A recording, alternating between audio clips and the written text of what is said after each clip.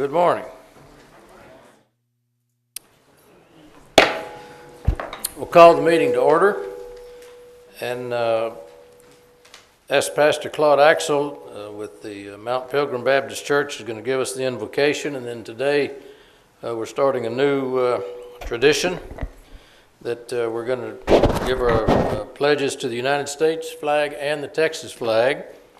And so Rudy Tejano Pena, who's United States Navy retired, is going to lead us in those two pledges.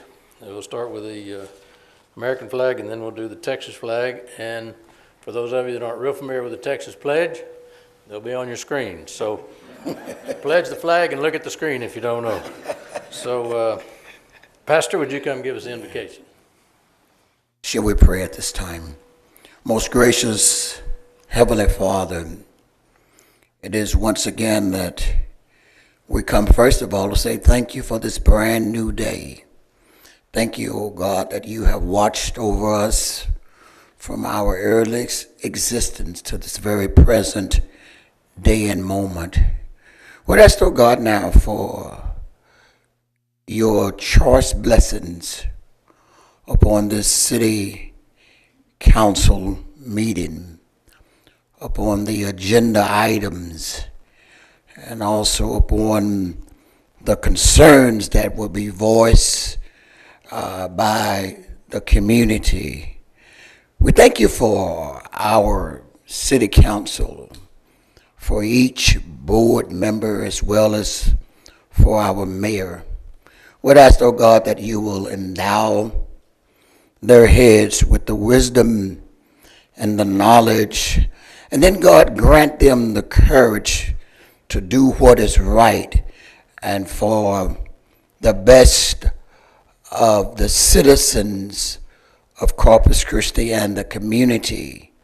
I pray, oh God, that as we look at the city and as we look at social justices as well as injustice that prevails not only here in Corpus Christi, but in our state and country, that these board members will be granted some sort of boldness to be able to not worry about whether or not they're going to be voted in or voted out, but give them the courage to run the race and do, as always, what is best, not for the agenda, but what is best for Corpus Christi, our state, as well as our nation.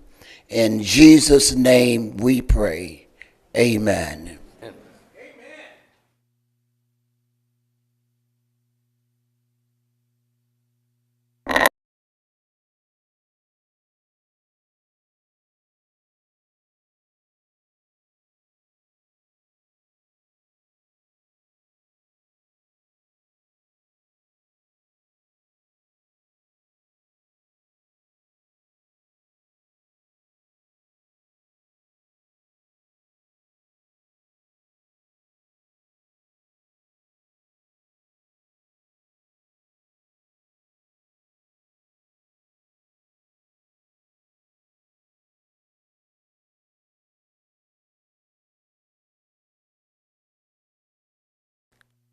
Thank you, Mr. Pena, and Reverend Axel got us started. Ms. Huerta, would you call the roll, please? Mayor Joe McComb. Here. Council members Roland Barrera. Here. Rudy Garza. Here. Paulette Guajardo. Present. Gil Hernandez. Here. Michael Hunter. It's going to be here late. Ben Molina. Here. Everett Roy. Here. Greg Smith. Here. Excuse me. Interim City Manager Keith Selman. Here. City Attorney Miles Risley. Here. Mayor and Council, a quorum of the council and the required charter officers are present to conduct the meeting. All right. We have several proclamations and recognitions, so I'll head down here and we'll get started.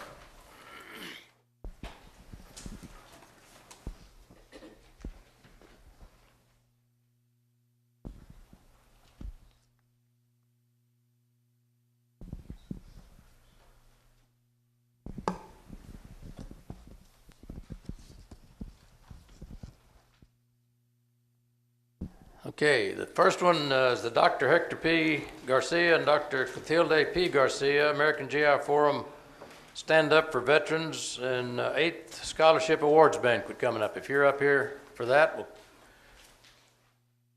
come forward.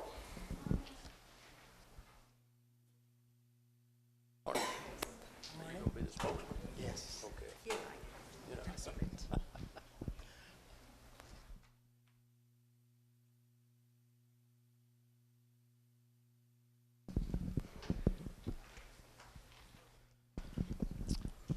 All right.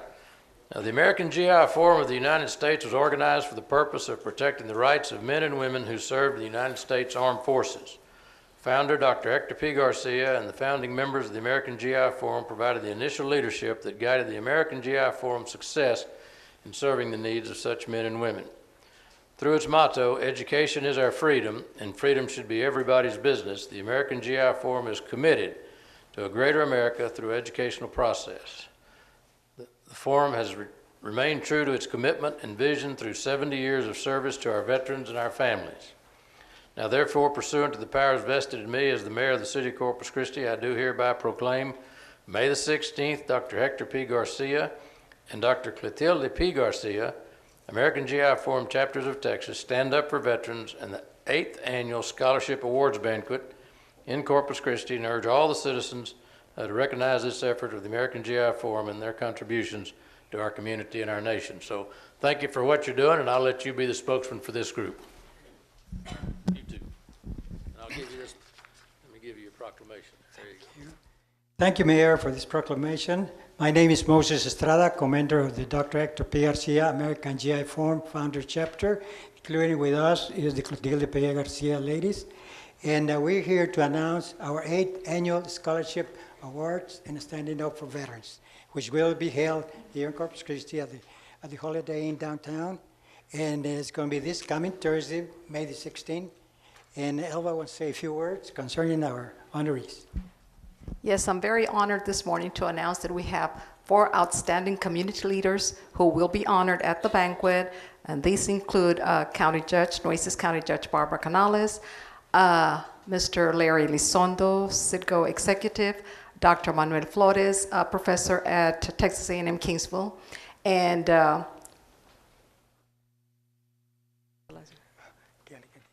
oh yes, I'm sorry, Dr. Kelly Quintanilla, president of Texas A&M Corpus Christi.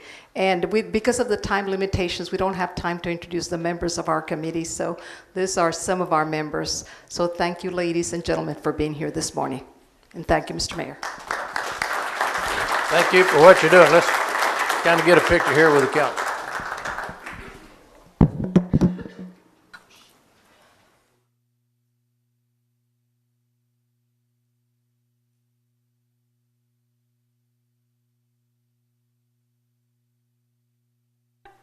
I know, I'm wearing like a men's color.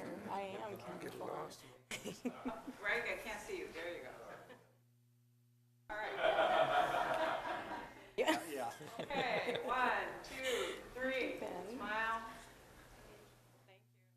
Thank you. Very much.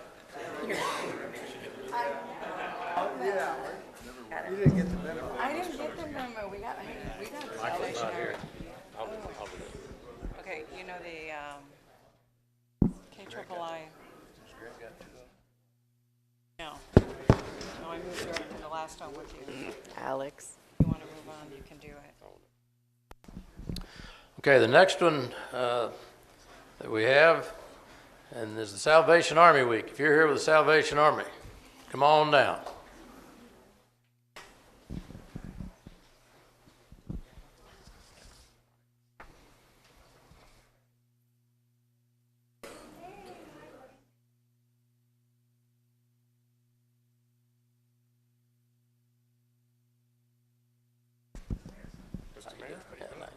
Hey, how are you? Nice to see you.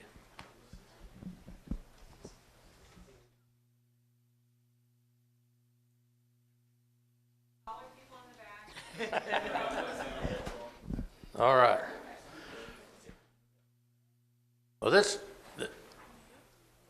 looks like an experienced group, but in football they say red shirt. That's for freshmen, you know. So These aren't freshmen, they just have red shirts, so we're glad you're here, so thank you very much.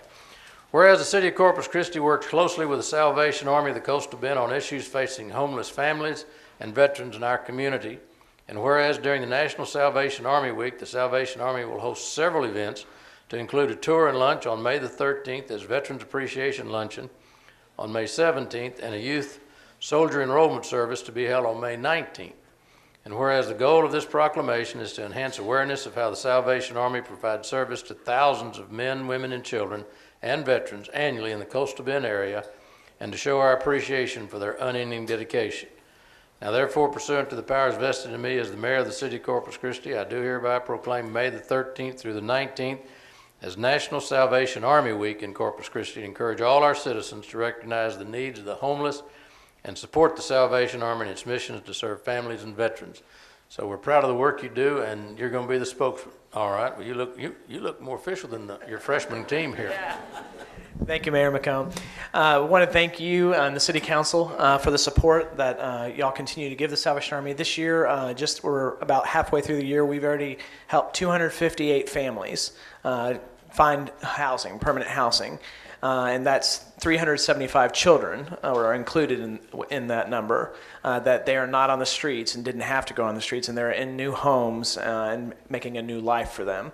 And we have given over 1,200 people have stayed in our family shelter as well. So we could not do all that if it wasn't for the support of the City Council and this community. So thank you on behalf of everybody here. They're not red shirters. These are our employees that many have faithful service. They're the true magic workers. They make everything happen. When you give to the Army, these are the people that are making life change happen. So thank you, City Council, thank you, Mayor, and thank you, Corpus Christi, for all of your support for the Salvation Army. Thank you. Let's get the council gathered up behind them, and I'll tell you that they're a great organization, and we're proud to have them here in Corpus Christi.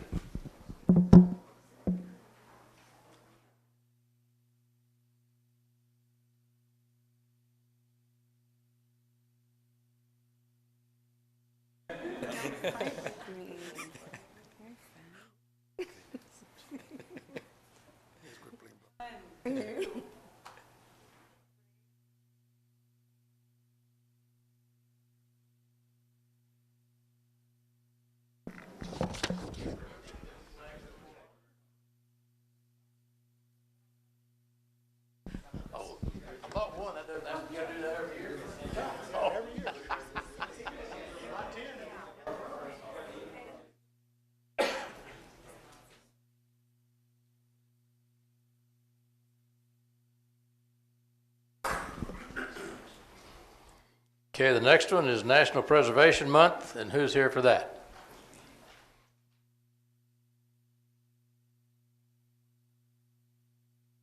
Councilman Molina is going to help me with this.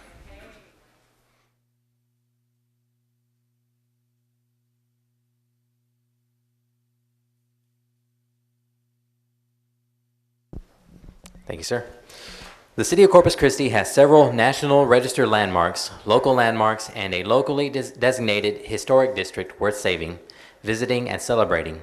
Historic preservation is an effective resource to promote heritage tourism, economic development, and to revitalize our community character. It is important to acclaim the role of history in our lives and the contributions made by dedicated individuals in helping preserve the heritage that has assisted in shaping the nation, both urban and rural, and for all Americans, regardless of their ethnic backgrounds. During the month of May 2019, we encourage you to visit a museum dedicated to history, walk around a historic neighborhood, explore historic downtown, and encourage the importance of rehabilitation work in your community. The Landmark Commission will participate in National Preservation Month by presenting Historical Presentation Awards at its May 23rd meeting at 4:30 p.m. in the City Hall chambers to acknowledge local preservation efforts. Now therefore, pursuant to the powers vested in me as the mayor of the City of Corpus Christi, I do hereby proclaim May 2019 as National Preservation Month and encourage our citizens, groups, and organizations to join in the recognition and contributions made to preserve Corpus Christi's past and future generations. So thank you, and who's going to be the spokesperson? All right. I'll give you this proclamation. Thank you, Mayor, and thank you, Councilman Molina. You still have my little spiel there. My name is Jillian Bakay. I'm a local historian and the chair of the Corpus Christi Landmark Commission.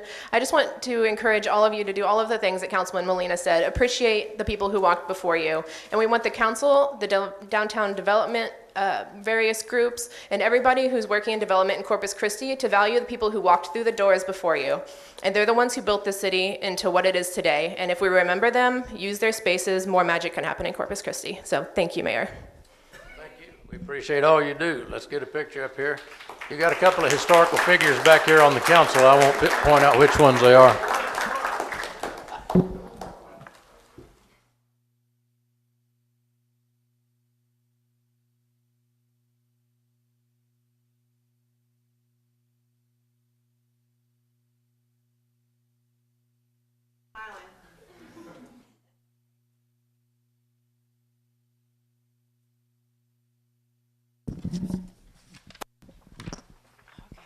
Gil's helping me. Thank you all for being All right, Mr. Councilman Hernandez is going to help me with this one. The Navy Gold Star Awareness Month. We have some Gold Star folks here. Come on down. Captain, good to see you.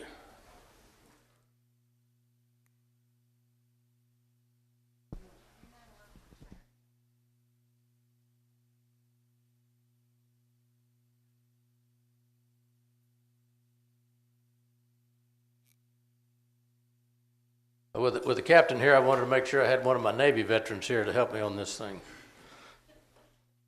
No offense to the Army.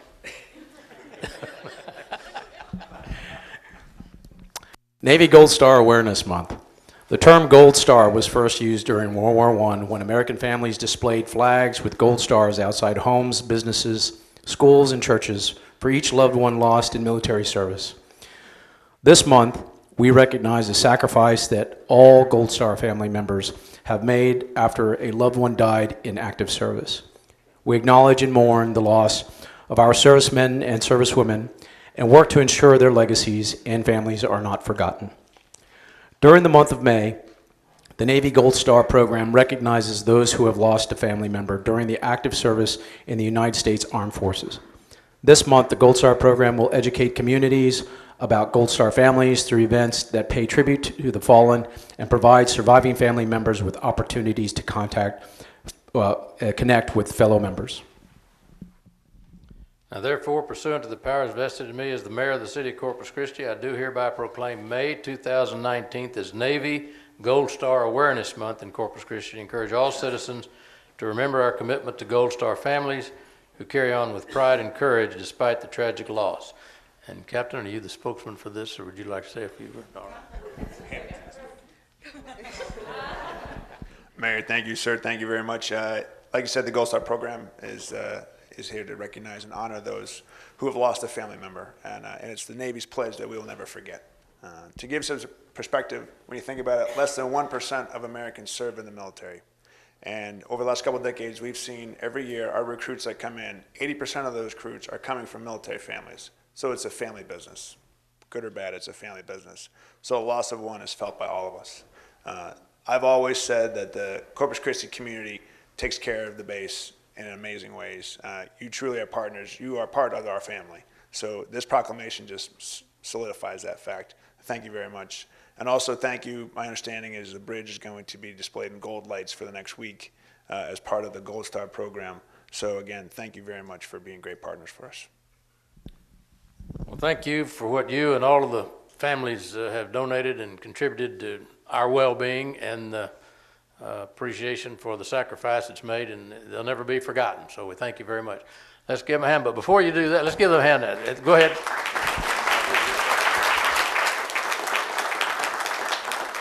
And since he's here, I'll take advantage of him. We have really been blessed over the last many months to have Captain Brock here as the CO out at the Naval Air Station. He is sprouting his civilian wings here pretty quickly, aren't it?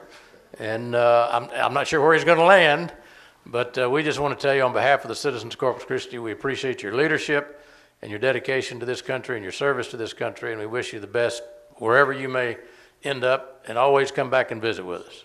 And if you let us know in time, we'll even get you a Whataburger. So, thank you very much.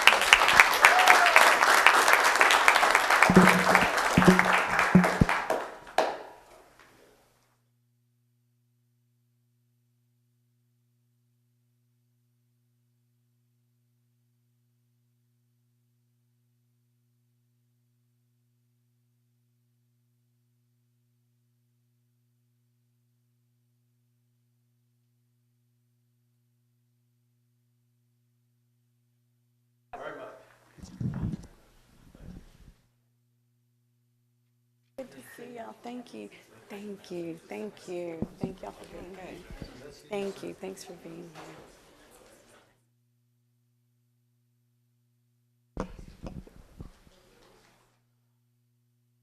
All right, Councilman Smith is going to help me with this one.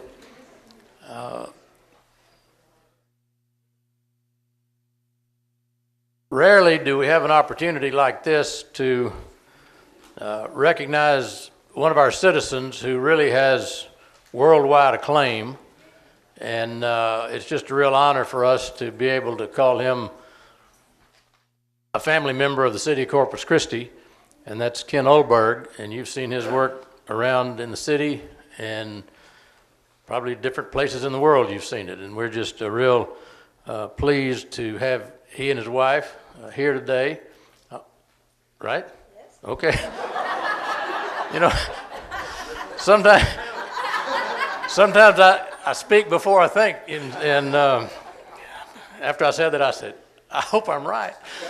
But good Lord's looking after me today. So, Greg. Thank you. And these are longtime Islanders and just great contributors to our community. But Kent Olberg, as a native of Sweden, is recognized as one of the world's foremost wildlife sculptors. Kent studied in the Swedish University College of Art in Stockholm and worked at a museum in Germany, the Netherlands, France, Africa, and Denver, Colorado. After living in Botswana, Africa for 7 years, he made his home permanently in the United States, where he now resides on Padre Island in Corpus Christi. Kent also maintains a studio in Loveland, Colorado. Kent has been honored with many prestigious awards. In 1990, his peers elected him a full academician, thus making him the first wildlife artist since John James Audubon to receive one of the greatest tributes in American art. In 2010, he received the Briscoe Legacy Award. In 2016, he received the Lifetime Achievement Award from the Society of Animal Artists.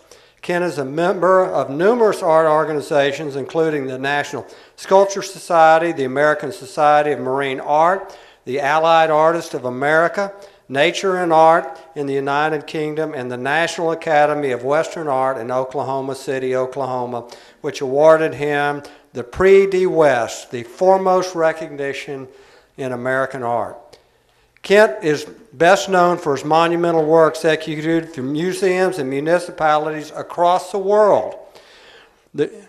His Fort Lauderdale, Florida, and Omaha, Nebraska installations are the largest bronze wildlife compositions ever done, spanning several city blocks. Both earned him the coveted Henry Herring Medal Award from the National Sculpture Society in New York City. His most recent monumental installation is Snow Mastodon, a life-size bronze mastodon placed outside the Denver Museum of Nature and Science. Sculptures in South Texas, including Running Bison in Corpus Christi Art Museum, It Is I at the First United Methodist Church, Preening Heron, Rockport Marina, Underwater Otters, Texas State Aquarium, Dance Mar at the Center of Performing Arts, University of CC, Wind in the Sails in Corpus Christi Bayfront. He's got a few on the island, some in Port Aransas too that aren't mentioned here. His art spans all of our community. Thank you very much. We want to present you with this appreciation for your contribution to our community, and we're proud to call you and your wife citizens of Corpus Christi, and we hope you're proud to be citizens of Corpus Christi. So thank you very much.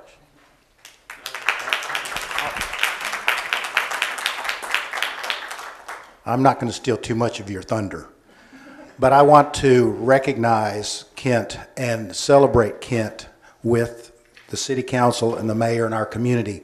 The Art Museum of South Texas is very proud to host and organize a major retrospective celebrating Kent Olberg's career. And this exhibition, Kent Olberg Celebrating the Wild and Wonderful, will be open to the public starting on Saturday and run through August the 18th and it celebrates many of the pieces that Councilman Smith mentioned. So we are honored to host you, Virla, and all of your work spanning your career. So thank you for allowing us to do this at the Art Museum of South Texas. Thank you, boss of the Art Museum. And Mr. Mayor, thank you. And my fellow islander, I am so grateful. I love this city. We came here by chance. Just wanted to go down and look at the sea. We lived in Colorado, had a show in San Antonio, decided to drive down and look. Came over the harbor bridge and saw the smiling arch of the bay. And for me, kid from a fishing village in Sweden, my heart just started beating. And we've been in Corpus Christi probably no more than a few hours, half a day. And we put our names on a house on the island. And then we drove for 20 hours back to Denver and wondered, what the hell have we done? But it was the best thing we've ever done. 41 years ago, we've been here. We raised 2 boys on the island, and it's perfect. The environment here is the total inspiration for my work that has gone around the world. Its source is right here. And thank you so much for having me. I am working on my South Texas accent, but I haven't quite gotten there yet. Thank you. Thank you.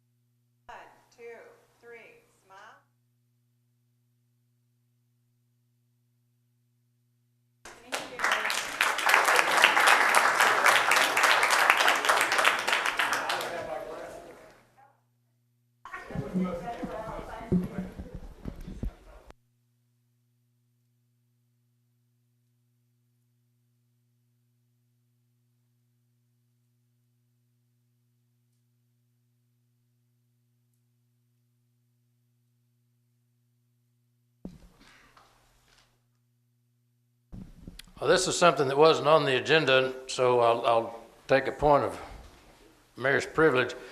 A doctor friend of mine gave me this yesterday, or Sunday at church, and he said, Mayor, I know you hear a lot about potholes. And I said, yeah. He said, well, you know, it's part of our health program here in the city.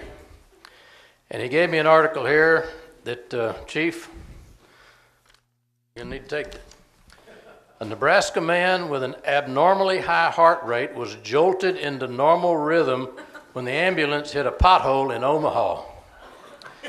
There's a 59-year-old patient had no history of heart problems. He was being transported to Gretna Volunteer Fire Department to the hospital. They hit a pothole, and the sudden jolt got his heart back in normal beating condition. So, Chief, tell your drivers to be on the lookout for potholes.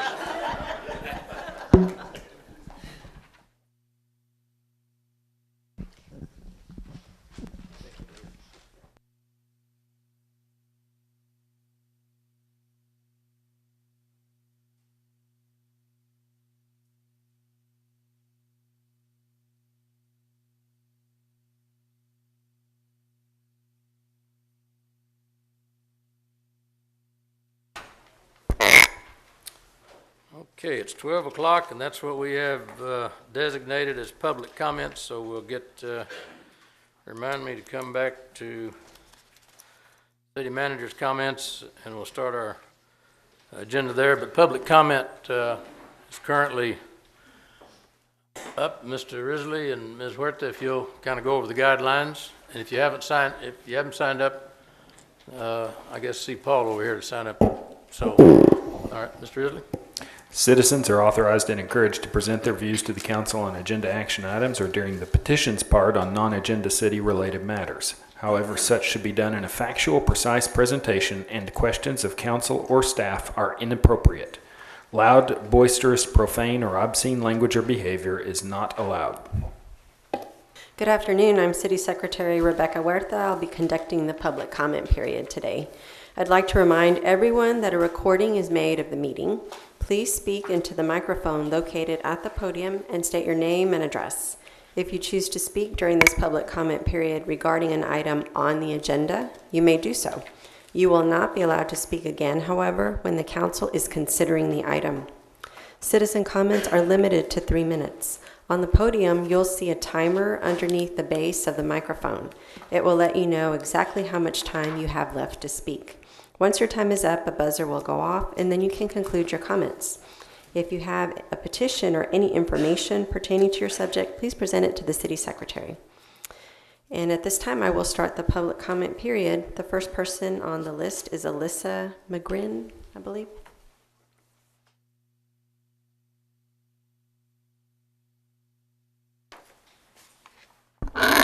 Good afternoon, Mr. Mayor and council members. Thank you for your time. My name is Alyssa Magrum. I'm actually visiting for the day from Austin, Texas. I am the executive director of a nonprofit organization there with a focus on water safety and drowning prevention. While I don't live here, the reason why we exist, which was a 4-year-old named Colin Holst. His family has roots here. Both of his parents, Jeff and Jana Holst, went to Carroll High School and have roots in this community. We do drowning prevention and water safety 365 days a year. We work across the state and beyond. And each of you have one of the resources that we have. But the reason I'm here is I was here for a presentation this evening at Veterans Memorial High School. The swim and dive team does a swim raiser for us to raise funds and awareness for us to do our work in drowning prevention, and we think it's important that some of that drops down here. I don't know if you know this, but drowning is the #1 cause of unintentional injury-related death for children under 5, but it's preventable. I don't know if you also know that here in Nueces County in the last 5 years, you've lost almost 20 of your children, and those are just children, to fatal preventable drownings in all kinds of water. You have a lot of coastline, so clearly the beaches are something that you need to think about in terms of water safety, but you're also losing your children in bathtubs and in pools. And it's something that everyone needs to think about. No one is drown-proof. As an organization at Collins Hope, we exist with a very simple mission to raise water safety awareness to prevent children from drowning. We want to be a partner, a bigger partner to the city of Corpus Christi than we currently are. We have family here and we have ambassadors here, but we also want to do more. I've given each of you one of our water safety cards. We have them in English and Spanish. The badge here, it says I'm a water guardian, and we challenge people to be a water guardian. That means watching kids around water. That means changing their behaviors to be safer around water. If I asked you if you remember when you were taught to not touch the stove because it's hot, or hold a hand when you're crossing the street, or put on a seatbelt, you may not be able to tell me when because it was so early on. And what we want to do is change the culture of water safety behavior and have our children and our families, but our children learning how to be safer around water from the very earliest of age. So we distribute 75,000 of these, English and Spanish, every year in the state of Texas. I did a little research and found that you have 1,000 children that will receive swimming lessons through the city of Corpus Christi. So I brought 1,000 of these with me that I'm going to leave so that each of those children can receive one of these. We can do more together, so I invite you to partner with us. Thank you. Thank you very much. We appreciate it. Thank you. Gary Cornett. Would it be possible to let Reverend Carrington speak before I speak? He's the reason I'm here. Sure. Reverend Carrington, would you like to go first? Sure.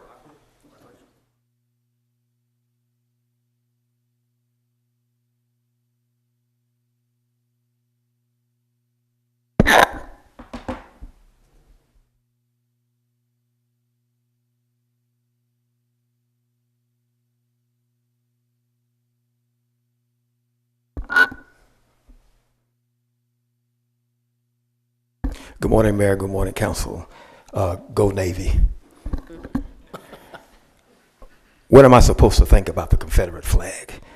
When the Ku Klux Klan bombed black schools and churches and commits violence against black and white people, while carrying the Confederate flag. What am I supposed to think?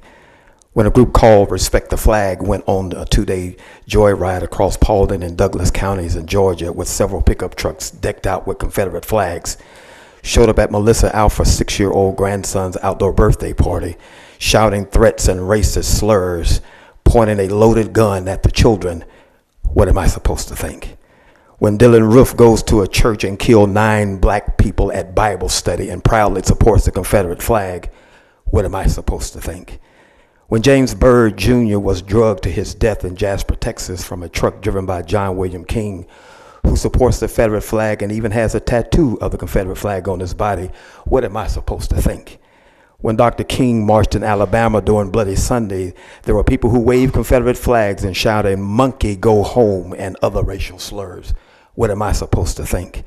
When black high school students visited Texas A&M campus in College Station and were approached by a white woman who asked them if they liked her Confederate flag earrings, while other white students called them the N-word and told them to go back to where they came from, what am I supposed to think? When a young high school student is allowed to wear a t-shirt with a Confederate flag at school and says, if you're offended by this flag, you need a history lesson, what am I supposed to think? When the city, the body of Christ, allows the Confederate flag on a float in the public parade, and city officials says it's simply part of our history, and if we erase one part of our history, we should erase all history, when I never said remove history, what am I supposed to think? I could go on, but that's enough. Here's my questions. What should I think about the Confederate flag? Is it a racist symbol, a hate symbol, a Southern heritage symbol only, a Texas heritage symbol, a Confederate States flag only, a symbol representing the sons of the Confederate veterans, a symbol of white supremacy, a symbol used by the KKK, or all of the above? Since there's more than one group who uses the Confederate flag, am I supposed to guess which group doesn't hate me? Should I sit back and say nothing, or should I raise my concern to people who can make a difference in promoting unity and not division? What am I supposed to think? I think it's time for our elected leaders to step up and do what is right for the city of Corpus, the body of Christ. The Bible says in James 4:17, if anyone then knows the good they ought to do and doesn't do it, it's a sin for them. Thank you very much for your time. Reverend Carrington, will you please state your full name and address for the record? My name is Adam Carrington. I live at 2949 Riverbend Court. Thank you. Sorry about that. No worries. Thank you. Gary Cornett.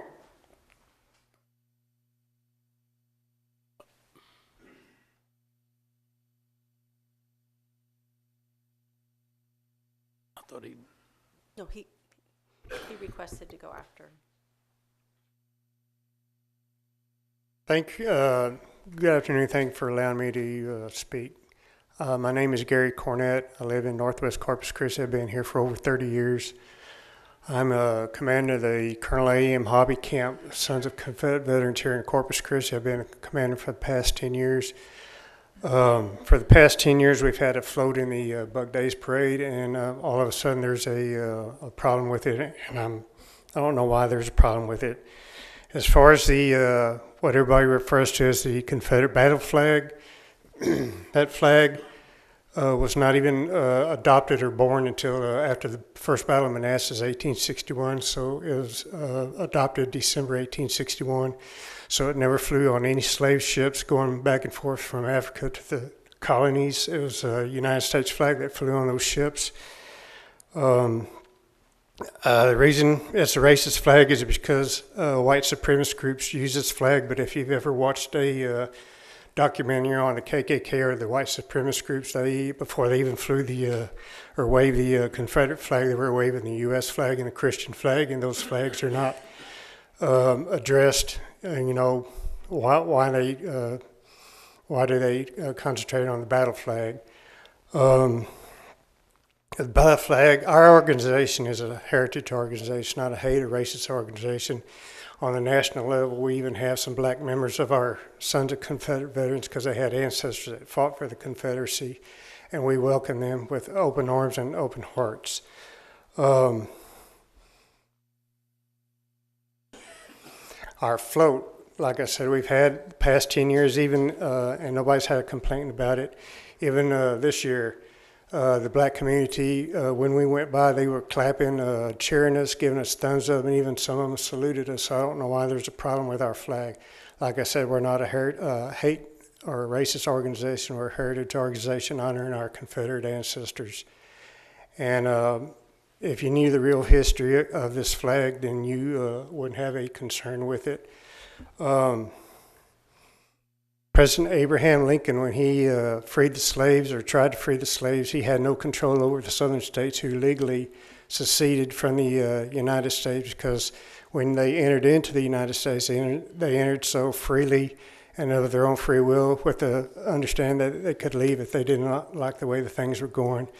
And the reason they seceded was because we were fighting against what we have now as overpowering government and over-taxation. And that's what they were fighting against. And when he freed the slaves, he did not free the slaves in the northern states, and even some of the southern states that were under Union control were not even free. So, also President Grant and his wife owned slaves, and they didn't even free them till the 13th Amendment was adopted. Thank you. Thank you very much. Thank you, sir. John Medina.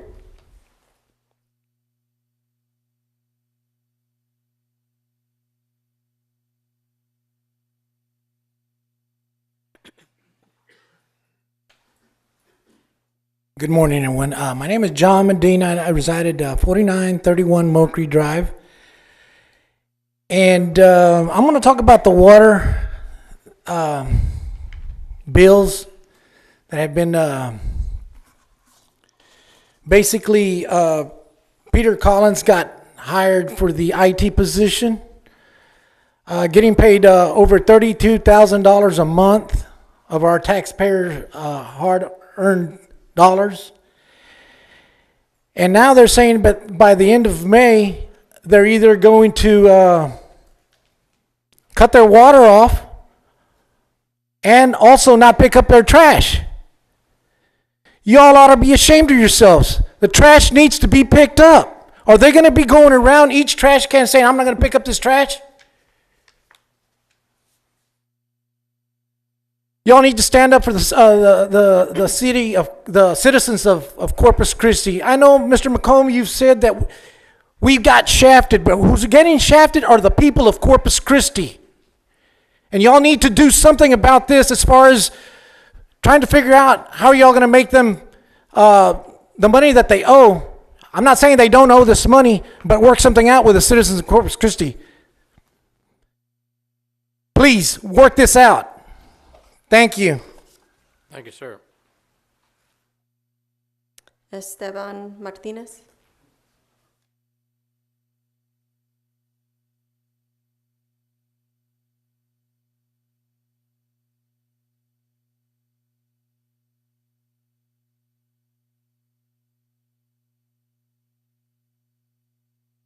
Good afternoon. Good afternoon. My name is Esteban Martinez. I live at 1506 Daytona Drive.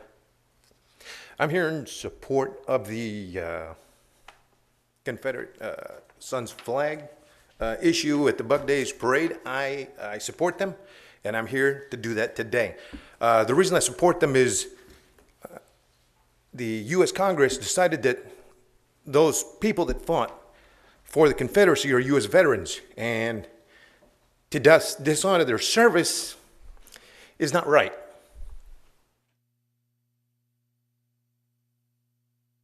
I'm a retired disabled vet.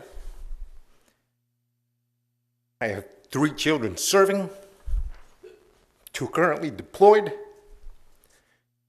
I don't want someone later on saying that our children fought the wrong war. They're veterans. It's that simple. We should honor them without question. Funny thing is that when we started today, we had the pledge, and today, for the first time, the Texas pledge, right? The pledge of the Texas flag. Let's not forget, Texas was part of the Confederacy. We still honored the flag, right? We honored the U.S. flag. Interestingly, a country that started as rebels, rebelling against the Commonwealth, right? And then later going on to form a government which was a confederacy, if you recall the Articles of Confederation. The word confederacy has nothing to do in this idea that the Confederate flag is designed to offend, is not. These are veterans.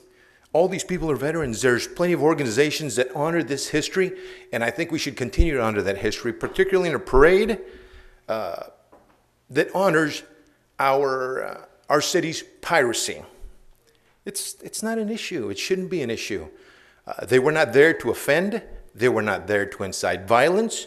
They were there to honor their history, their heritage. And our veterans. That's all I'd like to say. Thank you very much. Thank you, sir. Allie Bailey.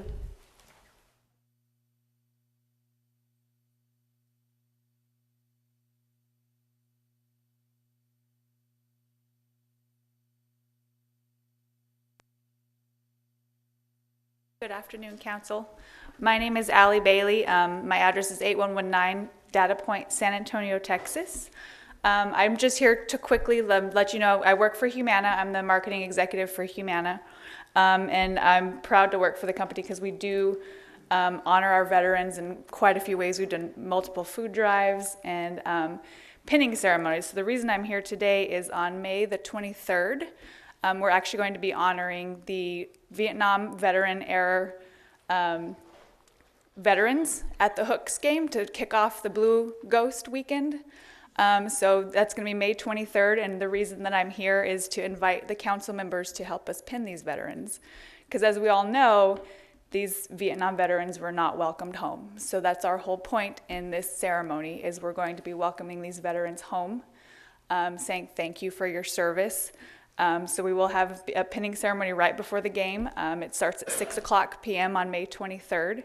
And we would be honored if the mayor and any of the council members would join us in helping us honor these veterans as well. So just let us know if you're interested. I just want to let you know all that's going to be happening. So thank you. Thank you. Mike Baboza.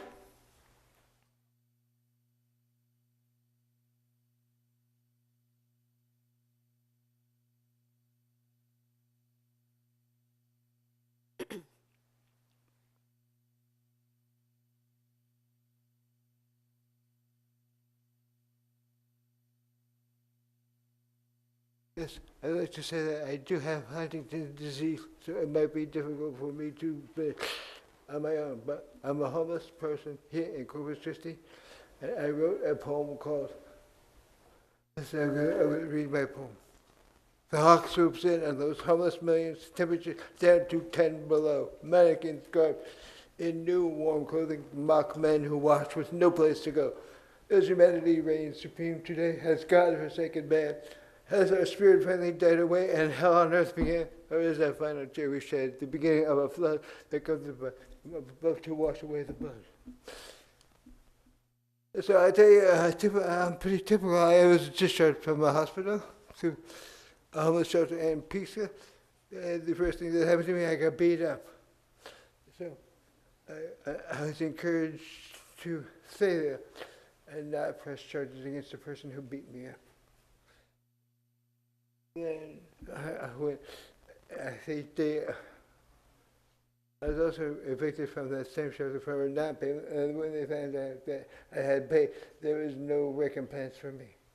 I actually got an apartment in Peekskill, New York, and was living there until the roof caved in. But I wasn't hurt, but that's how I ended up coming back down here to Coucil. Thanks. Thank you, sir. Anissa Hernandez.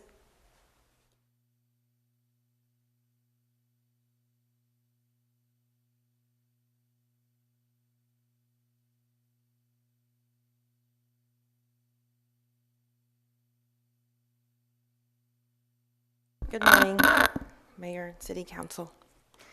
My name is Anissa Hernandez, and I live at 4414 Lake Superior. And I'm on a mission to prevent drownings, period.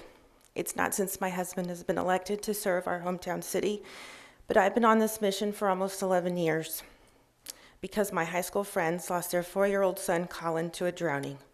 I'm here to advocate to you to be a water guardian, which means to keep a good eye out on the water while you're at a swimming pool, at a beach, or even around a bathtub. Today is the last day of Texas Drowning Prevention Awareness Week, and May is National Water Safety Awareness Month. So today and every day, be a water guardian. And I challenge you to take the quiz that Alyssa Magrum provided for you from Collins Hope. It's collinshope.org/quiz. And also, as a Veterans Memorial High School swim parent, the swimming and diving team will host their 3rd annual swim raiser, and all of our athletes are athlete ambassadors to Collins Hope, and they choose a drowning victim to swim for, and they swim laps for money to help support Collins Hope. And if we can work together with Alyssa and Collins Hope, I know we can prevent all these drownings that are affecting so many here in Corpus Christi. And like I said, my mission, and it will be my mission, is to prevent drownings, period. Thank you so much. Thank you. Mm-hmm. Gloria Scott.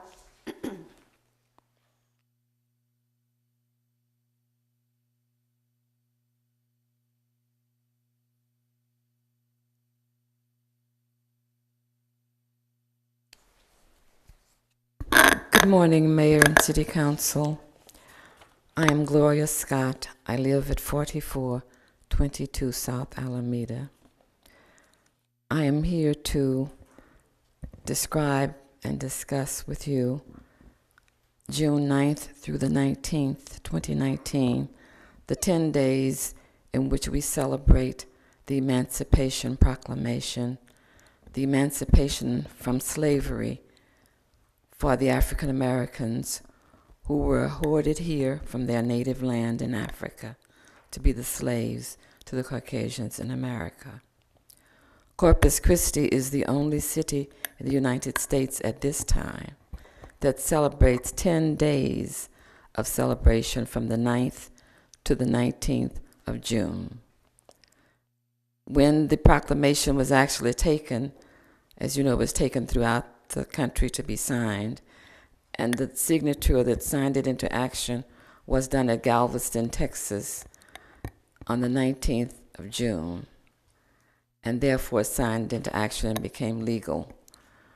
On behalf of the Corpus Christi Juneteenth Coalition Chair, Hannah Carter, and the coalition members, I encourage everybody to come and join us in the celebration of those 10 days of celebration for 2019, and to help us honor and welcome our national honoree, the elder Fred Gray, who was both the pastor and lawyer to the Dr. Martin Luther King and Rosa Parks and those in the Civil Rights Movement, who will be honored and will be our guest at the Emancipation Banquet on June 17th, 2019.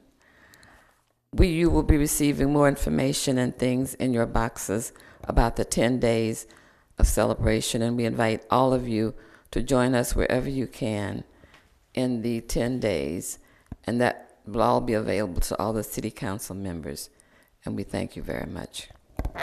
Thank you. Love Sanchez.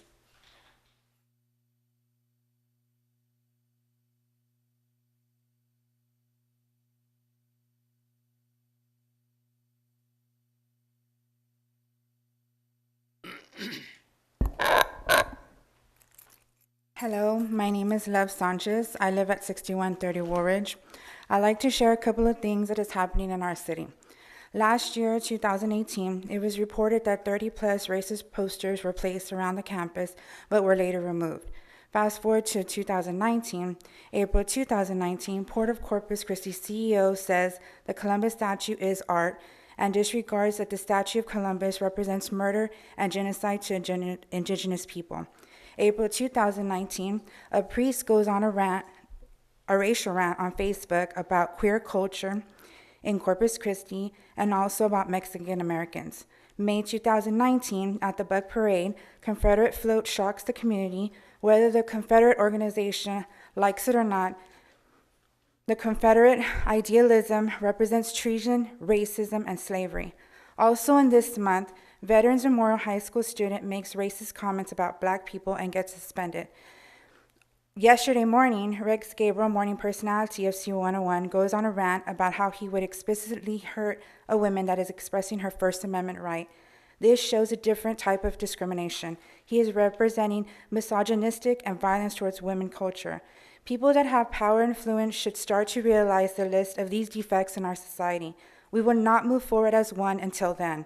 People in municipality seats should be for the people, especially when people are expressing their experience of racism, violence against women, or discrimination. These things are happening in our society whether you want to believe it or not. Citizens will eventually begin to note if you are for these discriminating things or against it. They will begin to note if you are making strides to acknowledge them or ignore them. They will begin to note if you are not making effort to fix these defects in our society, and if you are not, they will begin to call you out.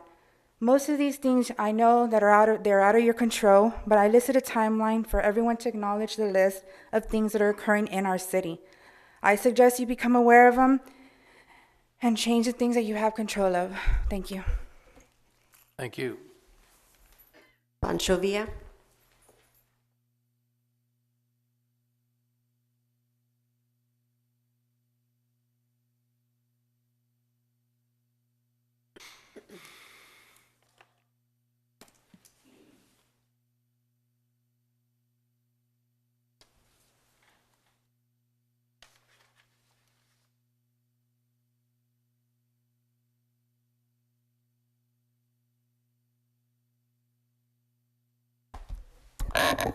Good morning, Mayor and City Council. My name is Rey Madrigal de Pancho Villa. And I'm here today on a different tone, I guess you would call it, because recently I took my 8-year-old boy to the beach, McGee Beach. And to my surprise, I hadn't been there in a long time. I saw 5 different signs about 200 feet apart that said, danger, underwater objects. I couldn't see them because they're below the water line. And it's the old concrete walkways about 200 feet into the water. But they're not visible anymore because of, I guess, the weight of the concrete sunk them down. But there's signs that say danger. To the average person, you know, it doesn't know that they're just concrete barriers there. I think it would be in the city's interest so the tourists that come to Corpus Christi are not afraid to go into the water. Right next door is the Emerald Beach Hotel, and they have a similar walkway, but theirs is above the water where people can see it. The ones at McGee Beach are not visible. Maybe something should be done to take care of that situation. I don't know who the city councilman is for that district, but I think it would be great for Corpus Christi to remove those signs and do something to improve the area there, because that's the front yard of Corpus Christi, and to the tourists that come to Corpus Christi, that's the closest beach we got. And I think it would be good to make it safe for all the citizens of Corpus Christi. The young lady that spoke about safety, water safety, this is an issue that is water safety. And the other thing is we're having some new hotels built in that area and a new bridge coming into Corpus Christi, the deepening of the channel. So Corpus Christi is going to grow, and that's a perfect area for the citizens of Corpus Christi to go to the beach. So I hope that maybe something can be done. On another note, the Buccaneer Parade was great. I enjoyed it. I had never seen so many people lined up to see the parade. And the new route I thought was pretty good. I didn't expect many people between Leopard and Morgan Street, but I was surprised that there was a lot of people out there. We had a perfect day, and things turned out pretty good. A few weeks ago, I was here, and the people from North Beach were asking for some money to build a canal, like $40 million or whatever. And then we had the people from Patra Island asking for another $40 million. I think the city can fix our beach here in Corpus Christi. Thank you. Thank you very much. Thank you. Okay, that concludes Those are the individuals who did sign up on the list. At this time, as a courtesy, if there's anyone who did not have an opportunity to sign up and who would like to speak, please indicate so now. All right.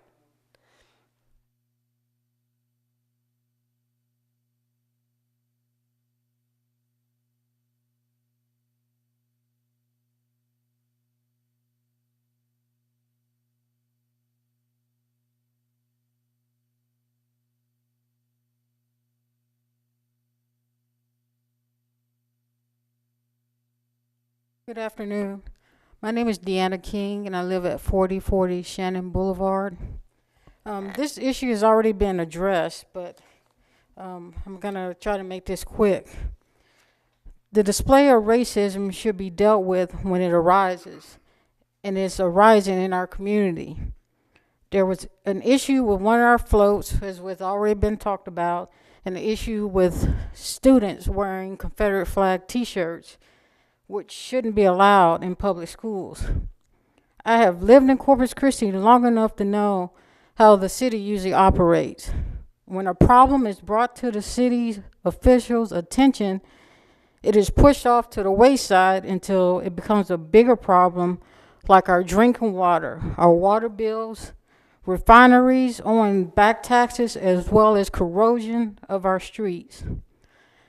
A new bridge is being built now, and now we're scrambling to fix the streets. We should not wait until a problem gets too large that we're searching for a quick solution that may not be the right solution. The Buck Days Parade is supposed to be fun times and not a reminder to some that the bad part of our history. It is history that should be displayed in our history books, but not in our public streets. The First Amendment to the United States Constitution says we are protected from freedom of speech, but it also says anything that's displayed, assembled, or speech that may incite a riot or cause chaos is not protected. This group, Sons of Confederacy Veterans, are blatantly showing us what they represent. So my question is, are we supposed to stand by and ollie and do nothing? What we allow our leaders to do without speaking up as citizens is a reflection on us. What you allow to take place in our city as representatives is a reflection on you. Thank you. Thank you.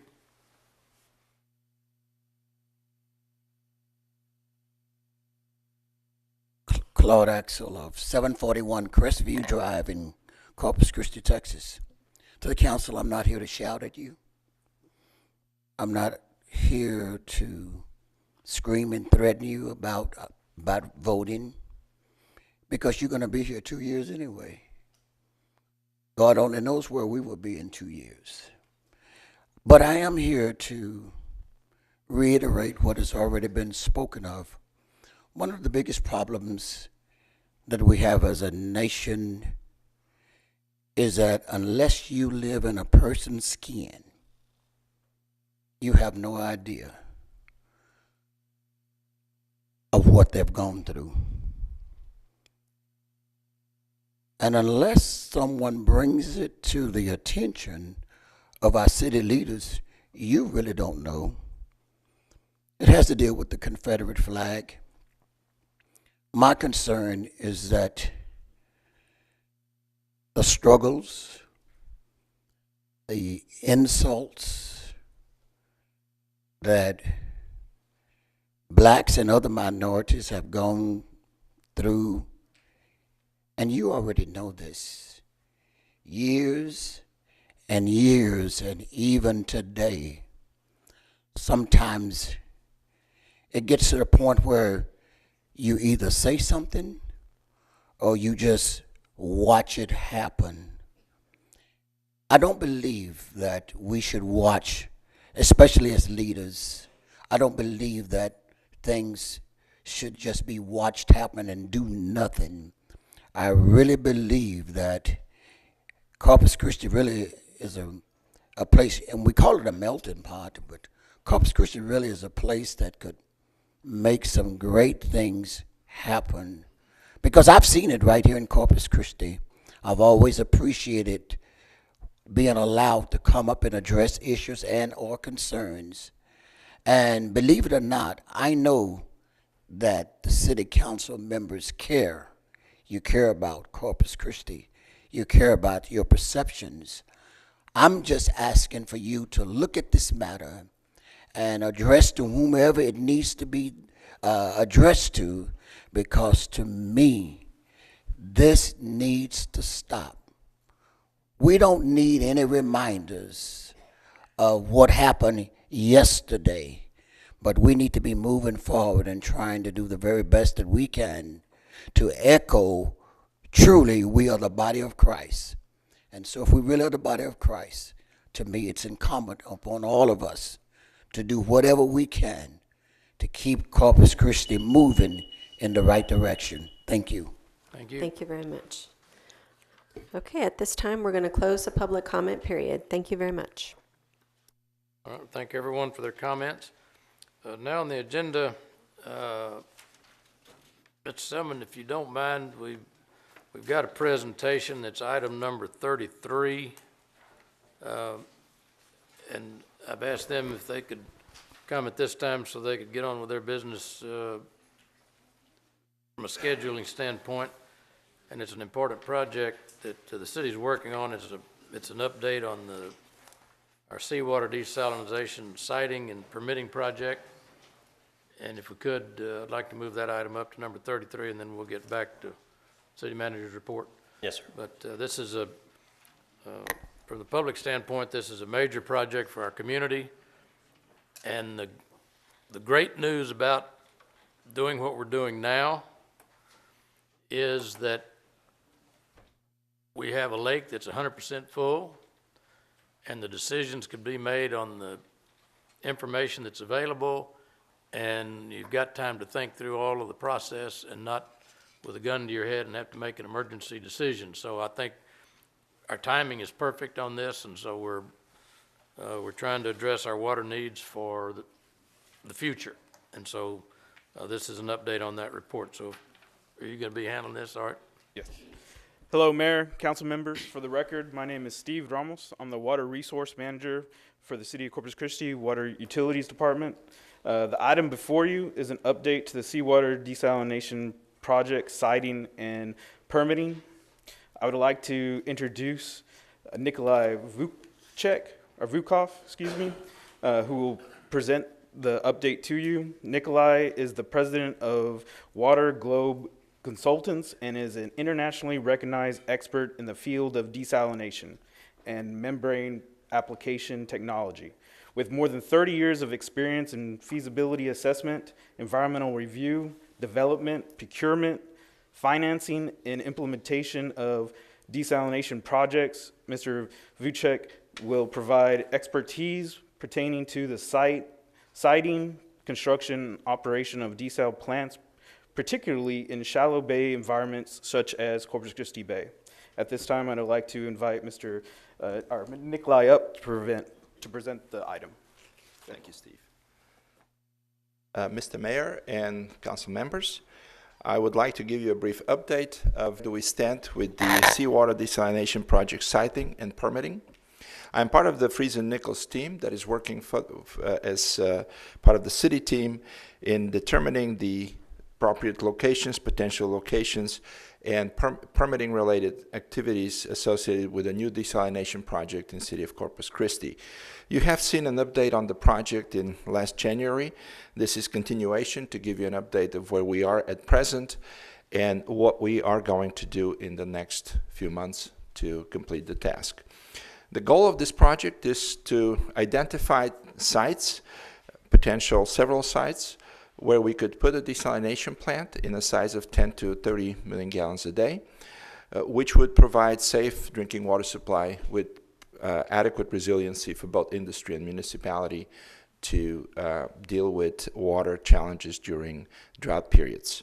The major tasks are actually identifying facility sites for the desalination projects, and once we shortlist to 2 sites to develop permit applications and ultimately get permits for the projects to be able to proceed with them as needed in the future. This is just a summary of the history of the project.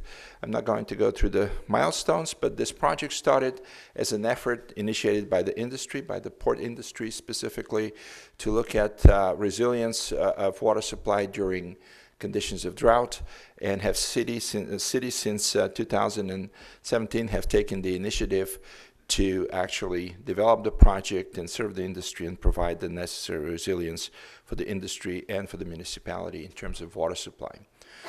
The general steps of the implementation of the projects is shown on the table that you have in front of you. You can see in the monitors. Where we are today is completion of initial screening of 21 sites for potential desalination project. And then at this point, we're continuing with an effort of shortlisting down the sites to 2 preferred sites and then doing permitting for those facilities.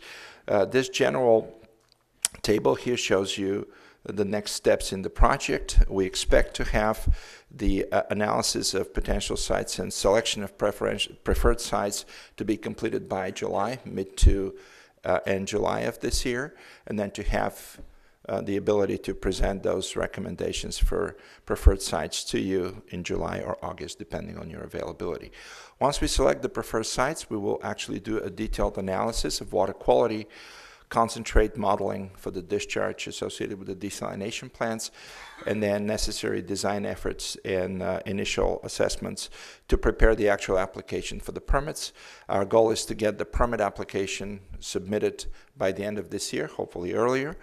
And then next step to that would be going through public review process of the permits with also presentations and public awareness to the to general public interested in the locations, in the selection process, and the permitting process, with hopefully expectation the permitting process to be completed within 6 to 9 months, which takes us sometimes late spring, early summer of next year, where we would hopefully have draft permits at hand, which would allow the city to proceed if they decide to with implementation of a full-scale project.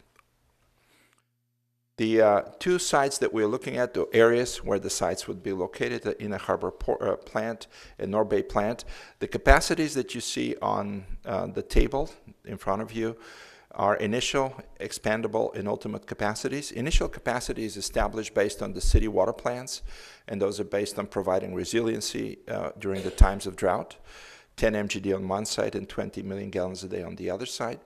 The maximum capacity identified on the table indicates the additional capacity provided on site as a reserve capacity to deal with any emergencies, additional water supplies as needed in times of emergencies. Expendable capacity is capacity that is used to design the plant so we could accommodate easily expansion of the plant as needed in the future. It's not going to be built immediately, but it will be designed so it can accommodate that expansion. And the ultimate capacity that you see in front of you is the capacity for which we'll proceed with permitting of the plant. So that would allow us to, the permits would allow us to accommodate this stepwise development of the capacities of the plant as needed and directed by the city. It's a 9-step process to select the site for the desalination plant. What we're going through is a typical process used in other projects worldwide. We've identified potential sites as a first step, went through detailed analysis of those sites, and currently where we are at is in the blue box circled with the red, candidate sites evaluation and matrix. We have been through a process of starting from 21 sites, doing initial fatal flow analysis of those sites to shortlist them down to 4, where we are at present. Those 5 sites are identified at this point. And in the next month or so, we'll be completing a detailed evaluation of those 4 sites to recommend to you 2 preferred sites for installation of large-scale desalination projects. The screening parameters we used in the first step are listed, and evaluation parameters to define the preferred sites are also listed on the figure. We're looking at environmental impacts first and foremost associated with the projects in the various sites, cost of water production and delivery, as well as the concentrate management, making sure that the concentrate has no impacts on the environment, as well as doing necessary surveys required by the permitting agency so we could file the permits. Going through the selection process, we've been through some back steps, ups and downs. Port of Corpus Christi have been in a process of permitting facilities. They have recommended to us several sites. They have withdrew their permit application from one of them, and we have removed it from the screening process, but they've identified 2 new sites. We've incorporated, since the time you've been briefed in January, we've added new sites based on their recommendation, and we are going through their analysis at this point. We have screened the 2 potential sites.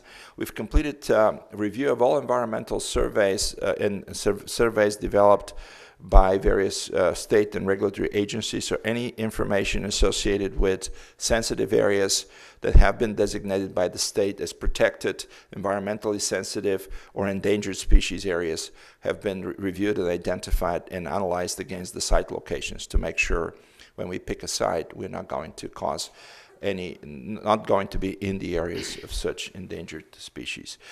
We've completed also initial analysis of the capital and O&M costs for each of the sites, because that's an important factor for us to provide reliable and reasonably priced water, competitive in terms of other sources of water supply.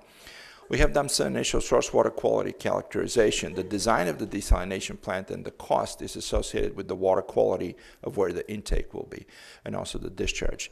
So we've done that analysis based on existing data. We've collected additional water quality data since January to confirm the quality of the sites that we are shortlisting. And beyond that, we've done dispersion modeling for the concentrate. That's part of the requirements for filing the permit. We need to show the state that the sites we recommend would be able to accommodate the concentrate discharge from the desalination plants within the capacities that we're asking for permit. And that is required to be done by state-approved and federally approved models for concentrate dispersion. So we've been doing that work. And in addition to that, we've completed communication and outreach with the various stakeholders. This just gives you a general picture of the environmental surveys that have been reviewed. The data that you see here with different colors indicate sensitive areas, which we have considered during the site selection and screening process. As far as outreach, we have since January, we have done testimony at the Texas Senate Natural Resource Committee associated with the work we do. We've done also a number of meetings with environmental stakeholders. They're listed here in the table at bullet points. We've also met with the permitting agencies to let them know what the plans are, where we could potentially be putting the sites, to make sure they don't have any issues with the sites that we're screening down to. So no fatal flaws on their end as far as where the sites would be located. We've met with the power supplier and also worked with the city water distribution staff to make sure we could provide power to the sites, adequate amount of electricity, as well as we can distribute fairly easily and incorporate the product water into the city distribution system at minimum cost. We've talked to landowners. We've opened discussions and also received permits to enter the sites and to do due diligence on the sites. Tomorrow we're actually visiting the shortlisted sites to look at specific environmental issues on them, such as endangered species that may be living, terrestrial species living on the sites, as well as any subsurface or above surface related issues that may impact costs of the project. So that's a part of the review and screening effort. We've met also with San Patricio officials because many of the sites are in their service area, and we'd like to make sure they know what we're doing and why we're doing what we're doing. As far as the next steps, we would go through completing the detailed evaluation of the candidate sites. As I mentioned previously, we've done some raw water sampling, and we're expecting the results to be available by the end of this month, so we could present the recommendations based on this latest data. We've done dispersion modeling of the concentrate using Cormic's model, which is the one approved by the state for this type of analysis. We've done site visits, habitat assessments, and environmental surveys, and we've put together a cost model that allows us flexibly to compare alternatives in terms of locations, distances, deliveries, power supply, and so on and so forth, so we could optimize the selection of the site and minimize costs. We are in a process of selecting 2 preferred sites, which will be which is currently discussed with the city. We'll have a workshop with the city utility department on this site selection. Once that is completed, and it's expected to be done by late this month, early next month, we'll be in front of you in July to present those sites to you with the thinking process, with the logic behind why we selected them and why and what the next steps would be. In general, the next steps would be, once we know the 2 sites that are recommended upon your approval, we'll proceed with preparing permit applications for those sites and submitting permits to be able to go through the process that is needed to get permits by, as I mentioned, sometimes mid next year to fall of next year. With that, I'd like to mention that the project is on schedule. We're doing good progress. We're soon going to be able to present to you the sites in our recommendations, and hope to have your input and considerations in the next steps of the project. Thank you. Well, thank you very much. It's a fascinating project, and it appears to me you're checking all the boxes, so that's good. Yes. Council members have some questions, if you don't mind. Mr. Hernandez?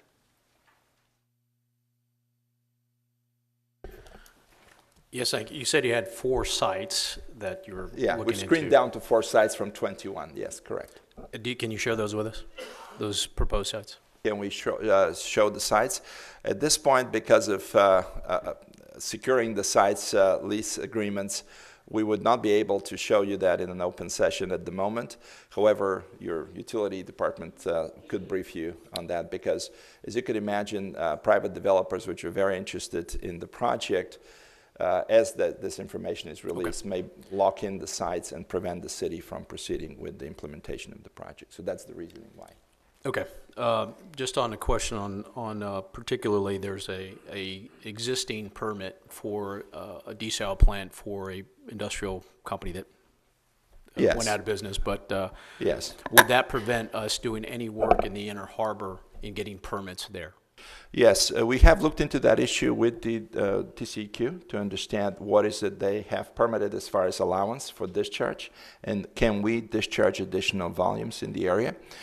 Yes, we do have the ability to do so, and the sizes of what we've recommended as facilities in this area correspond to what's the available capacity. The way the TCEQ looks at allowance of additional discharges in a particular area is they have maximum cumulative discharges allowed for each area. They basically do their own analysis of how much certain section of the canal can handle as far as volumes, as far as discharges. And they have assured us at this point that the sizes that we've shown here for the proposed facilities could be accommodated in this area, as long as we prove to them that our impacts would be obviously within the regulatory requirements. Right, so the maximum ultimate capacity that you have here based on Inner Harbor plant would be 36 million? That is correct, sir. Yes, this is based on the fact that the limitations that are considered in their permits are certain substances that may be released by other existing discharges. So they look at cumulatively for the entire area how much can be released without environmental impacts and without changing the environmental community species living in the area. And also we looked at, when we select the site, we look at also how easy it is for the concentrate that is discharged to be ventilated out back in the bay and can be flushed out. So from that perspective, those are issues that they look at, we've considered as well, and we're in agreement on both sides that those capacities can be accommodated. And speaking of discharge, in looking at this, I mean, looking at the possibility of treating effluent water in the similar fashion, or at the very least using the effluent to diffuse the brine as it comes out. I mean, would there be a possibility of doing that? Has that been modeled? Yes, correct. Yes, in some of the sites we're close to freshwater discharges from existing industrial or wastewater plants, which certainly would help because they will dilute the discharge. What happens is there are 2 ways of handling the concentrate impacts. One is to dilute with freshwater source or eventually seawater to dilute the salinity down to levels. Typically, the desalination plants will produce concentrate of salinity of 65,000 to 70,000 milligrams per liter. Ocean water is about 36,000, just to give you a sense of what the salinities are. So normally, no environmental impacts of any kind are established if we go below 40,000. That's a typical experience from US EPA and other guidance. To get to that point, we have two options. One is to dilute with fresh water. Another one is to dilute with seawater. And freshwater dilution is actually combining with other wastewater discharges. We've looked into that, and some of the sites do have that benefit available to us. Well, that's what I was asking. Has it been modeled as a possibility for the permit? Yes, we have. We have, and we've also are meeting with the owners to make sure that as we are piggybacking, as to say, on their discharge, co-ownership of the discharge impacts certainly is considered. Yes, this is a possibility for some of the sites. As I mentioned, we have 4 sites. For 2 of them, actually, that is a possibility. And we are modeling the impacts and benefits from that as well, which would eventually help on simplifying the discharge structure. The other option, because many of the plants worldwide, and we have about 20,000 desalination plants worldwide, so under very, very complex conditions in some cases. And I would give you an example on a project I worked in Australia, which is in Cochrane Bay, about twice more shallow than the bay we have. In that case, the solution is developing a special diffuser structure, which gets the mixing needed to dissipate the concentrate through introducing energy with the discharge itself. We basically pump the discharge under a certain velocity that allows us to immediately mix the concentrate. That has been done before, even in very shallow bays, as I mentioned in the case of Perth, Australia. That has been practiced now for about 15 years, very successfully. There's an internet site that shows all the water quality monitoring they have done. So this type of structures do work. They're widely used.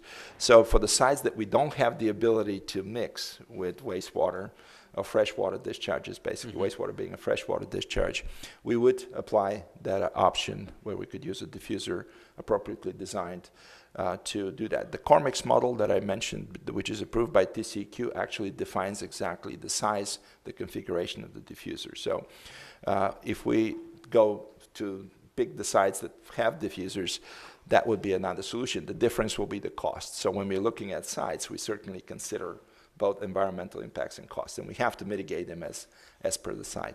Okay, thank you. Thank you. Anyone else have any other questions? Well, it's fascinating and it's highly technical. One of our goals, if I recall, for the council this time is moving parallel with you, and I don't know that you'd be the person to answer it, but one of our goals was to establish a technical committee, yes, not a political committee, but a technical committee that could really, once we have permit in place, I mean, yes, site's done, you know, we're on third base, we're wanting to get home, is to really make the determination or chart a course so that we would know when we want to begin the construction. And, yes, and so I think Mark, from what I've been understand, Port Industries, they've kind of put this technical committee together and had some initial meetings to start trying to design a plan to how we can meet that goal to have something in place, because like I said, right now it's a wonderful time to do it. Our lakes are full. We're not under a gun to do something irrational. We got time to plan, and that's yes, the time to make these kind of decisions. Yeah. So that is the right way to do it, to take your time and do the necessary analysis, because at the end of the day, there were conditions. Australia is a good example where they ended until the last minute, and they ended building up the most expensive plants the practice of desalination have ever seen. So planning certainly pays off in the long term. Reality is, of the size of the plants that we're talking about, that we're proposing, we're looking at time frame of construction, once we have a contractor on board, of about 24 to 28 months, depending on the size of the plant that we end up with. So from that perspective, we have to count on that's a minimum time needed to design and construct the facility. Beyond that, we need to procure a contractor. This is another 6-month process. And beyond that, we need to get the permits. So if we assume we get the permits, let's say summer of next year, we're looking at about, from that point on, we're looking at about 2.5, 3 year process to actually have a plant ready to go and produce water. Just to give you a general sense of timing for the project implementation. And again, I think if somebody might have missed it, this is potable water that is good both for residential, yes, commercial, and all. So it's not, this project is not designed to help one specific section of our That is correct. It's available. It is, yes, it everywhere. is drinking water standards meeting water, which can be implemented certainly directly put into the distribution system for drinking water consumption for the general public, but also can be used by the industry. And there are other projects in the field that have been just industrial related. They cannot be used for drinking water purposes. And the city, as a purveyor of all kinds of water qualities, industrial and municipal, this plan is designed around the flexibility to provide both. It's also very important that drinking water can be put into drinking water distribution system, so we could use the existing system. If we produce industrial water, we cannot put it into drinking water distribution system because it doesn't meet the standards, health standards that are required for that purpose. So that's why the flexibility provided by this design and in the project would give you the opportunity to serve both municipal and industrial uses. Mr. Roy? Yes, just a quick question. How many desal plants are currently operating that actually put out potable water in Texas right now? And do you know? Yeah, sure. I can give you an approximate number. I don't know the exact number, but Texas Water Quality Control Board maintains a very close inventory of it, and it's available on their internet site. Here in Texas, we have around 100 desalination projects. They're all very small, and they're all brackish, meaning we take brackish water from aquifers, right. We treat it. The salinity of that water is significantly lower than seawater. Salinity is usually 1,000 to 3,000 milligrams per liter. It is treated through the same technology, reverse osmosis desalination, membrane technology, and produces the same type of drinking water we'll be producing. There is no difference in the product, but the difference is in the source. And the brackish water plants are limited by the capacity of the aquifers. If you think about aquifers being underwater basins, as any other basin, they have their volume, and they have a very slow recharge rate. So yes, plants exist in the case here, and they're really small, anywhere between 0.5 and 2.5. There is one big plant in El Paso, which is 27.5 MGD. That's the largest, actually, in the U.S. as far as brackish desalination plant goes. So but outside of that, everything is small. So there aren't currently any plants in Texas that are non-brackish? That is correct. Well, I should say that some resort communities have small reverse osmosis desalination projects serving a hotel or serving a small resort area. Those are really small plants. They do exist, and they're just personal developed by the private developer of the hotel. So I wouldn't say that they're none at all, but they are non-municipal plants. They're private plants serving a particular resort area. And I tell you the reason why I was asking. I was just trying to gauge, TCEQ in terms of their level of expertise. Yes. Because you were mentioning that they would have to give the go-ahead in terms of what is the right mix to protect the environment. That is correct, yes. And just having worked and dealt with TCEQ, I just wondered how much experience they may have in that right now. Yeah, I mean, they're familiar with discharges in, like, when you look at the existing plants and you look at the statistics, approximately 60% of your existing brackish plants do actually discharge to surface water bodies. So they're familiar with, obviously, concentrate discharges into rivers or ocean. So they do, and there are certain federal guidelines about desalination salinity requirements. There are precedents, obviously, in other states regarding water quality requirements. But in general, just to give you a sense of how they regulate discharges from desalination plant, they're regulated the same way as industrial discharges, as municipal water treatment plant discharges, which are federal and state well-defined regulatory requirements. The only difference is that we do have salinity increment that is not typical for freshwater plant or wastewater plant discharge. And how they handle that is they handle that to two ways. One is defining actually a salinity limit, maximum limit of salinity you could discharge. And second, they do define a cumulative effect of your discharge with other discharges, and that's done through a parameter called whole effluent toxicity. So they wanted to make sure that as you discharge and you mix with other discharges in the area, if they are such, then there will be no synergistic negative impact on the environment. So that's, again, whole effluent toxicity is a federally defined parameter that will be required to comply with. And that's how they regulate the impact of desal plants mixed with other facilities. And also with salinity, they limit how much we could define that we could discharge to the bays or estuaries. So one more question. So do you think theoretically is it easier to build and operate a non-brackish plant or one? Yeah. I would say, with brackish plants, we do see, especially when we discharge to surface water bodies, we do see actually significantly worse impacts on surface water bodies than seawater. And why is that the case? Because species living in waters, like for example seawater, they are used to a particular mix of minerals in the water. So desalination plants reject exactly the same of all minerals that were originally in the seawater. So when species see that coming, they're not seeing any discrepancies in the content of calcium, magnesium, other substances.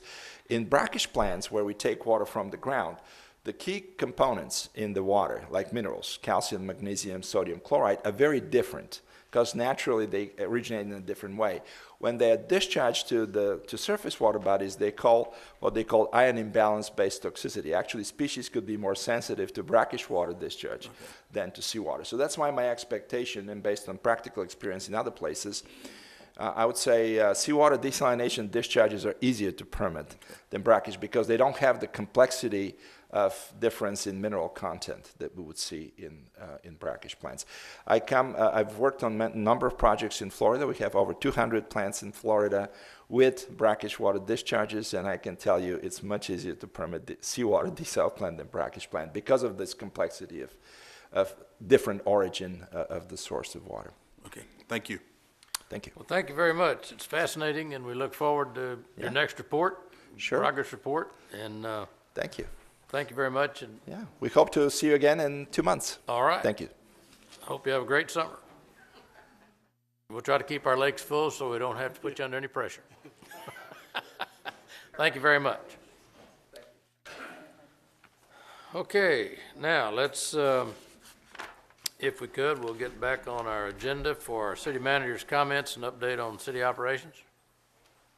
Mayor Coucil, I'm interim city manager. I have a few comments, and also to make the council aware, we'll have the utility billing update. We will also have the comprehensive annual financial report audit results for 2018 presented at this time, and also the CPR report, our communications department. But I wanted to clarify a couple of things. Number one is the release from our Wesley Seal Dam. Don't know how the media got this thing a little sideways, but just for information to the council and the public, we have 60 gates at that dam, 60 gates. We opened one gate 25%. We opened one gate 25%, and it was pass-through water that we were doing. And our objective in the releasing of that water is we need to protect lives and property. We need to maintain the integrity of that dam, and we need to do all that we can to preserve the water in the reservoir itself. We want to keep as much water as possible. But that was a very, very minimal opening of the dam to release that pass-through water. And it was pass-through water that was coming through. There's been no downstream flooding to date.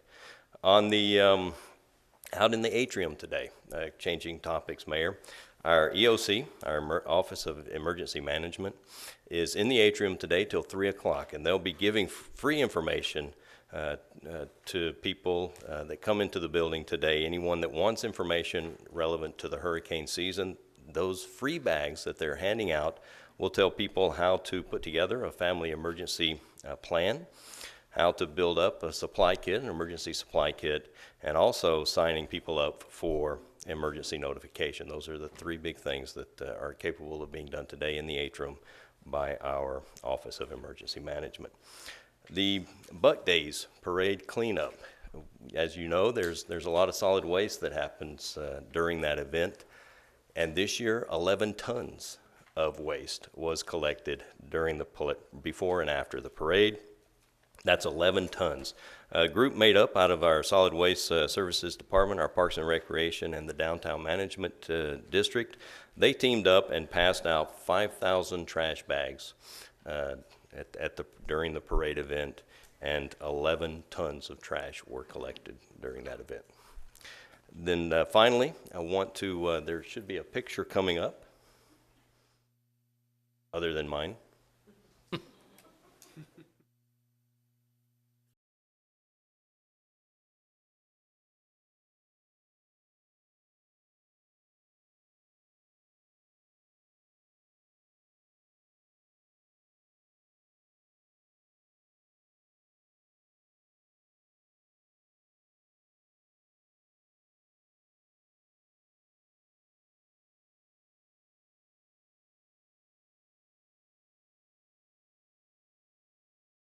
And with that, Mayor, I'd like to turn it over to a utility billing update from Peter Collins.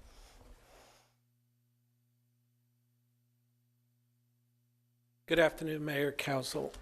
Peter Collins, Interim IT Director. I'm going to start off with Development Services real quick. Working closely with Development Services, we actually did, or Development Services did 1,064 permits since April the 15th to date. Out of those, we hit about 44% was done through the data portal. The goal is to get 2/3 through the data portal. Folks are coming in, they're utilizing the portal. We have repeats there online. Folks are using it too, the developers. So we're going to keep pushing the portal, but it's working, and we're pretty happy with the results of it. We continue on, and this is going to take approximately 3 months, which is the Bentley integrated into the M4, which we need to do the testing and the training. So we're shooting for the first week of September to actually have that project and go live. We're going to mirror the way we did the portal by doing a control rollout, pick the top 10, let them start using it, try Bentley, ensure that it's working correctly, and then we go ahead and then release it to the rest of the public. With that said, other items of interest was Councilmember Garza, you asked me about Encode. I met with the folks there. They're about 70% done with the training manual, so we'll be helping them to get to the 100%. They always say the last 30% is the toughest, so we'll help them. And then the other question again is about the grace periods coming to an end, which is at the end of May, and UBO will be putting out the letters for delinquent accounts. Encourage folks to come in. The city understands that everybody's unique, have different situations. UBO, the Utility Billing Office, is willing to work with folks. All you have to do is start the communication and see what can be worked out, payment plans or other options that may come up. You can't have that conversation unless you start it. So hoping folks will come in, and yes, it will start the first week of June. The question was about how many accounts. There's over 15,000 accounts that are delinquent that are in the grace period that's fallen into being delinquent. Represents about 7.8 million in revenue. So this is revenue that does need to be collected. Does anybody have any questions? Mr. Garza? Sorry, Mayor, my question was directed to City Manager I'm sorry. Selman, but it had to do with the water. You talked about the releases from Lake Corpus Christi, and I know there've been some rains up in the Del Rio in that area, and Uvalde up in that area, and we rarely get, and I know you can look it up, but we rarely get an update as to where we're at with Choke Canyon.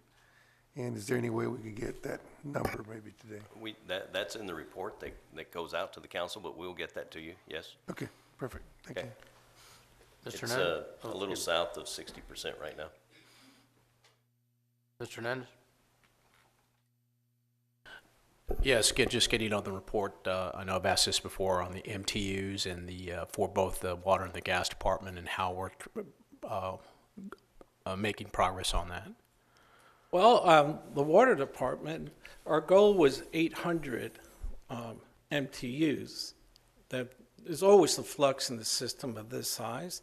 Actually, the water department, 600. They actually met their goal and went even further. It's manageable, and they're managing it very closely, proactively. The gas department is engaging to start the MTU replacements, because if you remember, in the gas department, the meters have to be replaced too, gas meters. They want to upgrade them. Not that there's anything wrong with them or anything like that, but it's time to upgrade some of the equipment that's out in the field. And the gas department is going to be starting that pretty soon. There's a plan to have it completed by the end of the year. But yes, the attention to the MTUs are definitely there. proactive maintenance is definitely there too. Okay, and the second part of that, I know we you know, in your IT side of things, in terms of using Maximo for preventative maintenance, I was wondering, we haven't heard anything back on that in terms of report. I was wondering if you could run a report as to say how many of our, how much preventive maintenance work orders have been done within the city and by which departments, just to get an idea if we're getting the preventative maintenance going through Maximo. And I'm assuming we're doing this through Maximo because we spend a lot of money on that program. Would you be able to run that report and provide it to City Council? I can, Council Member. I want to remind everybody there was an upgrade to the Maximo that has taken a number of months to complete. There was actually an upgrade when we purchased this upgrade. There was another upgrade that needed to be done in between, so we had to take the whole time to do that upgrade, then get to where we are. But yes, definitely we can go ahead and produce a report of what you've requested. Okay, I just want to make sure that we're adopting it as a city.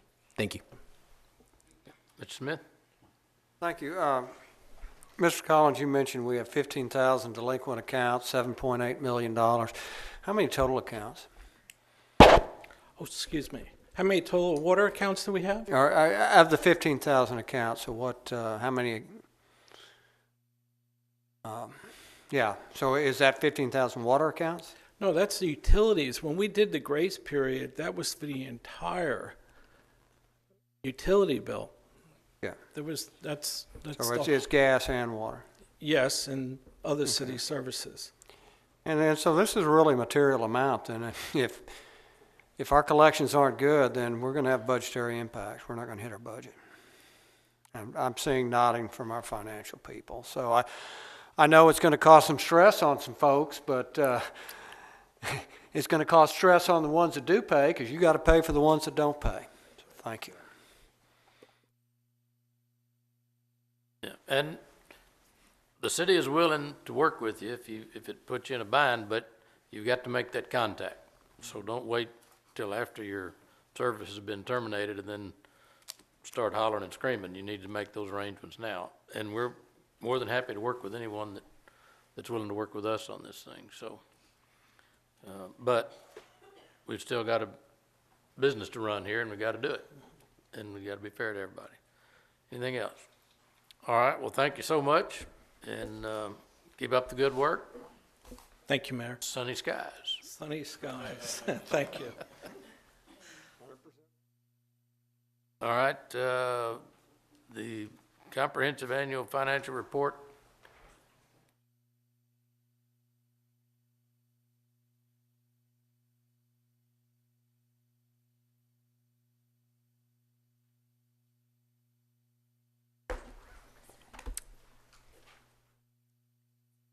Thank you, Mayor, City Council members. I'm here today just to do a brief presentation on the results of the audit from the fiscal year 2018 report. We did a more detailed presentation probably a little over a month ago to the audit committee, and just giving you a high-level overview. So we prepared a presentation to kind of go over the highlights. You don't want us to go over this. This is the actual financial statements of the City of Corpus Christi, which are a few hundred pages long, so I'll spare you the details of that. But if you have any questions, please interrupt, and I'll be happy to answer those. So first, just want to kind of give you an overview of the team. So my name is Mark Sewell. I served as the overall audit partner on the city engagement. I had a couple support staff. Ashley Lejos was the audit manager, and Danielle Montez was out here on the field for probably a good couple months every day, leading the team from the field. I also had another partner supporting me, kind of a quality control partner. And then unique to this arrangement, we also teamed up with Ernest Garza, which has his own firm here in Corpus Christi. We share in the revenue from this engagement, 60-40, 60% RSM and 40% Ernest. So Ernest and his team sat out here with Danielle on a daily basis and did the audit. So together we formed the overall engagement team. And we had some staff, and Ernest had some of his staff members out here as well. So this is probably the real slide that kind of summarizes everything here. So we issue an opinion on the financial statements, and based off the complexity of city governments, we actually issue 7 different opinions on different aspects of the financial statements. So like your general fund, your main operating fund, we opine on that column by itself, as well as on the utility fund and a lot of other funds. So we actually had 7 opinion units. So we issued 7 opinions on the financial statements. All of those were an unmodified opinion. Kind of in layman's terms, that's a clean opinion. So what that means is the financial statement numbers presented in your CAFR are materially accurate, and then all the required footnote disclosures supporting those numbers are in accordance with generally accepted accounting principles. So a lot of detail there. So when you look at your long-term liabilities, if you turn back into the footnotes, there's lots of details about all the activity that's happened with those liabilities, and et cetera with everything else. Since the city also receives both federal and state dollars, we also do a federal and state compliance audit, and we select those programs based off a risk-based approach. So obviously the larger programs get looked at every so often, and we kind of rotate through the programs. And so this year we issued unmodified opinions on those programs. I listed the programs here in the PowerPoint, and we look at both the internal controls and the actual compliance with what the federal government or the state government wants us to really look at and focus on. And so we look at the allowable costs, we look at eligibility, purchasing requirements if those are applicable, or Davis-Bacon Act prevailing wage rates. And so all unmodified opinions, so the administration of those programs are all materially accurate, operating as they should be.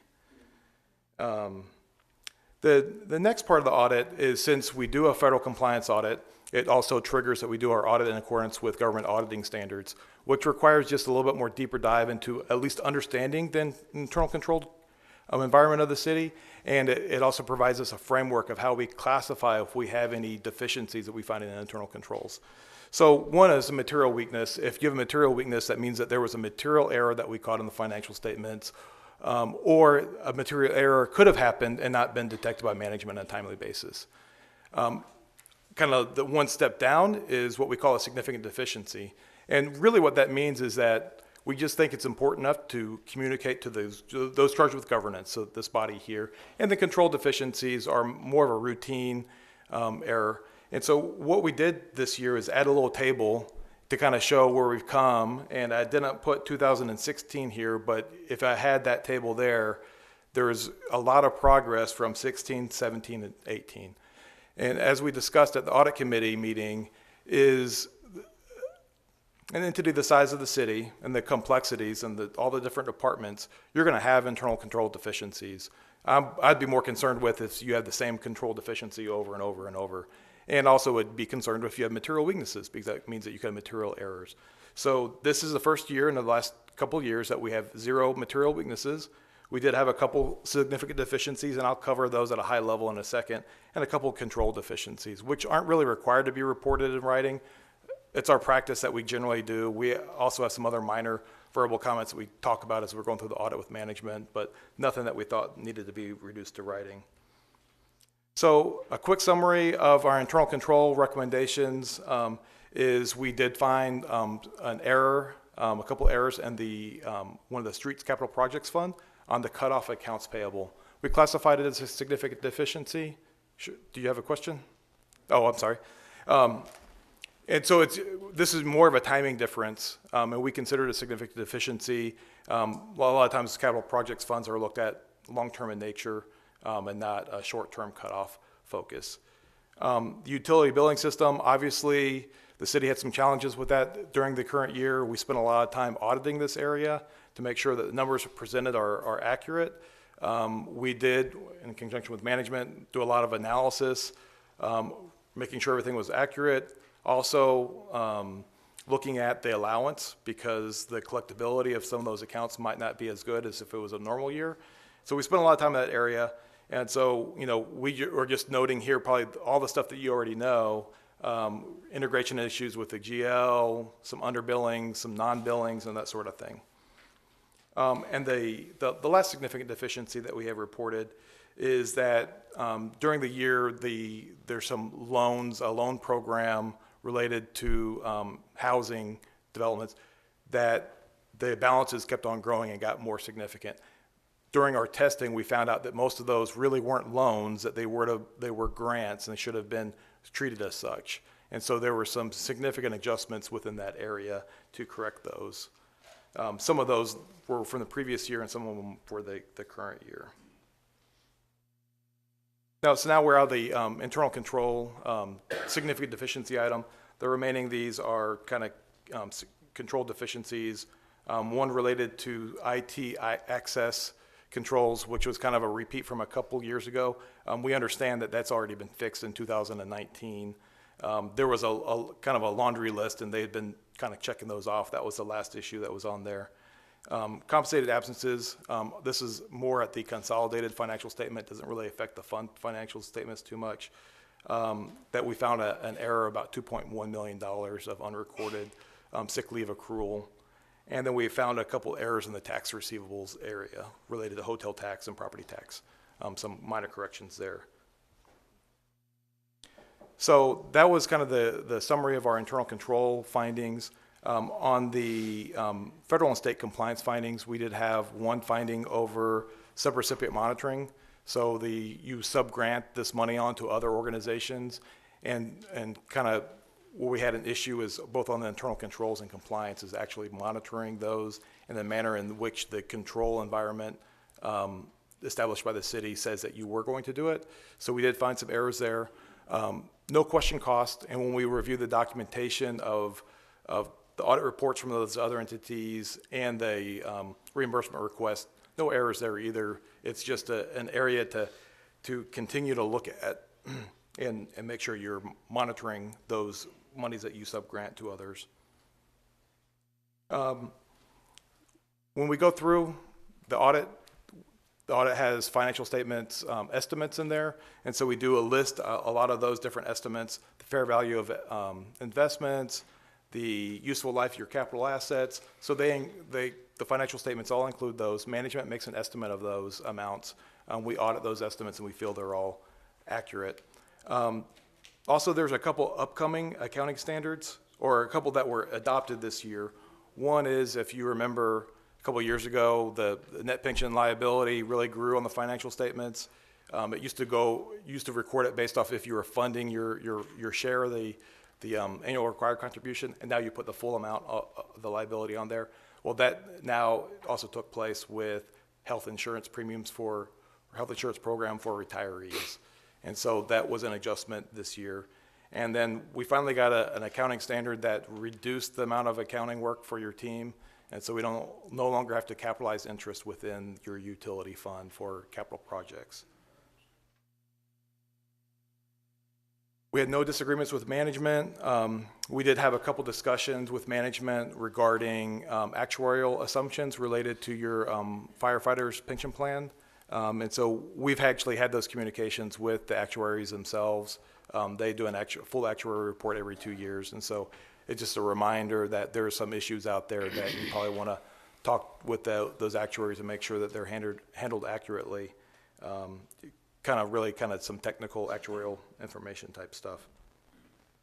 Not going to cover this in much detail. We do, as we go through the audit, we identify audit differences, or sometimes we have projected errors. Really, I look at the schedule as like an audit tool. We've determined that there always are going to be small differences in the financial statements. We accumulate all the small errors to make sure they don't add up to be a large error. And then us and management both look at those and make sure that they're not material. So this is just a listing of what we didn't record in the financial statements. Majority of it is timing differences from one year to the next. And then these is a list of our corrected misstatements that we actually corrected in the financial statements. Not going to cover these in detail either, because most of those were already discussed as part of our internal control recommendations and findings. And that's really the high-level presentation. If there's any more detailed questions or anything you would like me to elaborate on, or Ernest to elaborate on, we were happy to do that. Don't see any questions here. I want to thank, well, Mr. Smith, I was going to thank you and your audit committee, but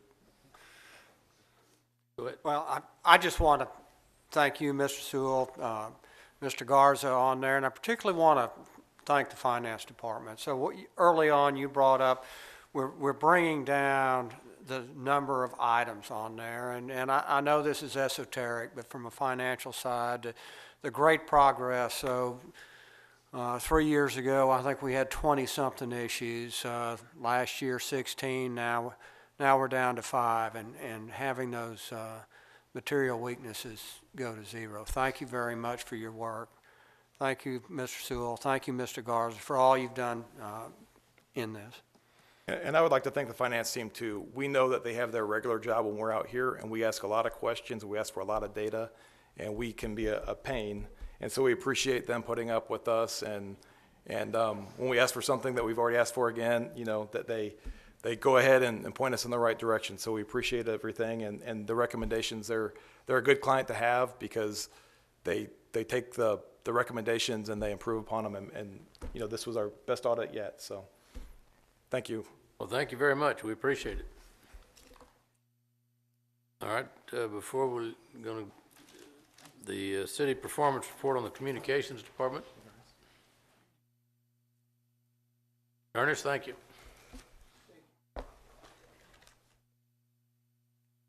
I think it is still, no, good afternoon, Mayor and Council. My name is Kim Womack, and I serve as your Director of Communication.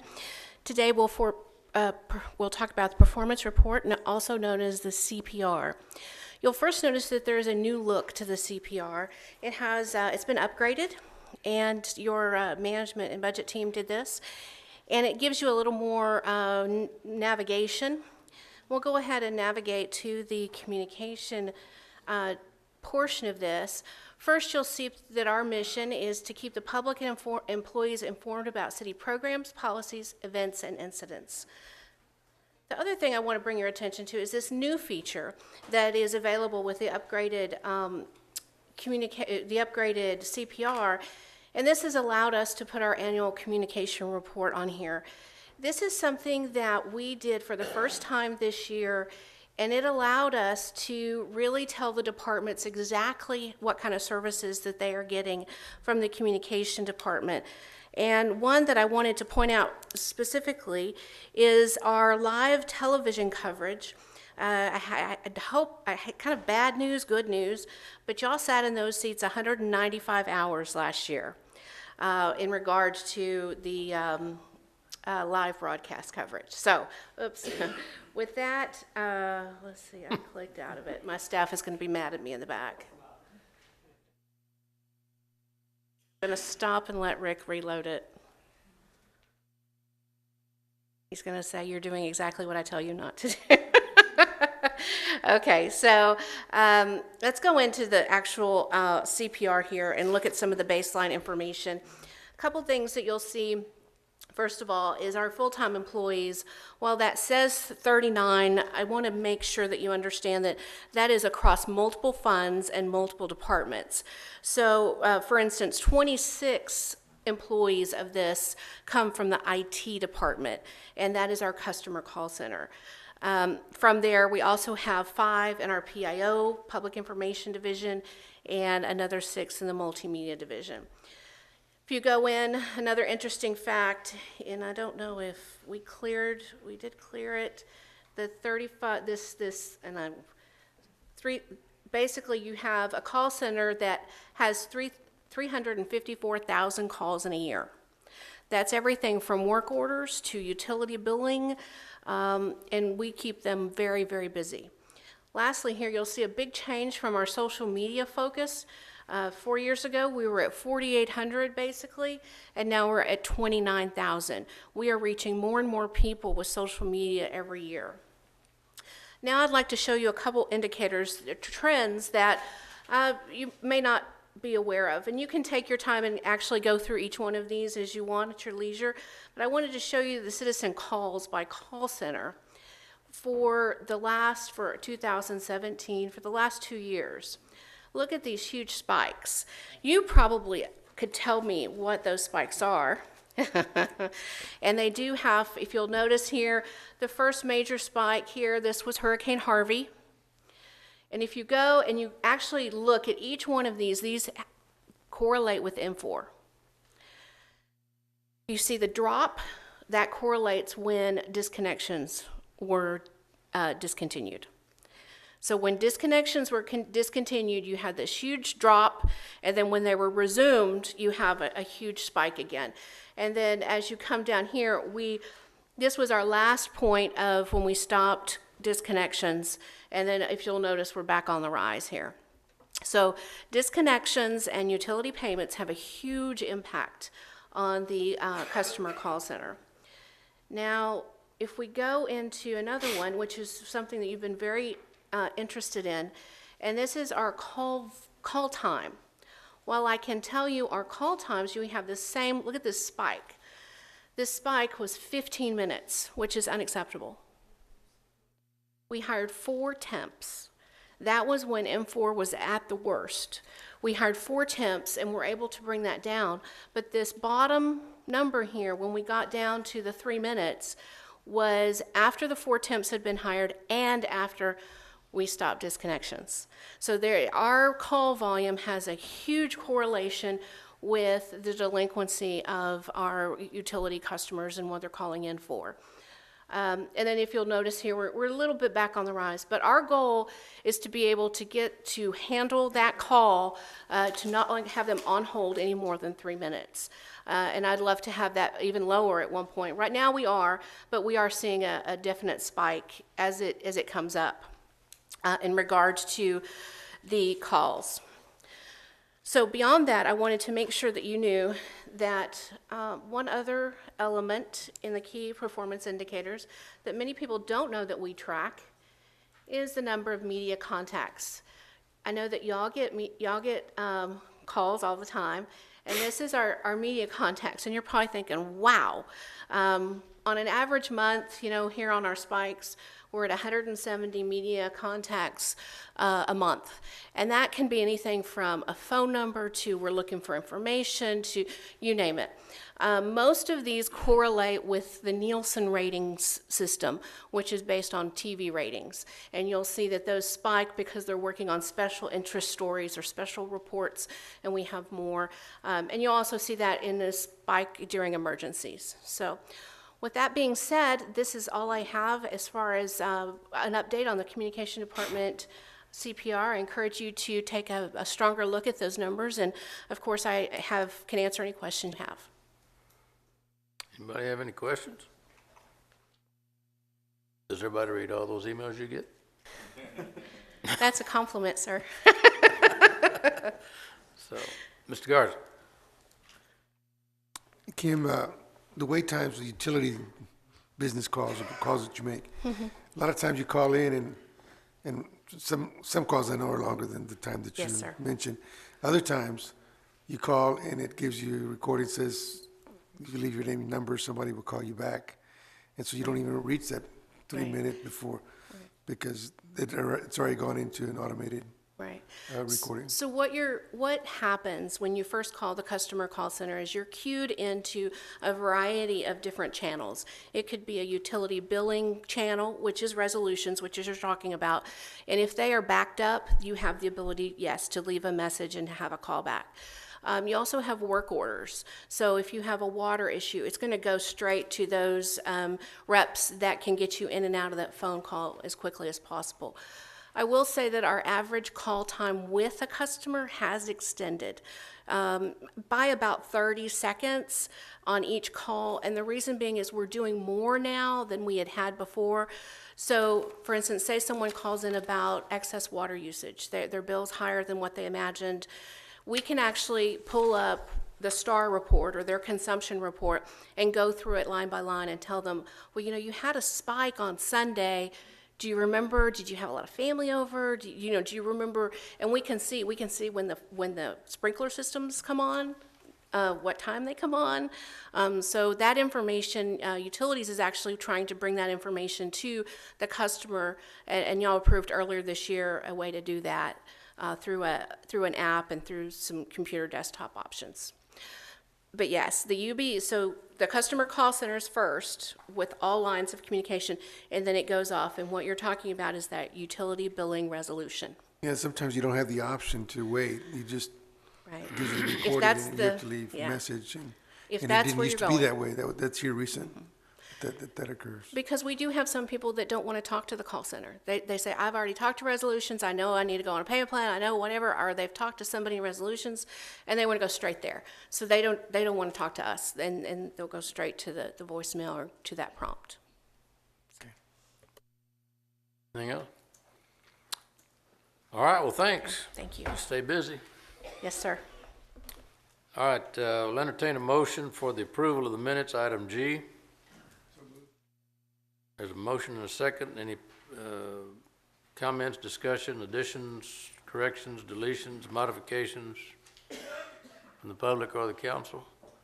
Seeing none, all in favor of approval of the minutes, say aye. Aye. All opposed?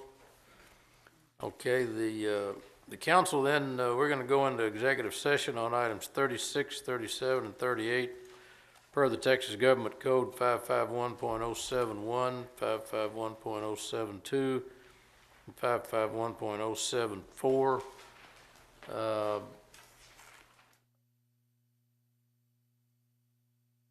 We'll try to be back by 2:30. There's a couple of those closed items that might take a little more, but we'll shoot for that. And go into executive session.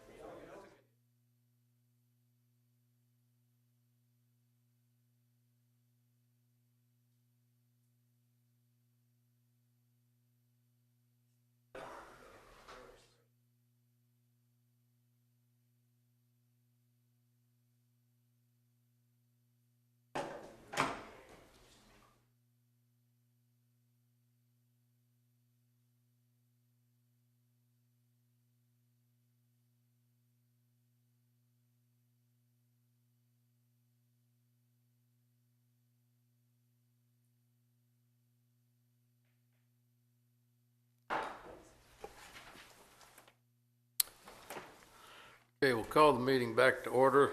There's no action, I don't think, on the executive session at this point, right? Number 37, Mayor. Well, it's in the regular agenda, so we can. Yeah, we'll get to it then. Yeah, okay. Okay, we'll go back to, well, we're making snail's pace progress. We're on the, we've approved the minutes. We got board and committee appointments. Yes, sir. Those are next. All right, animal care.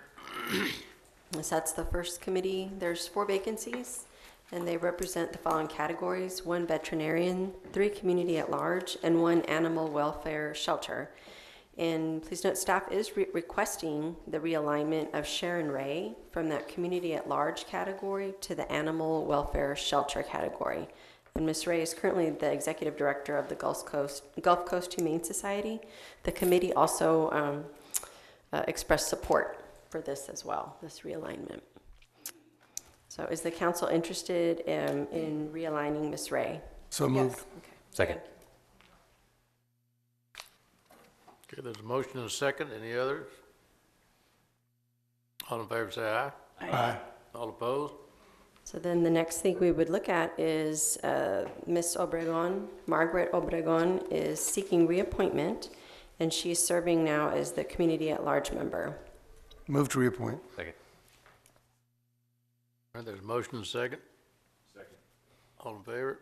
Aye. All opposed? So now we have new appointments.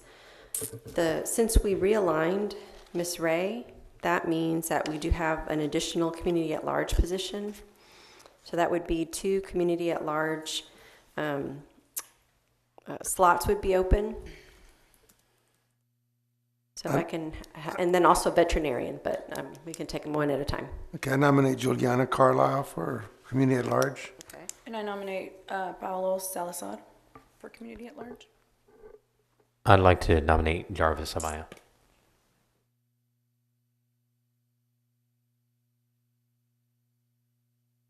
I'm sorry, what was the last one? Jarvis Amaya. Okay, Amaya, got it. Okay, so Carlisle, Amaya, and Salazar. Or I think you have it, Carlisle, Salazar, Amaya. Now, this is for the 2 community at large slots. animal care. Yes, sir. Okay. We have 2 slots, and we got 3 nominees. That's right. All right. Want to have them select 2 people? Carlisle and Salazar. Okay.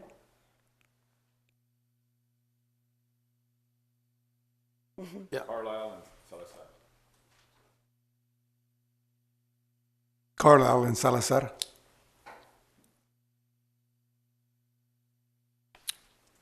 I'll go with those 3, 2. Are those 3 that voted for those 2? I think I'm going to switch. I'm going to go for Salazar and Carlisle.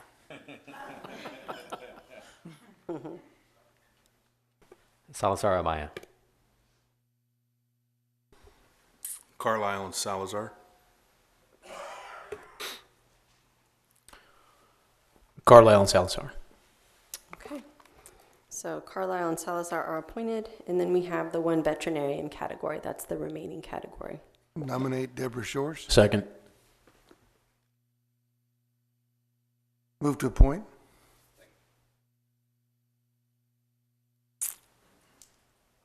Yeah, there's just one person eligible, and that would be Ms. Shores.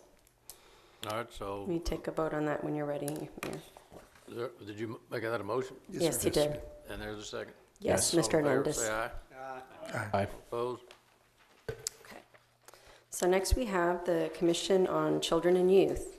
There are 7 vacancies, and they represent the categories of Nueces County District Attorney's Office, 3 at-large members, 1 education, 1 health and human services, and 1 youth member.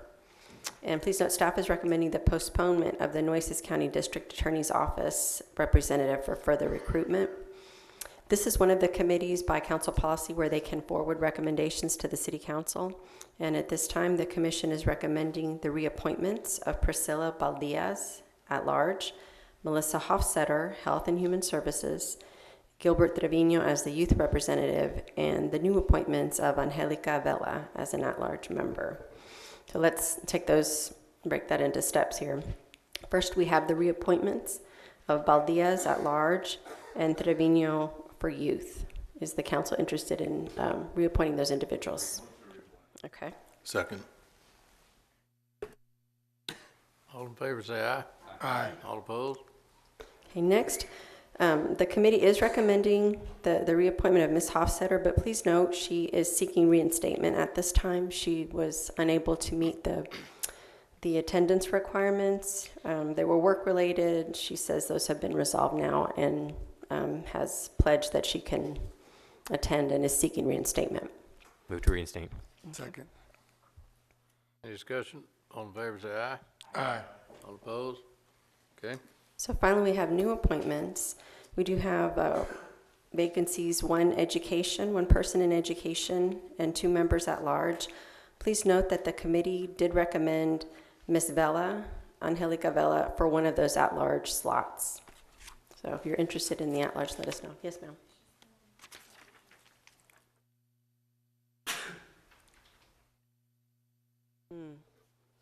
Okay. Okay.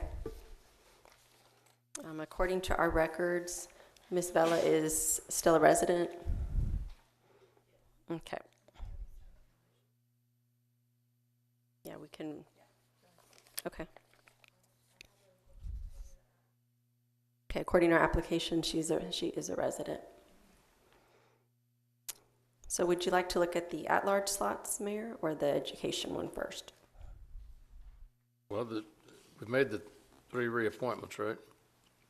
Yes, we've done the reappointments, and we've also reinstated Ms. Hofstetter. So what's left is new appointments. There's 1 education slot and 2 at-large slots. And the only thing I wanted to point out about the at-large is the committee did recommend the appointment of Angelica Vela. Okay. So the nominations for the Move to appoint Vela. at-large. Okay, so for one of the slots, Mr. Molina has made a nomination for Ms. Vela. And Ms. Suajardo has seconded that. All right, anybody else have any others?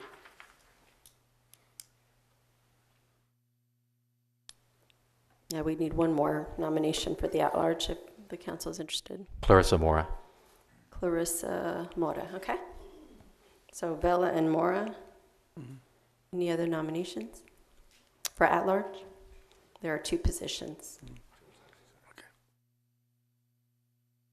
Okay, so you got the, Can they be at education at large, or they have to just be at large? At-large, yeah, the education one is separate.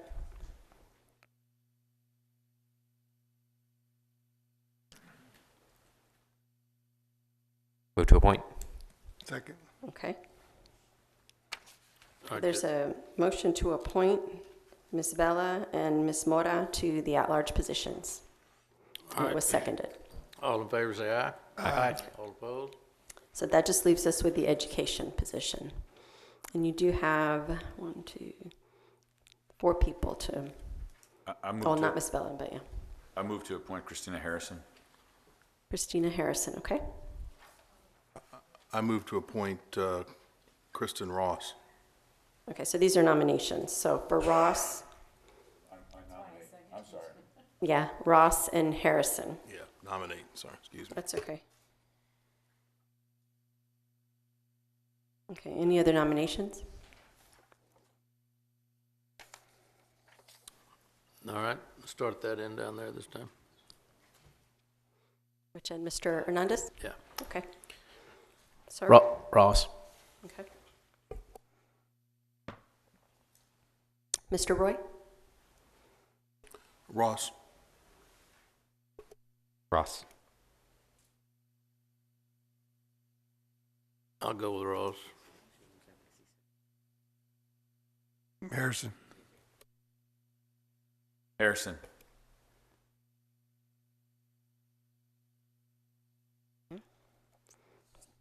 Okay, so Mr. Ross, Miss Ross is appointed.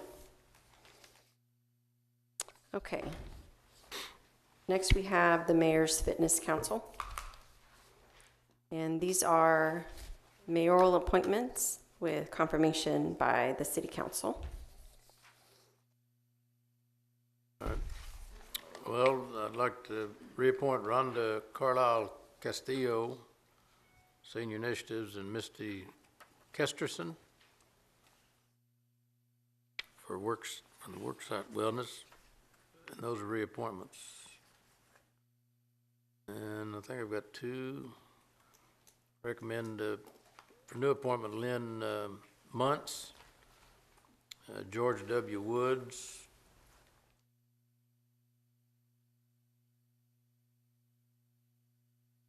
and the Disabled Network. We're postponing that one.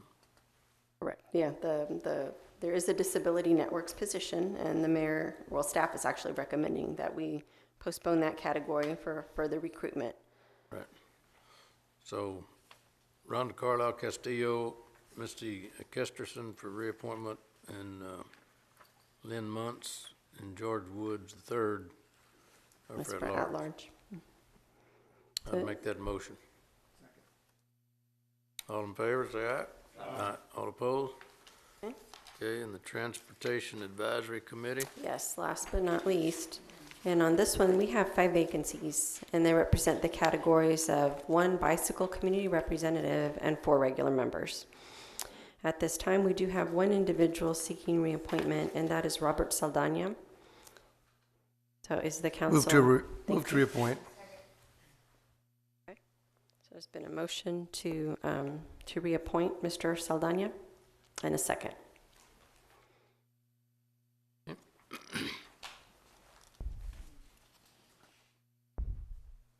That's the only one we've got? That's for reappointment, yes, sir. The only reappointment that we have, the person individual seeking reappointment is Robert Saldana. Okay, all in favor, say aye. Aye. All opposed? Now we have our new appointments, and we are looking for 1 bicycle community representative. You do have several individuals to choose from there on the list. 4. I nominate Jeff Pollock.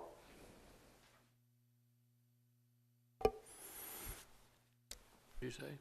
Jeff Pollock. Mr. Molina has made a nomination. Any other nominations? I nominate Judy Telge. Nominate Brandon Harridge. Okay.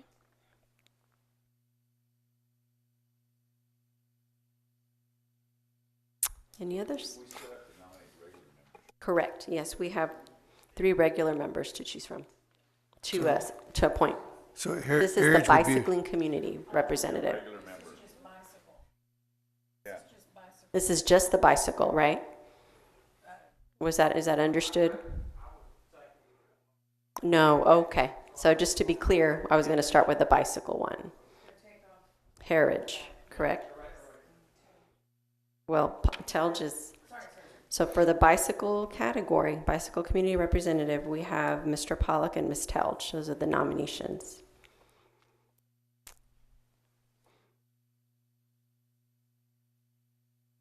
So which side do you want to start, Mayor? Or did you want to nominate someone else? Or oh, I'll go with Telge. Okay. Or Telge. Telge. Telge. Okay, Mayor started. Does somebody just speak? You want to just go with Greg? Or? Yeah. Just warn Mr. Pollock if he's on there not to get those signs in the middle of the sidewalk. Goodness. Okay, Greg, you want to just go next? Sir? You want to, so your 2 choices are Pollock and Telge. Which individual would you like for the bicycle? Pollock. Okay, thank you. I didn't hear you. I'm sorry. Pollock. Telge. Telge. Pollock. Pollock. Pollock. We'll warn him. Okay, so that's Mr. Pollock is appointed, and now we do need 3 regular members as well. Yeah, I nominate Judy Telge as the regular member. Okay. I nominate Brandon Harridge as a regular member. Tell, Judy Tell. Okay, any other? Harridge. We need one more. I nominate Amon. Amon, okay. Jonathan Amon. All right. We have 3. Is there any other nominations? Otherwise, we can go with these. Okay. Move to appoint. Second. Okay. So Tell, Harridge, and Amon. Mayor? Oh, well, we got 3 for 3, so we can just, Aye. okay. Thank you very much. We are finished.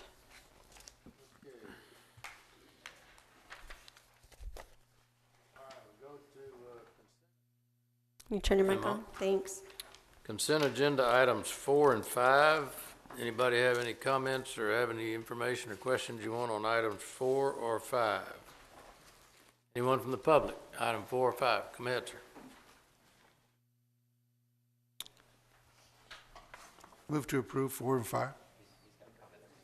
Oh, I'm sorry. Where'd it go? Mayor, Oh, we come do on. I have thought an, you- yes. I thought there's you were a coming up. I'm gentleman sorry. who'd like to speak. I didn't know. I didn't see him.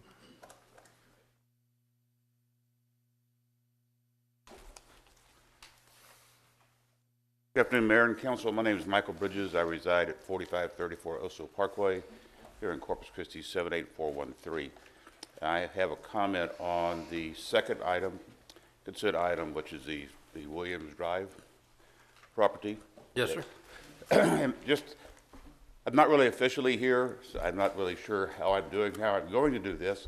I've been before the council on numerous occasions on zoning issues, but this is an issue that this particular piece of property, the city's owned it since I think 2012 when Williams was realigned and been maintaining it all that time. The city's tried to sell it once before and had a minimum bid of $10,000 and got no bidders. I'm here for full disclosure. I sold the next 4 lots to an investor on Williams that adjoins this particular property. So that I just wanted you to know why I'm here.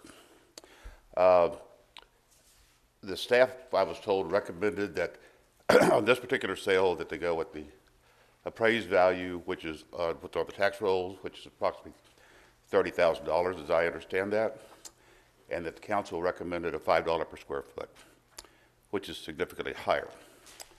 The issue with the property is that it has 2 issues. It's basically suffers from economic obsolescence, and that on the right hand, it's tear-shaped.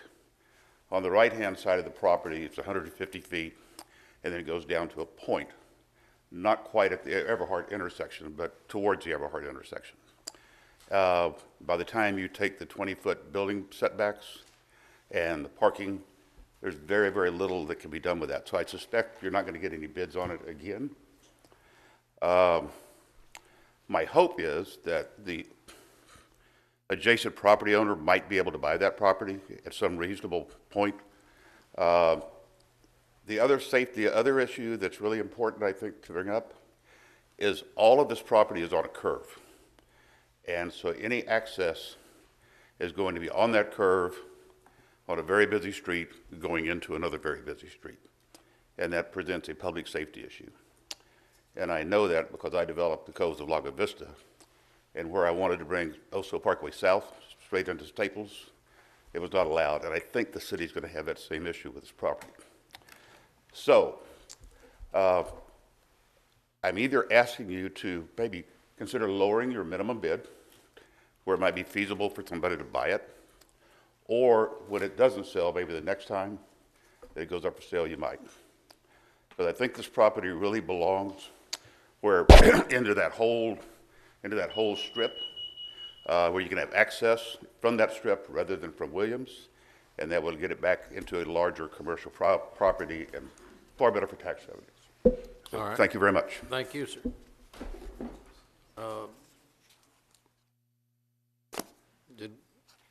I remember us talking about the suggestion, but did we actually put a minimum bid on the thing? 100,000, I think. Valerie Gray, Executive Director of Public Works. Yes, Mayor, at the advice of council last week, we did change the agenda item to reflect the $5 per acre or the square foot to bring that value to, I'm sorry, to bring that value to 100,000. I think that's what we have in here. Right.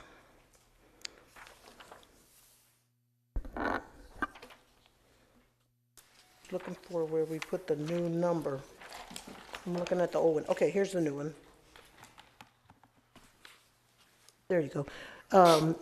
Opening bid of $100,410. And that's I believe what was said last week. Okay, well, I mean, if that's what it is, we'll see, but I mean, he's right, I passed by that the other day, and it's, you know, if you want to, you know, just be able to walk out of your house and go shop at Sam's, that'd be good, but if you're trying to get on that street, it's going to be kind of a crazy that, but anyway, if it doesn't sell, we'll try it again. So, any other comment?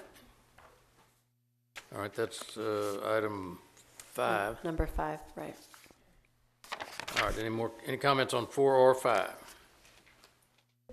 All right, entertain a motion for approval on 4 and 5. I mean, second. All right, there's a motion second. Any other further comment by the public or the council? All in favor say aye. Aye. All right. Future agenda items, these are just for us to know that they're here. There's no action to be taken. Anybody have any questions on items 6 through 20? If you got some questions between now and I guess next meeting, if you want some specific, or if you want to, you need a presentation on anything, Mr. Manager? Mayor, the staff is prepared to present as requested by council on any of these. Okay, Mr. Hernandez, what you got? We did get some good questions from the council member, and we forwarded those to the city council, responses to some of those questions. Yes, and Mayor, I wanted to pull those particular ones to have some discussion on it, get some more clarification on those, specifically number 10 and number 13.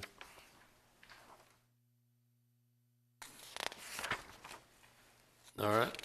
There's no action, so, all right, we'll, item 10, who wants to be the one to handle that one? Let's see. Also, Mayor, I know there were some questions about number 20 with AEP rates. Okay. All right, who's gonna address questions or number 10 about the HEB Tennis Center improvement? All right, there's your resource there. You want to ask your question? Okay, and I wanted to get some more clarity as to how this project got put in place. And if you remember from my email, this is not actually planned in the CIP, in the approved short-term CIP. Actually, even the actual project number is not even listed in the CIP. There are several other ones listed there that have to do, that are E14002 all the way through 6, and then also 14016. And I mean, there's a balance in there, but these other projects, I'm assuming haven't been completed. I'm wondering how this particular project was able to leapfrog over the other projects. Okay. Let me start, and I'll get Jamel to weigh in on the merits of the project. Let me put a map up that illustrates the area in question. So this is proposed to be funded out of Bond 2012 Proposition 4. That was the Parks and Recreation proposition, there was $16 million available. Now, at the time, in Bond 2012, when they were putting this together, they did things a little bit differently than they do now. So there were not scopes in advance of these. There were broad budget categories. Community-wide, citywide community parks, $5 million. Aquatic facilities, $3.5 million. HEB Al Cruz tennis centers, $3 million. Hike and bike trails, $1.5 million. Ocean Drive parks, $3 million. If I get the wolf turned on, I can show you what that proposition page looks like. It listed out descriptions of the type of work they contemplated completing under those categories. See the HEB Al Cruz, $3 million worth of improvements. We've actually done, I believe, 21 projects under this proposition. And the way that parks would run these things is that they would bring the requirements to us sort of one at a time. And they would keep bringing requirements essentially until the money was all expended. And we're getting close to that point now. If this project's approved, there's an allowance in there for the park out on the island, Billish Park, and then there might be just a little bit of this money left. This is not how we want to do bond programs now, because engineering, it's hard for us to manage when we don't have the scope defined. And when you haven't done the planning, when you really haven't scoped or done any kind of the thought that gets you to the starting line in the project, you can't start. And then we're in a situation where you're years down the road from the proposition, you're still bringing projects forward. So this probably should have been listed in the CIP. I will say that there's a lot of requirements that come in and get executed that aren't really showing up in the CIP. And this process that the city is trying to improve upon. This requirement was brought to us, to engineering, I'd say maybe as much as a couple of years ago. We did some investigation out there to try and see what was causing it. It was some distress that was showing up on those 3 courts that I had shown on the first slide. We think it's related to a storm drain problem there. This will correct both of those issues, but it's work that needs to be done. It's at the HEB Tennis Center. There's funding available on this proposition, and those are the dots that were connected to get to this point. Now, Okay, I understand the project is probably a good project and needs to be done. I'm not questioning that. I'm just curious as to these other projects and what's the status on these ones. Bill Witt, project number E14002, Billish Park 14003. These other ones that I'm sure have requirements. I mean, why were these not done or put in place? They have an earlier project number.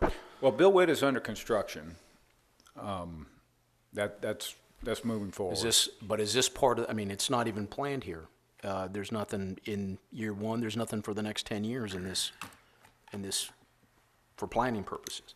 I'm not sure exactly what you're looking at, so I'm looking at the approved CIP, short-term CIP.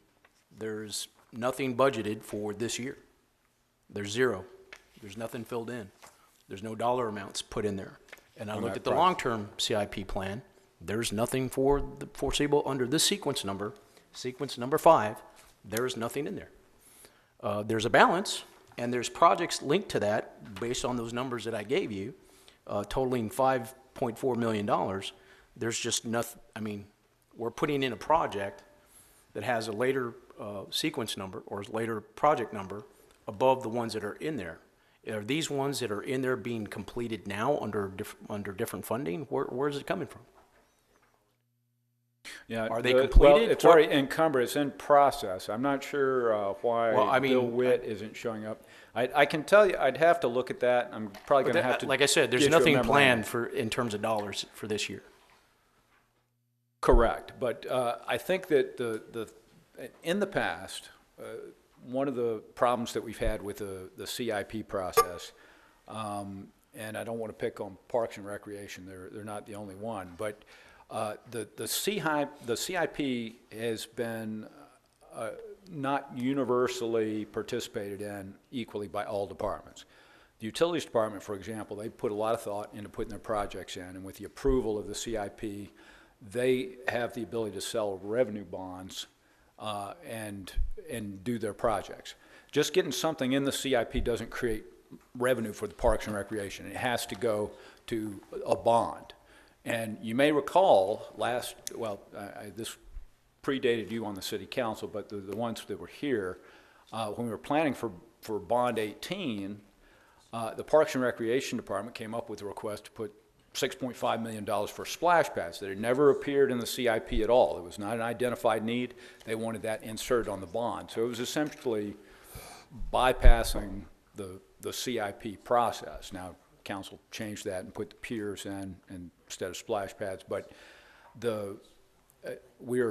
one of the reforms that we're making and the improvements we're making is trying to get identified needs into the CIP, even though there's no funding currently associated with it, so that when we start to prepare a bond, we go to the CIP database of documented needs to pull potential projects out. Okay, so this is ultimately what I'm trying to get at, is we need better planning with regards to the CIP program. Absolutely. And I think I put in, when we were discussing this in our workshop, I said that anything that's in the short-term CIP should have funding attached to it already, and you shouldn't put it in there in the short-term CIP plan if it doesn't have funding, right? Which should be policy now, right? And then it should be in there if we're going to do it. Well, what we're trying to do is, behind the book that you see, we're trying to build up a big database of needs, of not only current needs, but predicting, okay, what's likely to need to be done 1 year, 2 years, 5 years from now. The pier is a perfect example. We had this pier that showed up on Bond 18, but it fell into the water before we could have an opportunity to do the project. That should have been done on a bond several years ago. That should have been a 2012 bond project or 2014. But we're trying to do better planning. We recognize it is a known deficiency, that we're not planning for those kind of things enough. And then when we do a bond, we'd like to be able to go to the CIP book and look at all the needs and have those flow into the bond program. But going back to this Bond 12, this is an example that there wasn't really a good CIP, because you see, rather than look at specific projects, they just gave you sort of broad categories of money and one significant figure of dollars at it, and the planning comes after the bond referendum. And we're trying to turn that around and get the planning done in advance. You have a similar situation here with 11 with the roof. It's not actually planned in the CIP for this year, but at least the project. We're talking about the. Yeah, I'm just saying we just need better for our next. Guess what? For it's our in next the cycle. same package. I know. For our next cycle, we need to really scrub this really, really well, so we have good clarity on what projects are coming up, so we know what funding should be used for them, and if we do have funding. And that's one of the reasons why I asked for all the capital, all our bond, any money that we have left over from any of the projects we have, so we understand where all that money is and what capital projects can be done. For Parks and Recreations, and I've mentioned this to Mr. Stevenson here, is that, we have some real issues in Parks and Recreations, specifically around swimming pools and other facilities. So there's some real need, and I want to make sure we're doing the right things in terms of the CIP planning process, that we address those. But anyway, I just want to make sure I understood this. I think you understand it, and you're pointing out one of our weaknesses that we know we've got to work on. Okay. And if I may, Councilman, if I may just add that the department in Parks and Recreation, we are actively beginning that process now. That's one of the things I noticed coming through the doors, is that our CIP is, as Jeff says, rather elusive or loose. And, we're going to be talking about this later on in the budget policy process, and that's one thing that I really added to it, and credit on the staff for taking that on. I appreciate that. But we really, like I said, really make sure we're buttoned up on this because it's a lot of money, and we have lots of needs. Thanks. Ms. Wartho? Thank you.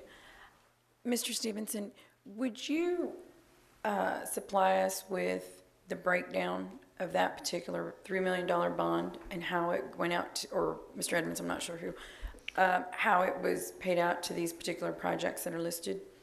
And that, we can not do that. now, but, you know. We can give a CCAR response. I and would give you a really, yeah, I'd really breakdown like on to that. see that. And also Bill Witt Park. What, you know, what is the scope of that? And what's the timeline looking like there? I think that's wrapping up, but we'll include that in the CCAR. Okay, thank you. All right, the next one I think was, excuse me, Mr. Garza? Yes, sir. Looking at the pricing of this tennis court at HEB, I kind of called around a little bit just to see what the ballpark figure was, what they spent over at the country club.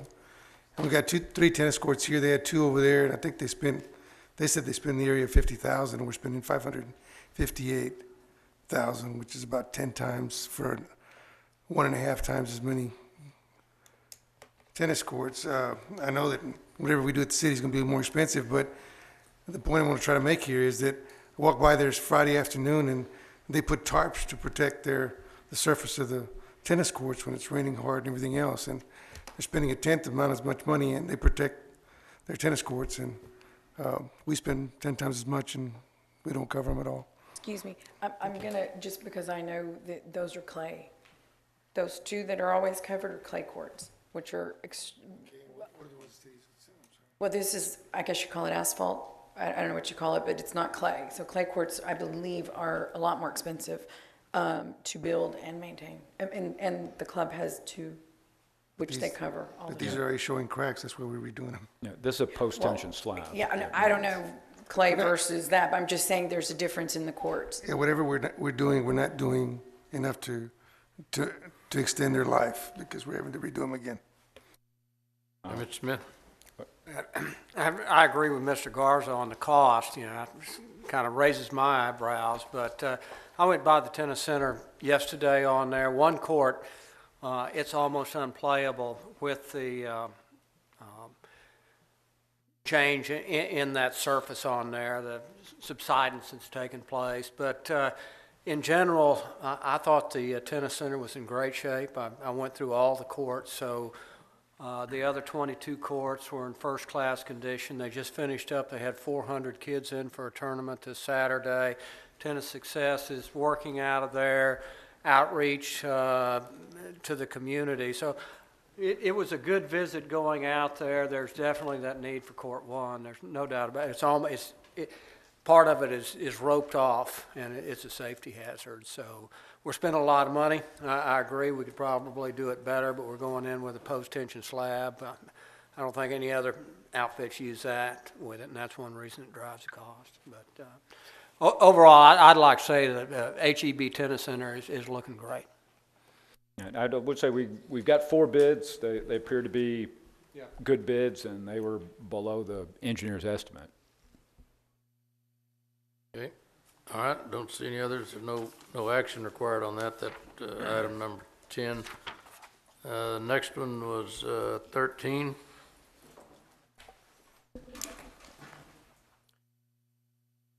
Who's gonna? That's me, Mayor. Good afternoon, Mayor and Council. Kevin Norton, Director of Water Utilities. Would you like the presentation, sir, or just to take questions? Okay. Just do questions. Question. Okay, just so I'm clear, I think I have some confusion on this, and forgive me, it's one of those things, when you look at the letter from, I can't pronounce his name. An engineer. Yes, sir, that's Rotner. She's one of our utilities engineers. Well, I appreciate that. The bid was for 24.8 million, and you're requesting 10 million per year for a total of 30 million. Can you give me the why there's the disparity? I mean, just make that clear.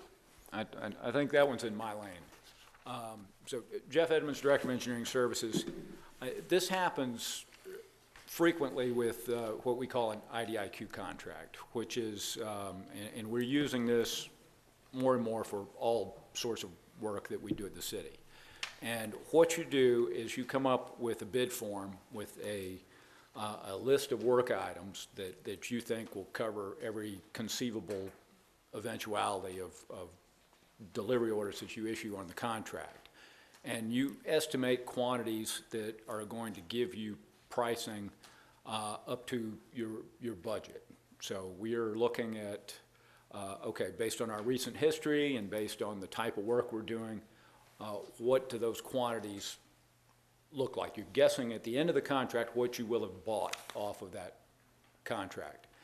So they were targeting a $30 million budget on this. So when they set their quantities, they were looking at the life of this contract and quantities equal to that amount. Now, that, when we get that bid form, that's kind of like a menu in a restaurant. And when we order specific work, we issue a delivery order that has drawings and it has pay items off of that bid form. We pay them at their bid unit prices.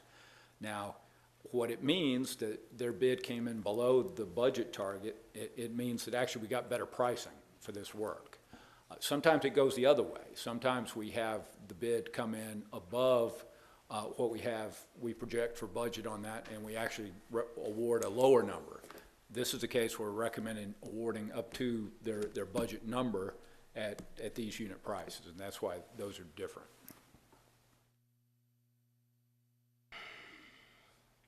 Mr. Garza?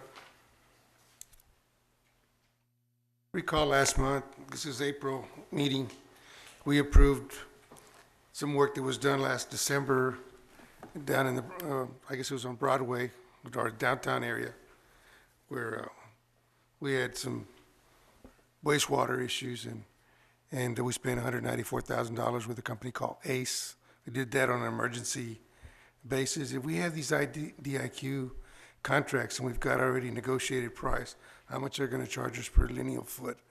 Why do we have these anomalies where we go out there and say we spent these $194,000 with some vendor that's not on our IDIQ contract to do similar type work?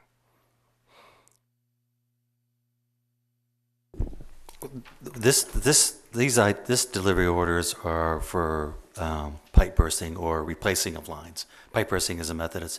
You could also use trench. And by the way, Dan Grimsbo, Executive Director of Water Utilities. The ACE one for downtown was related to cleaning and cameras. Now we are doing pipe bursting down there, and it could be through the IDIQ contract. But that was two different kinds of scopes of work for that. Would it make sense for us to pay more for? Well, I have to look at the contract then. Mark Van Vleck, Assistant City Manager. See if I understand your question. The key with that one was it was televising and cleaning, and we did have unit prices. Yes, we did. Unfortunately, the contract that had those sizes had already been used up, and we mistakenly had the other contractor do the work, but they used the same prices as what was in the other contract for the one last week. So 2 weeks ago. That's what happened there, is we had already reached the maximum of the contract that had those particular sizes, because we have two different cleaning contracts, large and small. And the large one, we had already went to the capacity, and we asked the small to do the work, and they did it for the same prices as this other contractor. Okay, So we did use those prices. Okay, so just yesterday I was driving downtown on Twig, and I see 6 or 7. In fact, it was actually Mother's Day that I saw 6 or 7 trucks out there. And then again, I saw them come back again yesterday to work on the same issue. They're on Twig and I guess it's Mesquite, and it's done by city crews. Why aren't we using the contractors that we have on the IDIQ. I don't know, I don't- what that work is. I don't know what that specific work is, so I'd have to know more details. I mean, we have a lot of work going on throughout the city, and This seemed to be emergency type work, because it looked like they closed the street down after the parade, and they had just flushing all these lines, and people working over on the corner of Mesquite and Twig, and then over on the corner of Chaparral and Taylor. Maybe it looked like somebody was shutting some water lines off while somebody else was working on. Maybe that's a water line. This is all wastewater. this here? is all wastewater, yes. Yeah, that may have been water.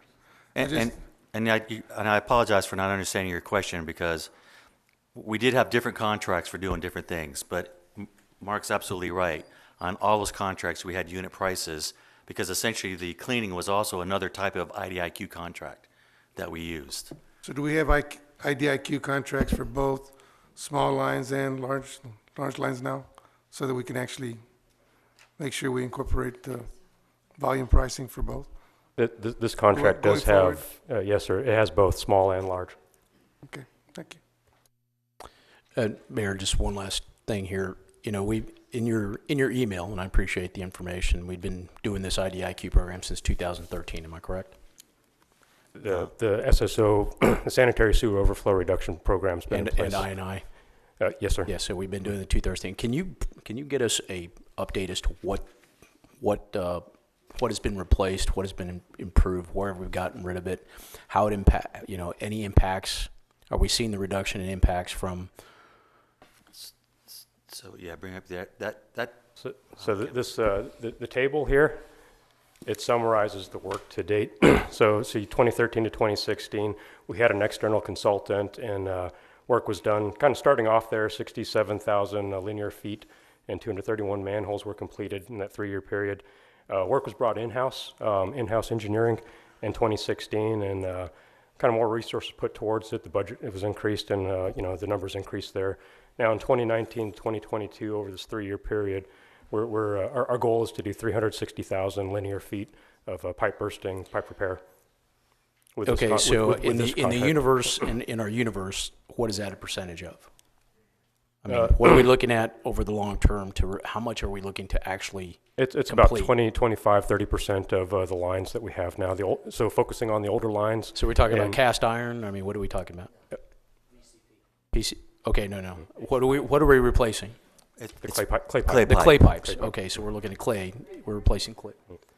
And so, okay, so I guess I had a good idea of what that. So what does that leave us in percentage in clay pipes? What do we have left? What do we have left to do? I can't tell you the exact percentage of clay pipes, because there's other older pipes too that do need to get repaired, replaced. And this is what made of what? What is the material? Some of it is metal. Cast iron? But most of it is clay pipe, like Mark was saying.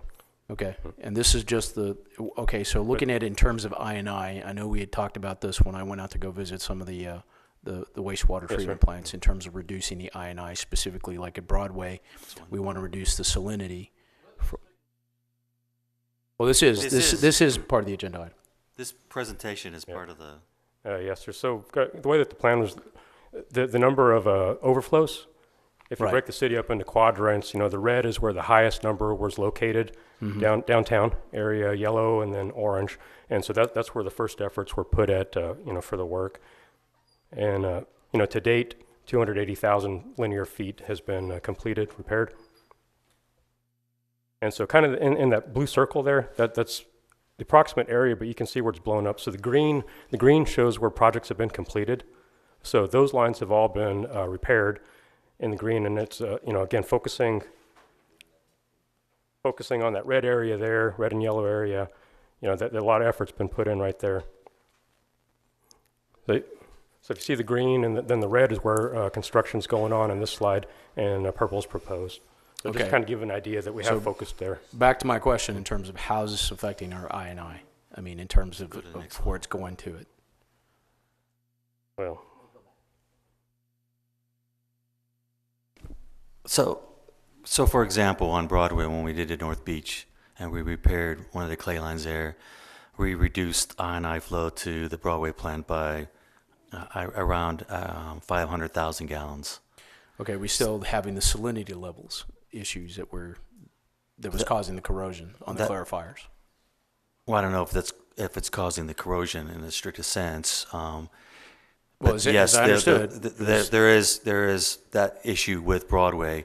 But Whitecap was another one where when we worked several lines on the island, we reduced flow to Whitecap by around 200 or 250,000 gallons. Okay, and I believe the worst one when I went on this tour was Oso. It was having the most I&I. Is that still the case? That is the case because of the area, and Is it included in that area, or does this go to Broadway?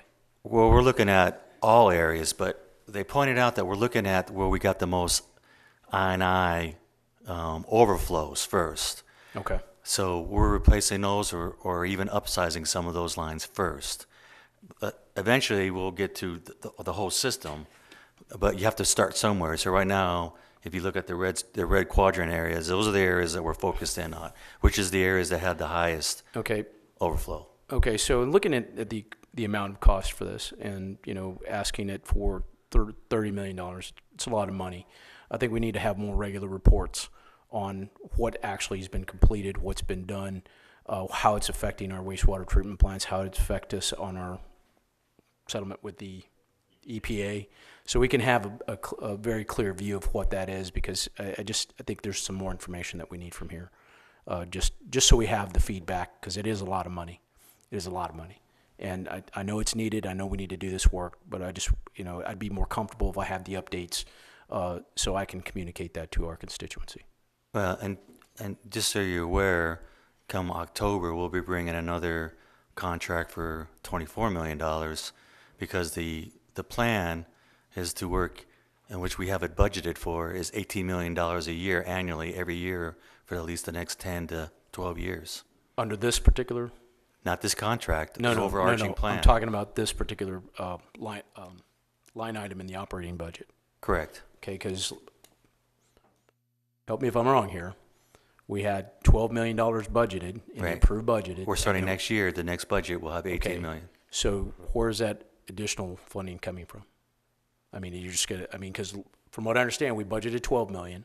We carried over $6 million from the previous year, because that's what was said in the email.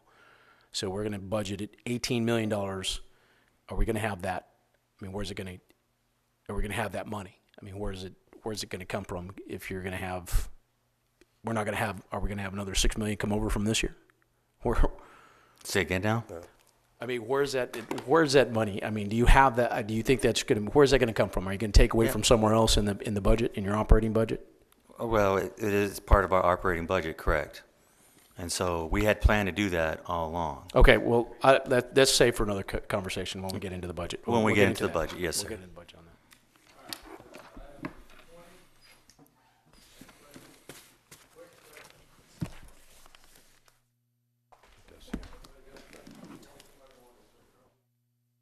that. I mentioned 20. Okay, now, I don't want to get into too deep of a conversation here. What can you get detailed as to where we are with this? This is not the same one we had turned down last time, is it? No, absolutely not. This is AEP. AEP regularly comes in, and by regularly, every 5, 10, in this case 12 years, requests increases in their rates that they apply to the consumers in the area. And in this case, AEP is coming in requesting a rate change of approximately a little more than a 9% increase in the regulated portion of your electricity rates. And then by regulated portion of your utility rates, I mean you go out and you buy energy and you elect to choose a particular company as a retail electric provider, and they provide the energy. However, that's not regulated. That's a negotiated agreement. The regulated part is the part for the transmission and distribution fees, and it's between 4 and 5 cents per kilowatt hour for residential customers. And that's increasing by a little more than 9% under this proposal by AEP. And what happens is we request that rate increase be suspended and we utilize our experts to go through that and analyze that rate increase and determine what is specifically tied to what should be applicable to the consumers and what should not be. And normally there's some reduction in those fees, far more significant than the costs of that analysis. And we get back the cost of that analysis from the utility company, so we later recover that. But unless we suspend those rates, then we're going to be then the consumers will be subject to those rates automatically on the effective date, which I believe is June the 1st or June the 5th here. June the 5th. So what this does is it suspends the date of AEP's requested rate change and gives us time to study the request and and approves cooperation with the cities served by the AEP Texas and authorizes intervention proceedings before the PUC. It hires attorneys and consulting services and requires reimbursement of the city's rate case expenses. Thank you. Okay, I think that does our future agenda items. Got a public hearing on item number 21.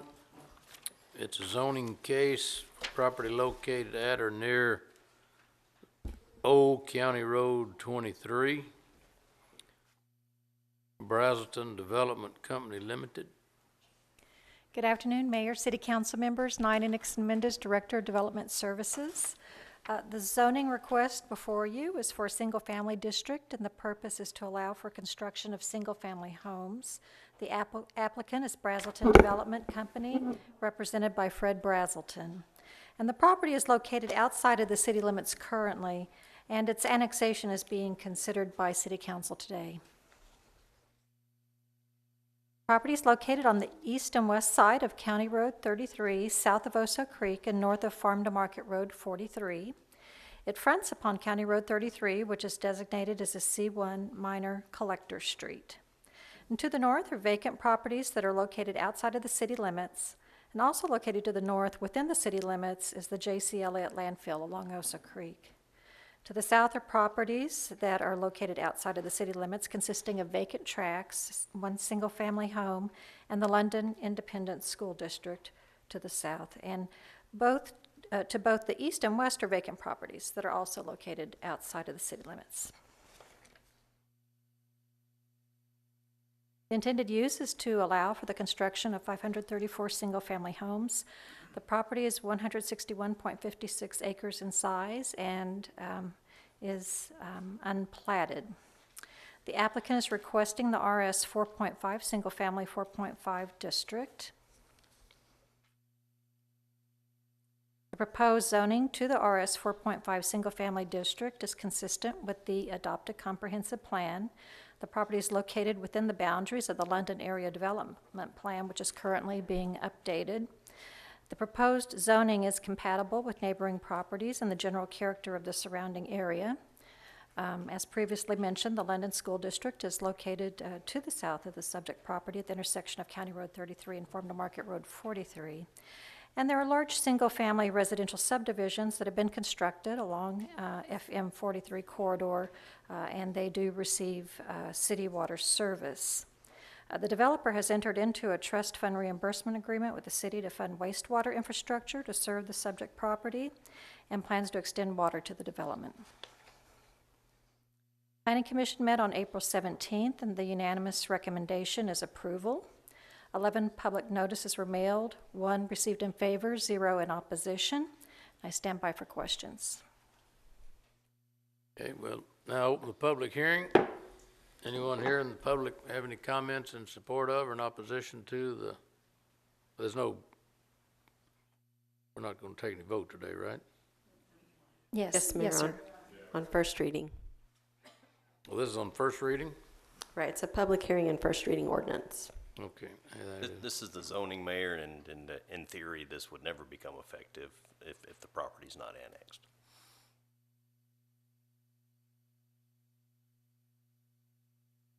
This is the initial zoning for.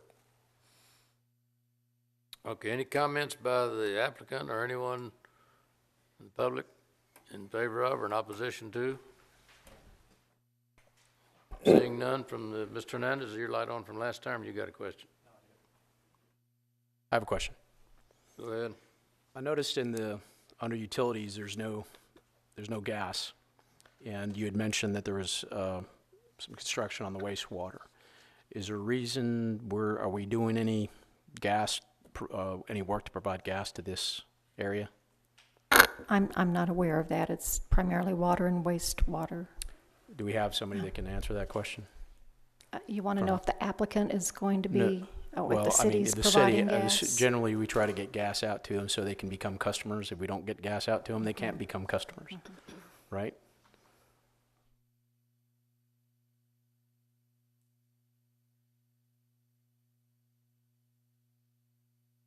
And maybe it's my understanding that we are the ones that run the lines out there so they can be customers? Bart Brazelton Development. To answer that question, we would love to have gas.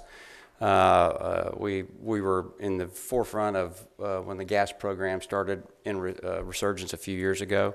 We'd love to see gas out in the subdivision if we could get it over there. We have not yet learned whether that is on the plans or not. Mark was just here. What happened to Mark? Yeah. Daniel Bean, Director of Planning. I just talked with Mark. Yeah, gas I think is planned to be run down County Road 43.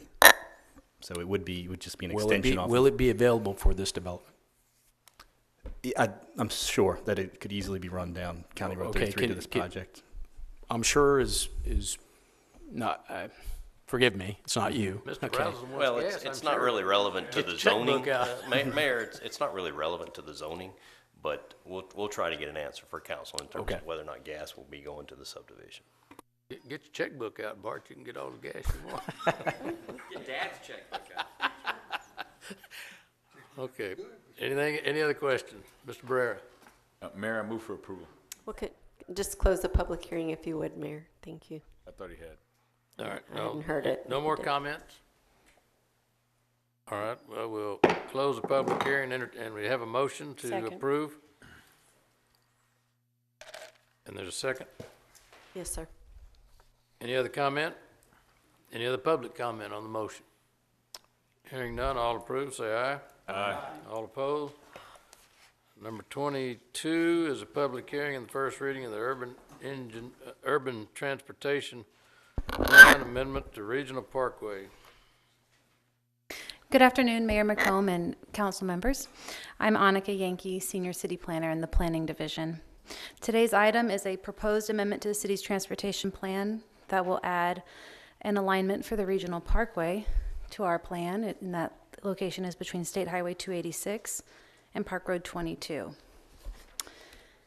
Just for a quick overview of this regional parkway, in 2013, the Corpus Christi Metropolitan Planning Organization, the MPO, completed the feasibility study for the Regional Parkway Mobility Corridor, which identified 7 segments of the Regional Parkway that would connect Park Road 22 to Interstate 37 near Edroy. Here are the 7 segments shown. They're segments A through G. In 2015, the MPO, in cooperation with the city, initiated a study called the Regional Parkway Planning and Environmental Linkages Study. And the purpose of that was to further refine transportation needs in our area and also to identify a potential route alignment for only two of these 7 segments, and that's segments A and B, which is the topic for today. So segment A goes from Park Road 22 to the future extension of Rodfield Road.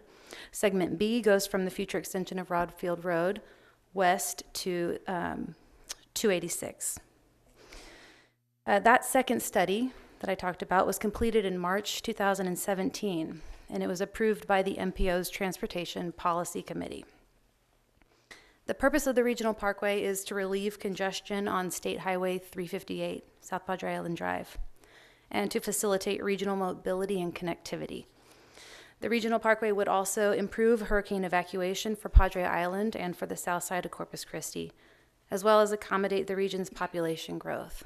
Also, having the Regional Parkway's alignment identified helps to preserve the right-of-way today for when we do construct it someday in the future. The regional parkway would likely become a TxDOT street, and it could look something like this. It is proposed as an at-grade, multi-lane arterial street. The design would have to be further refined by another environmental study that follows the NEPA, National Environmental Policy Act process. And funding for that study is just being programmed by the MPO for 2023. Significant public outreach was conducted by the MPO during these studies, with over 400 people receiving direct information and several briefings to various commissions and public meetings. Several alignments were considered for each of Segment A and Segment B, and the final alignment is shown here, and this is how we would amend the city's transportation plan. So we're just adding Segments A and Segments B to the transportation plan as an RA3 rural arterial type street. I mentioned earlier that the MPO's Transportation Policy Committee had already approved this recommendation. We have taken this to the Transportation Advisory Commission and to our Planning Commission, and both recommend approval of amending our city transportation plan. I'm available if you have any questions. Mr. Molina? Thank you, Mayor. A couple of questions. In coming up with these plans, how is this going to impact the environment and specifically any wetland areas that are in that area? Well, environmental impacts were considered as they made these recommended alignment. That was some of the criteria for selecting one alignment over the other. There was other criteria as well, but the next step in this process the MPO is seeking to conduct a national process, the NEPA process. That's an environmental study that will get into all of the exact details of environmental, cultural, historical impacts in that exact alignment. Okay, and during your outreach, were you in contact with the Audubon Society? Let me say that the city of Corpus Christi, we did not do the outreach. The city helped fund this study, but there was significant outreach. I couldn't tell you exactly if the Audubon Society was contacted. I'd venture to guess that they were, with over 400 people receiving direct information. Okay. There'll certainly be, every environmental organization would likely be contacted during the NEPA process as well. I appreciate it. Thank you. Mr. Hernandez? Now, you said the environmental study was scheduled for 2023 or to be funded in 2023. Yes. Is that just for the regional parkway, or is that for also the extension of Rodfield? That is just for the regional parkway NEPA process. Okay, the on-system roadways. Mm-hmm. So is it for both? Or is it, so when is okay, so you have an extension here. So according to the MPO's Metropolitan Transportation Plan, they have listed Rodfield along with Segment B. It's unfunded currently, but it's in their long-range plan, which ranges from 2027 to 2040. So within that time period is where they're looking to possibly have funding for those two roadways. I would venture to say that that's not adequate, in the sense that, we have Del Mar building a campus right on that intersection of Yorktown and Rodfield, and so we're going to have a lot more traffic. There's a lot more construction in there, thanks to Bart over there. A lot of more rooftops, and there's not a lot of egress out from that area. You have Yorktown, if you're not going to Flower Bluff, you have Rodfield, and you have a combination of Airline and Cimarron, which kind of exit out at the same point. So there's a lot of traffic that's going to be generated there in the short period of time, and we're not planning to open up Rodfield until 2040. Is that what I'm understanding? That's not a concrete date. That's just a range for when the. Well, I get right, it. Even if you're saying Could be. 2030, Right. that's not good, right? Right, and I think that would also come out during the NEPA process as well, the timing of when this roadway would be needed. So I know that the PEL study, which there are portions of it within your agenda packet, does discuss population growth and a need to possibly have Okay, so these when roads can we built by revisit 2040. this with the MPO to bring this further closer up on the radar in terms of the significance of this? Because I believe this plan was created before Del Mar was supposed to be there. Del Mar was identified in this plan as one of the. Okay, so. Yes, but I think Their it next could meeting. come up at the next meeting. You can Okay, present it at so the next meeting. I will definitely make sure to join you on that meeting. But as a member of the MPO, you'll need to stand in line because about the next 10 to 7 years, all the money available for streets is committed to the Harbor Bridge. Yeah. Well, that's Thank you correct. for 10 adding to that. 7 years is much better than 20. Well, but I mean, this is just the planning stages. I mean, nobody knows from year to year, but the money's for the next Right, at 5 least. to 7 years, but. And at least we can get started on the environmental study to be at the same time. And so we're looking at these projects simultaneously and not one right after the other. All right, Mr. Roy? Thank you. Yes, looking at the potential vision, did I see bike lanes? This is a multimodal facility according to the report. I You just wondered see- if those yeah, were you bike see- lanes. Don't I see a think they bike, are. but I see. They probably are yeah. because TxDOT has to include them in there. Okay, They have to provide alternative modes. all right, as- thank you. As they get into those projects. Mr. Smith? Thank you. Was the King Ranch consulted on this plan? Yes. Okay. And about 2/3 of the Rodfield Road would be on the King Ranch, the extension? Yeah, I believe most of that property is south of Oso Creek there, as the Rodfield would come in, would be King Ranch. Okay. So really, Rodfield is dependent on what the King Ranch wants to do. Since they owned that property 150 years, we'll see. Thank you. They were certainly consulted, yeah. Okay, anything else? There's a motion to, Look, we have a public hearing for this one too, Mayor. oh yeah. We'll open the public hearing. Anybody have any comment about the amending the public transportation plan to include the parkway that ultimately will be an additional route for hurricane evacuation on the island? I don't know that I'll be around to see it, but you got to get to planning sometime. I'll see it from above, maybe. All right. If not, we'll close the public hearing. Entertain a motion for passage of item 22. Second. There's a motion and a second. Any further discussion item from the public? Let the record reflect no public comment. All in favor say aye. Aye. All opposed?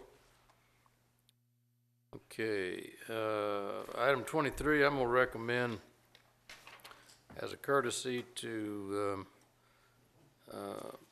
new city manager coming on board on the 20th of this month, this contract with BFI. It's a big operation that would impact the whole city in terms of our solid waste operation, and I think it would be appropriate that we provide the new city manager opportunity to come in,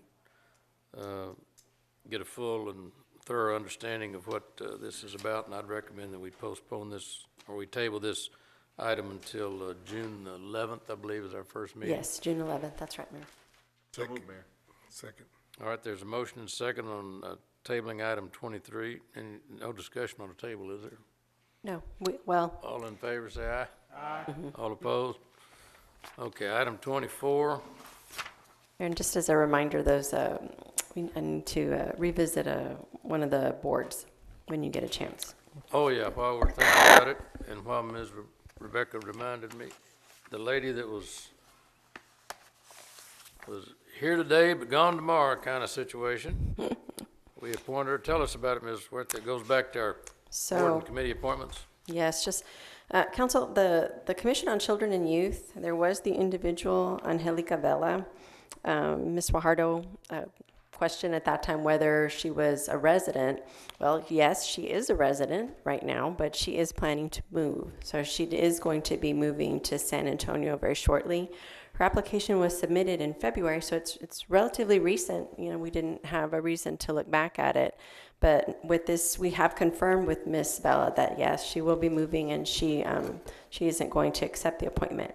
So I wanted to ask the council at this time, would you be, since it just happened, would you be interested in reconsidering that one appointment and just making it now, appointing a new individual, a different individual?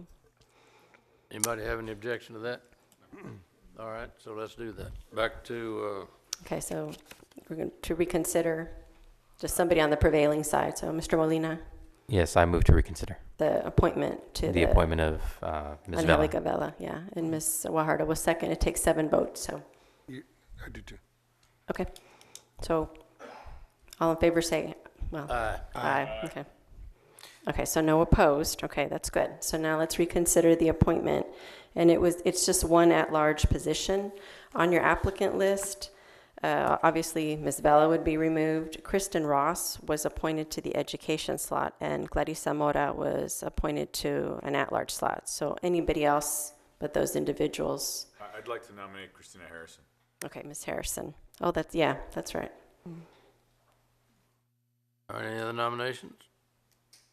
Hearing none, I'd like to appoint Ms. Harrison by acclamation. All in favor, say aye. Aye. All opposed? Okay. Roland seconded. Yeah, he made the nomination. Yes, okay. So Ms. Harrison. Thank you very much, Council. Sure.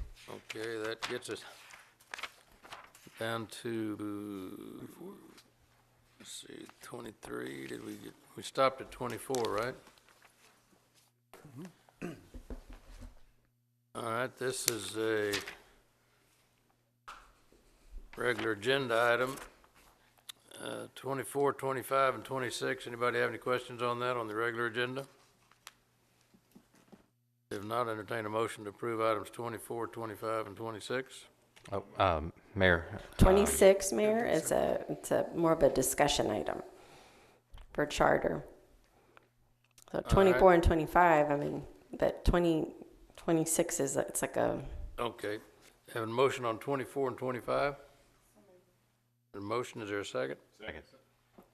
Any discussion? All in favor say aye. Aye. All opposed? All right, 24 and 25. Item 26.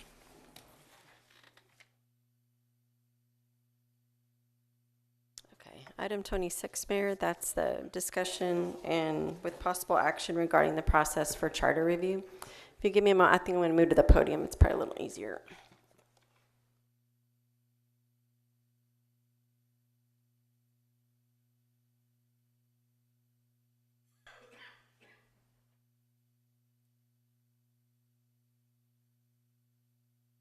Okay, I'm City Secretary Rebecca Huerta, and I'll be talking to you today about the charter review process. So this was a while ago in January. We had a council member who requested that we start discussing the creation of a charter review commission. And so that's what I'm bringing forward today. Is what I wanted to do was discuss how we've handled 2 previous charter commissions, how they were created. And then once we've discussed those, just to give you a little background, then we'll have a discussion specifically on what you're looking for during this charter review. So background on the most recent one that we had was in November 4th of 2016. Now the scope of that review was focused. It was a little more focused, and basically what the council wanted at that time was a review of Article 2, City Council of the Charter, and the focus was on looking at lengthening the elected terms of office. There was also a look at options for funding the reconstruction and maintenance of residential streets, and some housekeeping items that were proposed by staff. So more of a narrow focus, not as comprehensive. And that commission was appointed in September of 2015, and the process used at that time was council members made nominations, the mayor appointed the chair, the council members made nominations, the mayor then made the appointments, and then the mayor appointed the chair. So that was the process used. So that didn't come to council per se. That was done, the mayor did that in his authority offline. They met 8 times between October of 2015 to June of 2016, so it was a 9-month process for that. They recommended 11 propositions, and they presented a final report on June the 14th of 2016. And lengthening terms was a discussion item for the committee, for the commission at that time, but they didn't make a recommendation. The chair at that time was John Bell. And as most of you know, there is a provision in the Texas Constitution which states that for terms to be over 2 years, all the members need to be elected by majority. And we do have 3 members currently, the at-large members, who are elected by plurality. So that was one point the committee discussed and said, well, I mean, it would take amending the Constitution to make that kind of a change. They also talked about they weren't sure whether the community really backed that idea. So with not having that information at the time, they didn't feel comfortable bringing forward a recommendation, so they didn't. They did not do that. All told, there were 9 propositions placed on the ballot, and they all passed. So that's the most recent. And then we had a Charter Review Commission in 2008-2009. I selected that one because that one was a comprehensive review. That's the last truly comprehensive that we had. So in February of 2008, the council had a retreat, and the scope of the review was to reevaluate the charter, the entire charter. They did also want to look at reviewing possible compensation and creating an internal auditor position. The target election date at that time was April of 2009, general election. And of course, this is when we had elections in April of odd-numbered years back in the day. And the committee was formed. It was in March 2008, and it was formed by the mayor appointed by council. The other way. Formed by the mayor and appointed by council, and they met for 10 months. But what happened, this one was a little interesting. So on March 24th of 2009, they made their final report. However, at that time, the Secretary of State's office informed the city that they couldn't place a charter amendment on an April 2009 ballot because it was in a uniform election date. At that time, the city was able to have an exception. We were able to have our elections in April due to some legislation that was passed, state legislation. But this bringing charter amendments forward had to fall on a uniform election date, which is May or November. So they said no, we would have to move forward in November of 2009. So the committee made but at that time also, we had a council that was going to be up for re-election soon, in April. So the committee made a presentation to the outgoing council since they were appointed by them, and the council expressed a desire to consider the current recommendations. And there was an election in April of 2009. The outgoing city council endorsed and amended, and this was Bob White's committee. I don't know if you remember Bob White, but he was the chair at that time, made the proposed amendments. There was a runoff election held in May. The new council was seated in May. And then so there was a new council seated. So an initial council had made the appointments, had made an appointment to a committee, and now we're seeing a transition. So that's not ideal. You would kind of want your committee the committee that is bringing forward recommendations, they would be making the recommendations to the same council. So this is something else I wanted, kind of a lesson learned, I guess, on how this process worked. So at that time, in November of 2009, there was a new state law which restricted the city from holding general elections in April, right? Which we now know. So we had to make a decision to go with May or November. And there was a plan for a charter amendment election the following year. And they did ask for a presentation from that committee. So then in April of 2010, the committee presented a final report, 5 propositions, 2 recommendations. There was a motion of direction to have the charter amendment election held in November of 2010. And then in August, there was an ordinance calling for the election. In November of 10, a charter amendment election occurred. So like I said, there was this whole evolution on how that worked for that particular charter review.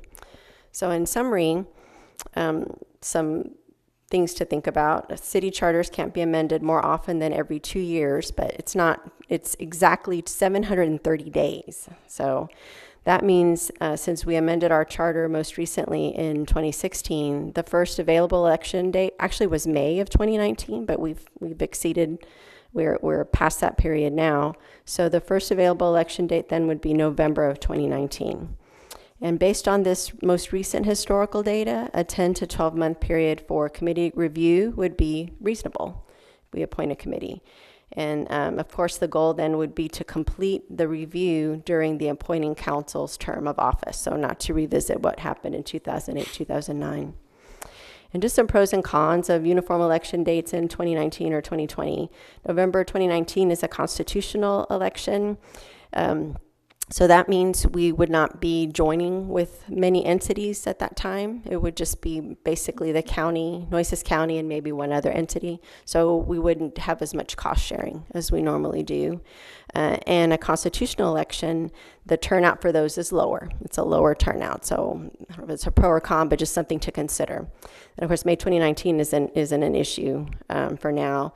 And then in May 2020, we will have a series of local elections. However, primary elections will be held in March, and that makes it difficult for the county to proceed with joining with us. The cost of equipment is more. There's a lot of logistical issues with having a May election when there's primary elections in March. And then, so November 2020, that's a presidential election, turnout is higher, and there's more cost sharing at that one. So that's another something to consider there as far as dates go.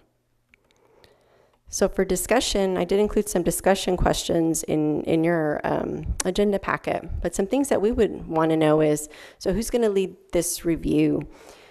Previously, we've kind of talked about having, would you want outside counsel to do it, like a charter specialist, in-house legal staff, or a commission with legal support, in-house or outside counsel? And as far as the proposal process goes, charter reviews can be proposed by council action. So a council can, by majority vote, order a charter amendment election and propose amendments in their own right. A committee is not required. There's also a citizen petition, actually. Citizens can petition to amend the charter. They can submit an amendment to the voters if it's supported by a petition signed by 5% of qualified voters in the city. And then, of course, the review committee.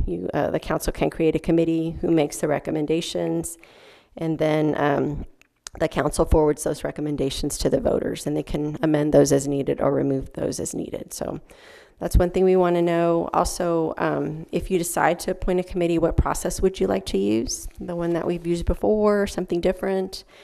And really what's interesting too is what areas would you like to be considered? What is the scope of this review? Is it comprehensive or is it focused? Is there something specifically that you want to look at? We would need some information for that.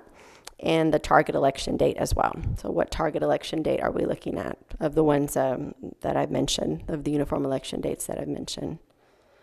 So really, like, this is discussion for us to determine what is the council's will on this issue. So at this point, I open it up for questions and discussion. Mr. Molina? Thank you, Mayor. I had originally requested that we start discussion on this back in January. And the sole purpose, one of the big reasons that I wanted to do this was to start talking about 4-year terms, longer terms.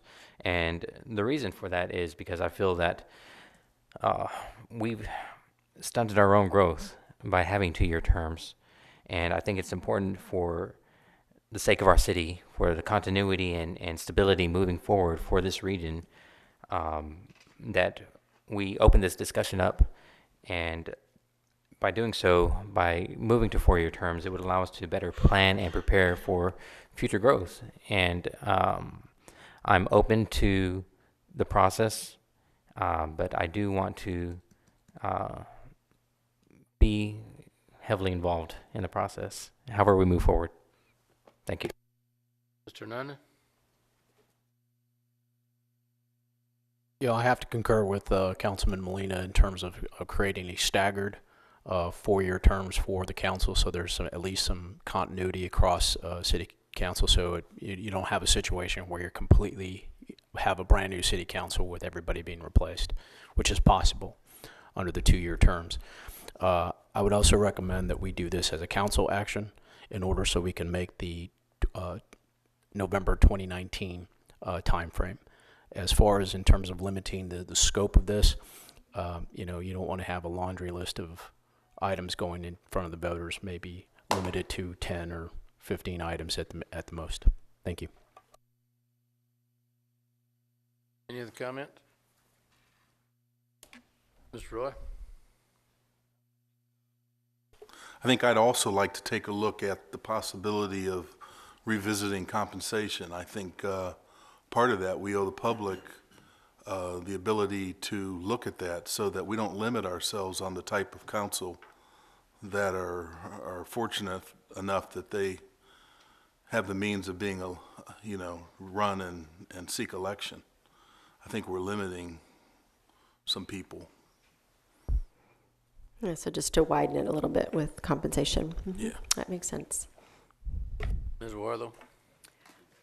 Well, I agree. I agree with all the comments made, and I think it's something that I think we may have even brought this up in conversation in our first term, I think, the notion of reviewing all of this. And all of those things are very important, but I think most important for me is can we get some counsel on the pros and cons of, I mean, I'm not going to rush this for a November 2020, or I'm sorry, what was the date? November 2019. Yeah, I don't want to rush anything. This is a very important and I'm sure focused process, but I'd like to know maybe some pros and cons. We've never been through this process. So what are the pros and cons of Lengthening the terms? Oh, or, no. Or just in general? I just mean going through the process in-house, if you will, versus a committee. That would take longer. Mm-hmm. But what are the pros and cons of that? Because we don't know what those are. See, some of the pros of having a committee would be that you get some citizen buy-in there. That committee could give you viewpoints on what citizens think about this, and they can also assist with spreading the word about the recommendations once they're done. So it's a good way to involve the citizens in the process through these representatives. So that's why I think other councils have chosen the option of using a charter review commission. And is that the only way that you know of that it's been done since you've been here? Since looking back, the council has opted in in all cases that I've seen to appoint a committee. And I think that's why that's really one of the advantages is you get that buy-in at that point. Okay, thank you. Mr. Garza? Yeah, I was involved in us selecting members to serve on the Charter Commission back in 2015, 2016 timeframe. And yeah, the biggest thing is that the public often looks at the council and says, okay, well, what motives and what is it that they're looking at and what's working in their own best interest to want them to change the charter basically in their favor.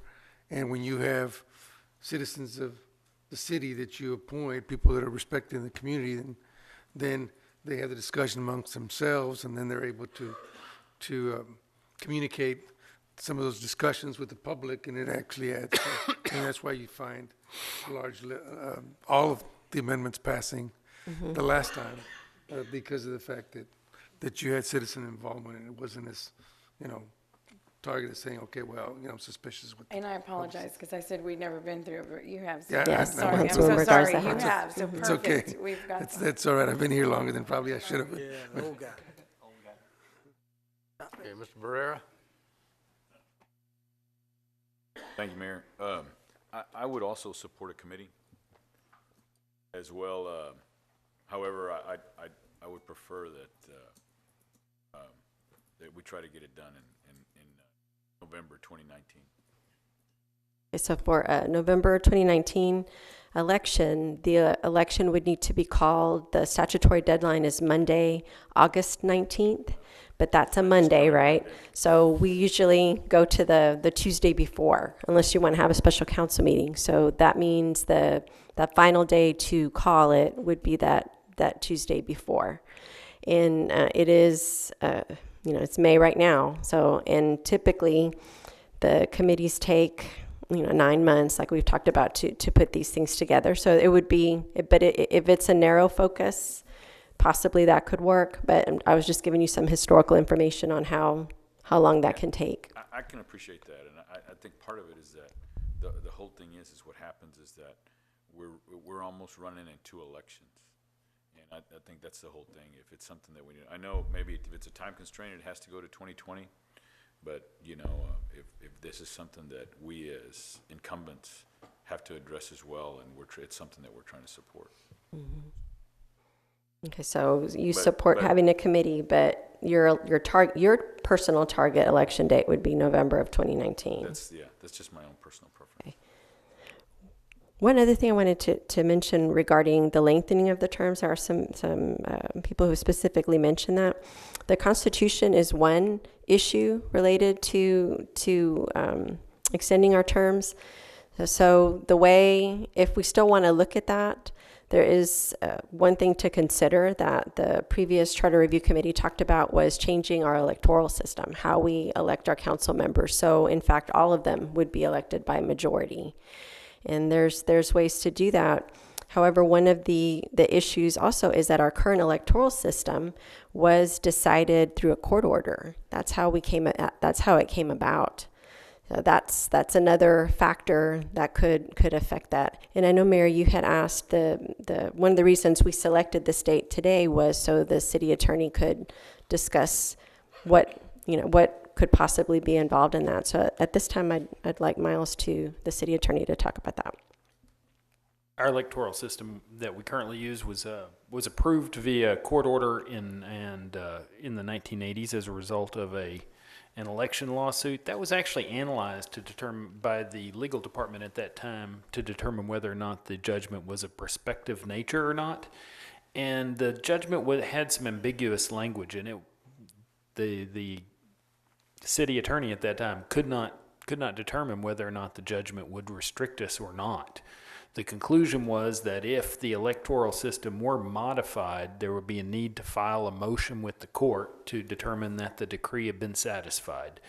And if the court determines that the decree has been satisfied, then the electoral system that's adopted would go into effect. It's possible that motion will be opposed by the one or more of the people in the original lawsuit, and you would have to obtain a modification of the suit, of the decree. So it's possible, but yeah, there could be.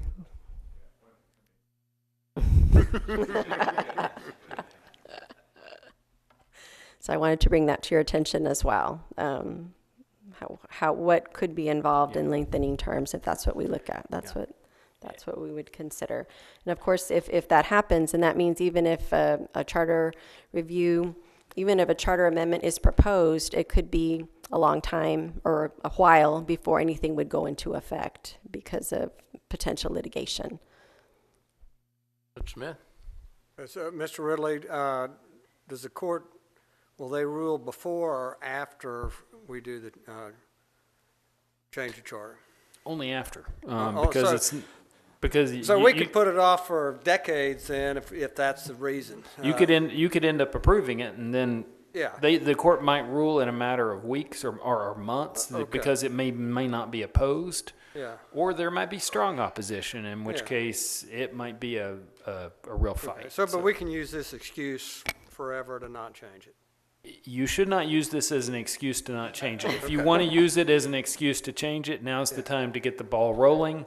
Just be aware that it might not have it will not have an immediate effective date. And I agree with Councilman Barrera that we do a narrow focus on this. I'd much rather see us have more time with it, but we do narrow it down.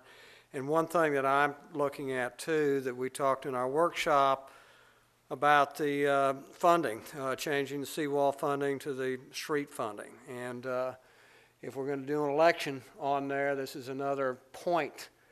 And if we're going to do that one, it's another one I think it's helpful that we go ahead and do it, because every year we don't do it, that's $7 million that's not going into streets. It could be going into streets. So I support the 2019. I realize it puts a lot of strain, that hard date of August 19th, but I think it ought to be a goal for us. So, thank you.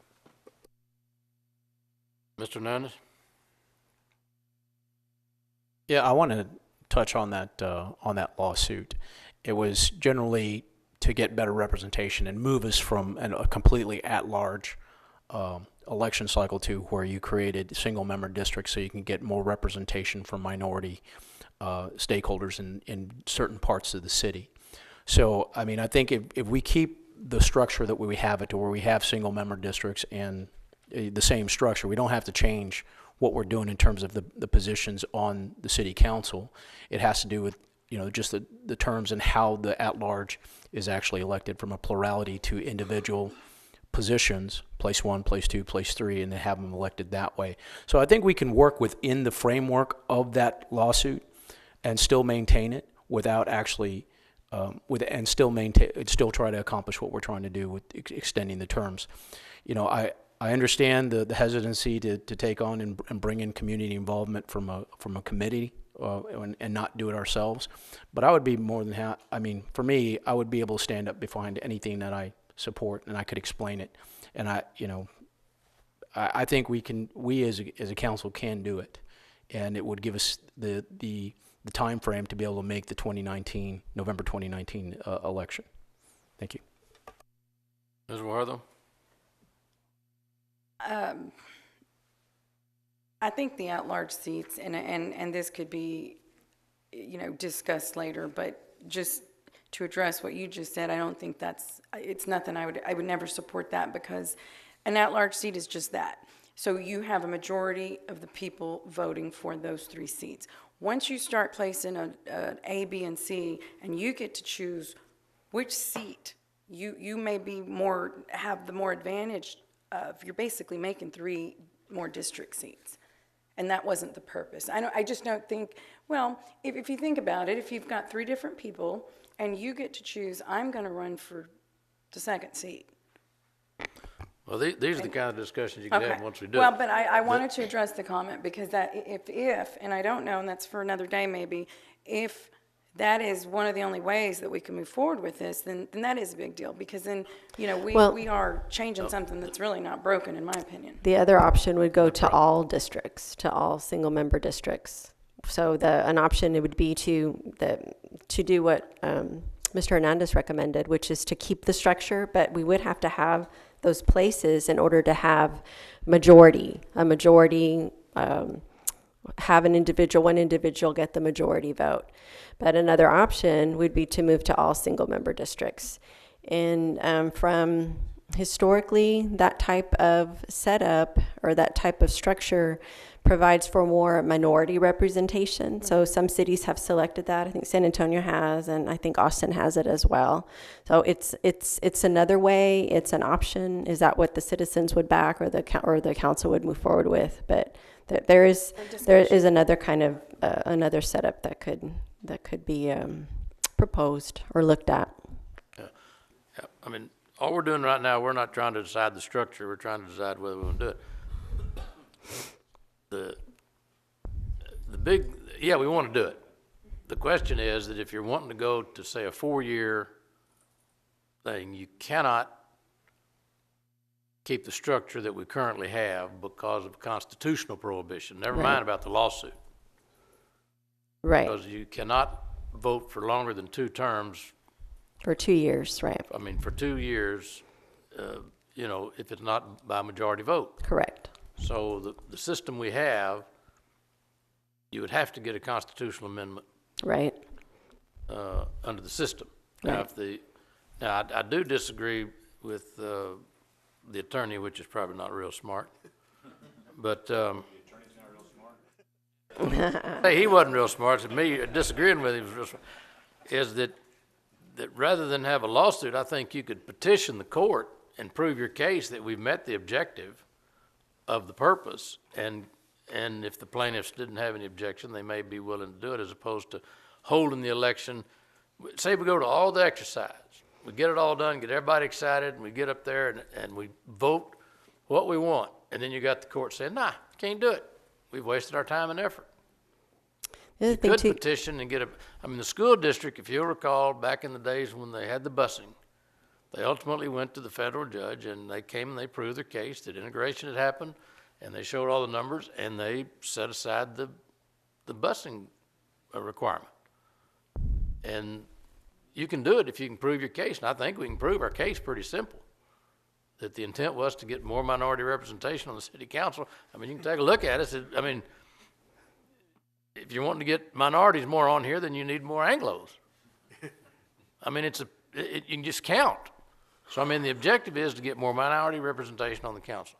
So I think we've achieved that objective, and I don't think anybody's got any complaints against it, but it does put us a limit on the getting a 4-year term. And I think anybody you talk to, that whether they like politicians or they don't like politicians, 2 years is just too short a time to try to serve and get educated, and the length it takes to get they all are. I've not heard anybody that would be opposed that doesn't think that 4 years is a whole lot smarter than 2 years for people to serve. One, that gives them a little breather from having to go to elections every 2 years and listen to the same people. They can kind of get over it after 48 months instead of 24. So they'd rather have fewer elections and save some money. But well, we do stagger terms. We would have elections every 2 years still, though. Well, that would be one of the plans, but I mean, if you're trying to save money at the same time as, why have them every 2 years if you don't have to? Save yourself some money, but that can be determined within the group once we make the decision. Right. But you got to get over the constitutional hurdle, and I think, or get a dismissal from the court, or a petition. I don't know, what's the legal process that, the city was in, that was in a district court. That wasn't in a federal court, was it? It wasn't a federal court. This is federal court, and the challenge is that what you're thinking about is an advisory opinion, almost a purely advisory opinion from the court. If 60B5 motion is a motion that the judgment has been satisfied, or in the alternative that the judgment should be modified. Now, the court there's a good chance that the court would look at it and say, well, the judgment is prospective, but there's no reason to modify because the system has been approved by the court. So there's a high probability that the court would say it's not ripe for adjudication. And the lack of ripeness might mean that we've filed this case and dealt with it and gone through the expense and for no real reason. We know that there would be ripeness after the city modified its system. It's also possible that a person who might be opposing such a change might say, well, hey, we don't know what kind of system the city might modify to, so given the unknown, they might argue, there might be that type of argument to the court that this system, the system still should not be modified, the court order should not be modified because they don't know what the city will do upon a modification. So you have I think probably a higher burden to face in front of the court that might simply be thinking, well, we'll just be unleashing the city to, at that point, do anything. So I can tell you that we could file a motion before, but there's a good chance we would lose on the basis of ripeness. Well, we certainly don't want to be ripe. No. Mr. Molina? Thank you, Mayor. For the sake of the future of our city, I think this is an important discussion to have, and we need to move forward with it. And with that being said, I am in favor of forming a committee and getting some public feedback involved also. So I'm not sure what we need to do, what the next step is from here. Well, we did post the item, so it's discussion with possible action. If you would like to make a motion to that effect, stating that you want to create a committee, but we would need some details, just so you would create a committee, what would the focus be? That would be good to know. I know we've talked about a narrow focus for 2019, but we've also mentioned compensation, seawall funding, different things that were suggested. So we would just need to know what the issues are, what what the scope of the committee's review would be, how you'd want the committee appointed, and what target election date. We would need that information to appoint a committee, I think. That way they would know what they were being charged to do. Okay. Well, with that being said, I would like to make a motion. And I would like to make a motion to form a committee to discuss charter review with the focus on extending terms. 4 years, correct. 4 years. Compensation.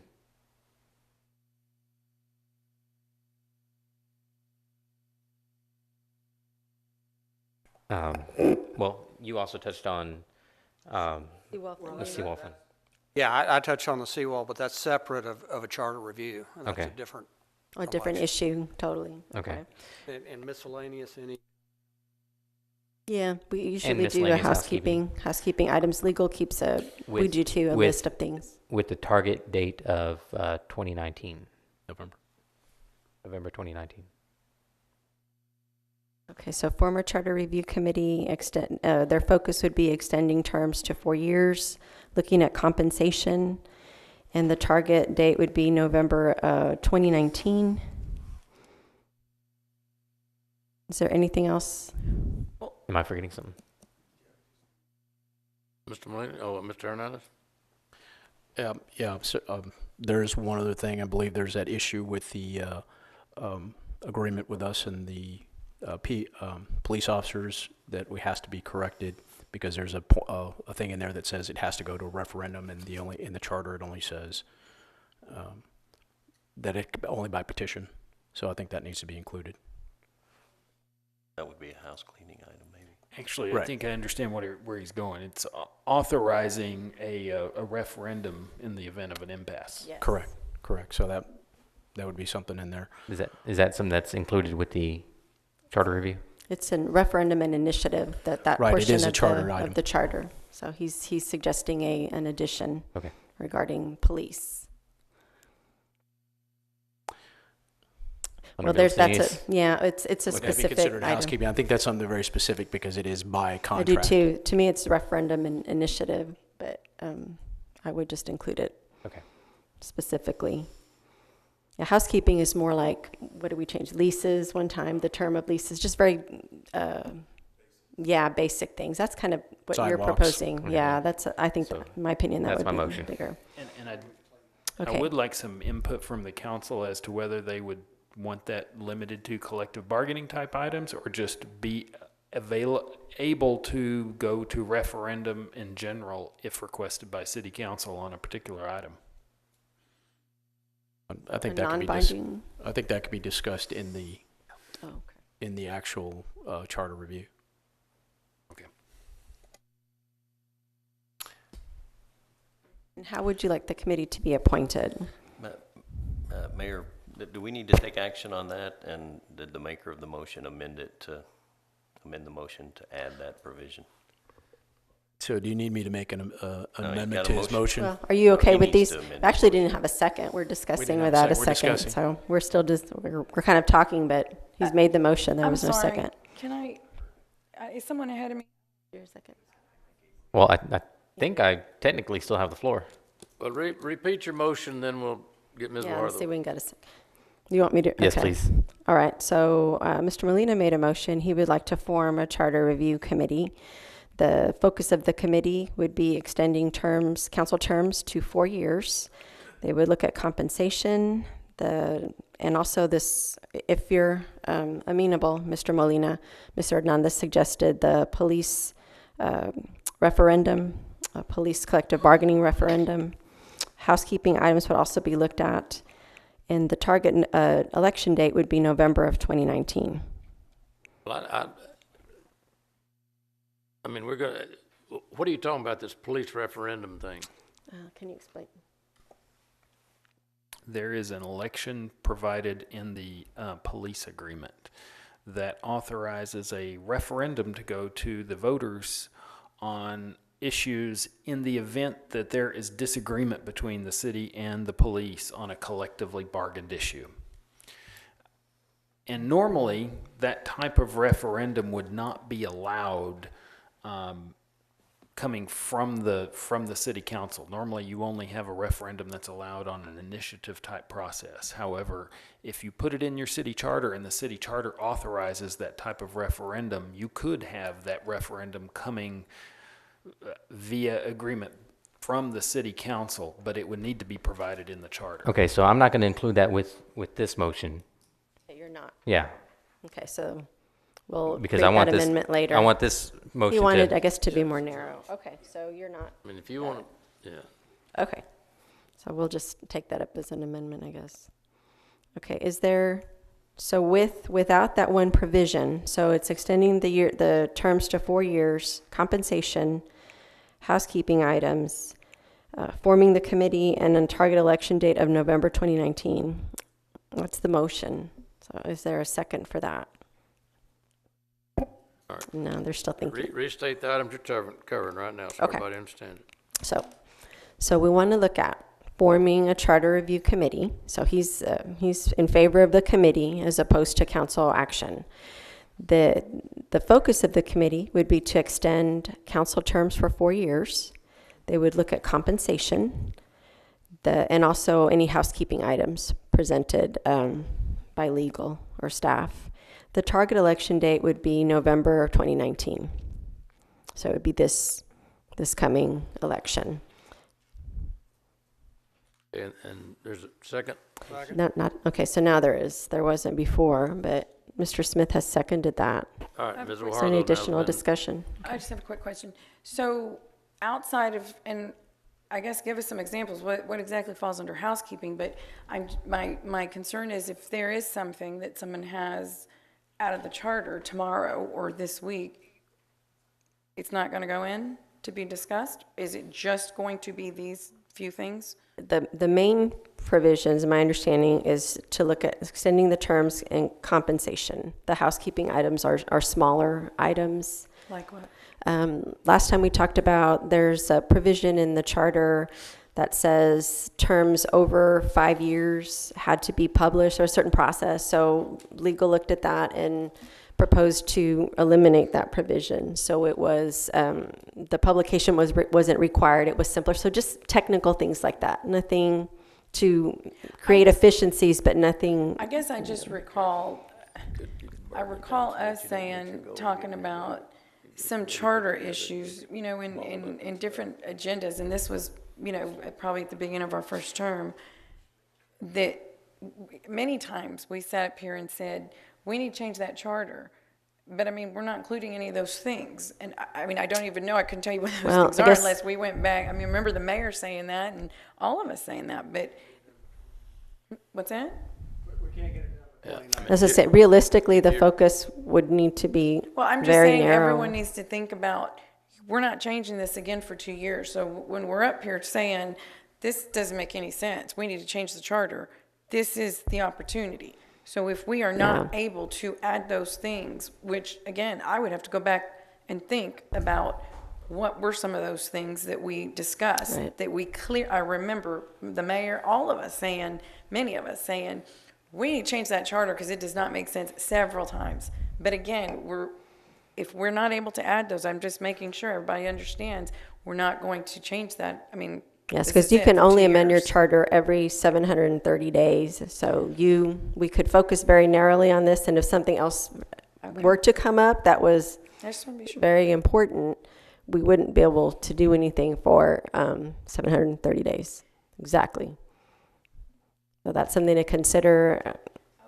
One more question. So you mentioned the cost is greater in November of 2019 versus obviously November of 2020. Yeah, we won't be joining with as many with as many entities. It would be the county and maybe, I think they'd mentioned one other entity. So the cost would be, our portion of it would be a little higher. And of course, turnout is lower. So you're looking at a lower turnout, not as many citizens coming out to vote on that, which is just a... And so therefore doing it in November of 19 would allow this to be in effect for the next election. Well, what's the reason for lengthening the terms, as the city attorney mentioned, even if we lengthen them, even if the voters approve that, there would be, more than likely, there would be a delay on when that would actually happen. So what is, I'm seriously asking, so November 2019, because why versus November 2020? Get it done. I know, but the downfall is the turnout. So I'm just, is there any reason, like, does it go into there's nothing? It wouldn't. If the compensation goes through or anything like that, is Also, that to be effective before the 2020? We don't know for certain. I'm just trying to find out why we're doing 2019 and paying more with less turnout instead of going to November 2020 if there's no particular reason. Correct me if I'm wrong, if we do this charter amendment, when does it officially have to take into effect? Once it's elected or the next following year? Well, that's what I'm trying to figure out. Maybe that's why. I don't know if that's necessarily the biggest issue. My concern is the turnout, is the turnout and the cost. If there's no strong reason to do it in November 2019, why wouldn't we do it in 2020?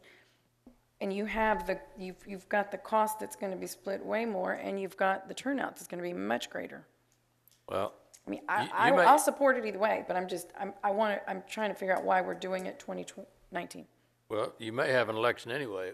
That Senate Bill 2 and House Bill 2 passes, they lost the franchise checks.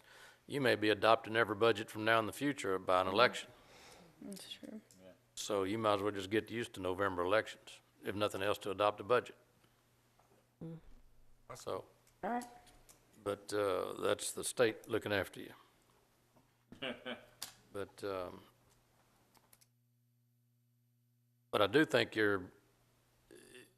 if you're trying to make 2019 with a legitimate proposal to go, you get too many, you try to be all things to all people, you're going to bog it down, because then you're going to have all these other things.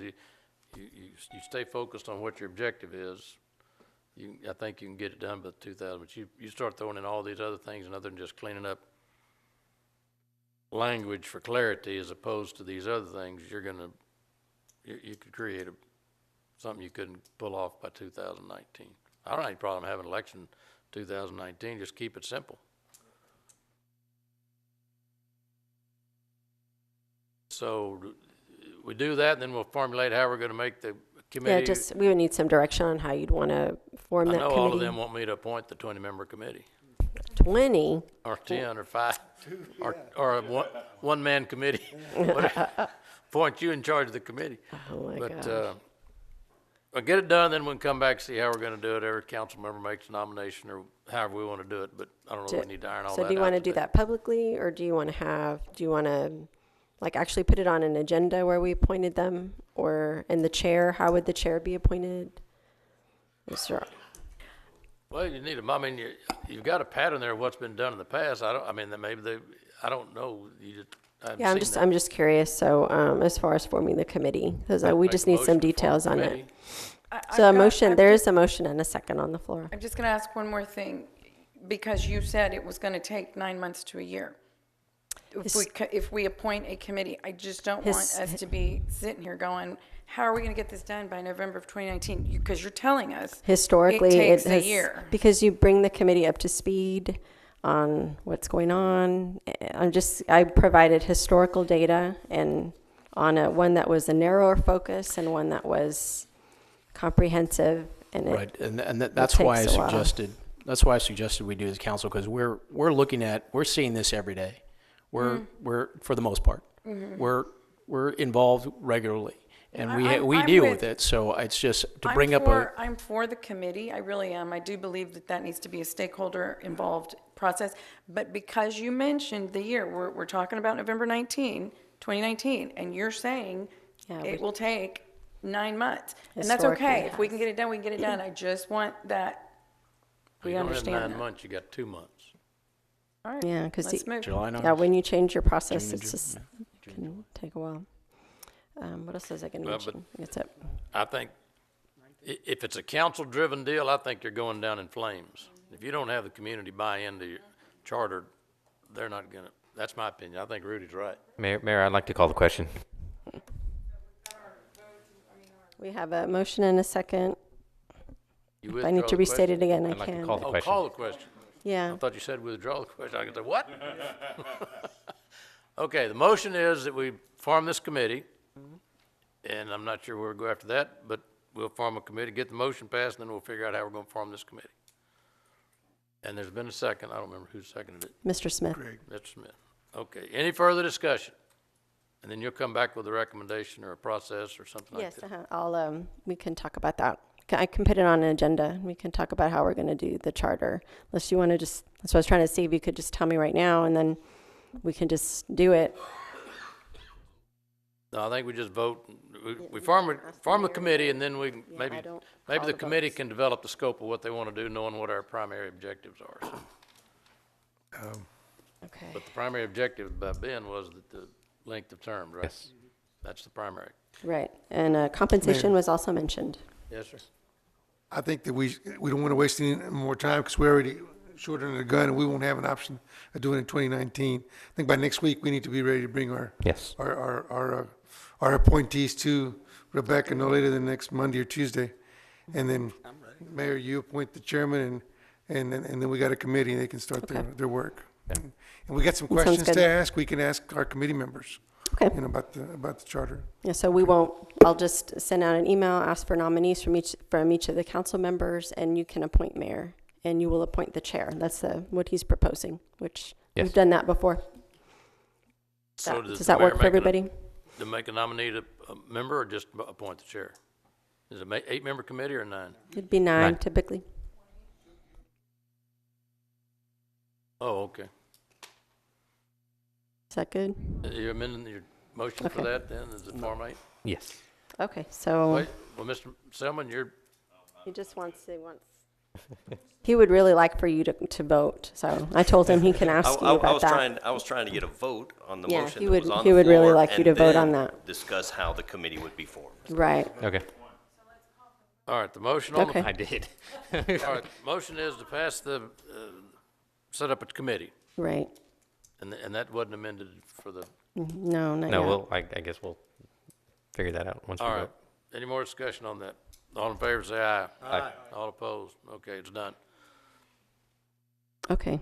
And then I'm still, to clarify on forming the committee, I'm going to send out an email to the council, ask for nominees, and I'm going to present them to you, Mayor, these nominees, and you can appoint in your authority, appoint them, and then also name the chair. Okay? And we'll just have all that done by Well, Tuesday. Is it one appointee from each committee, or they may appoint?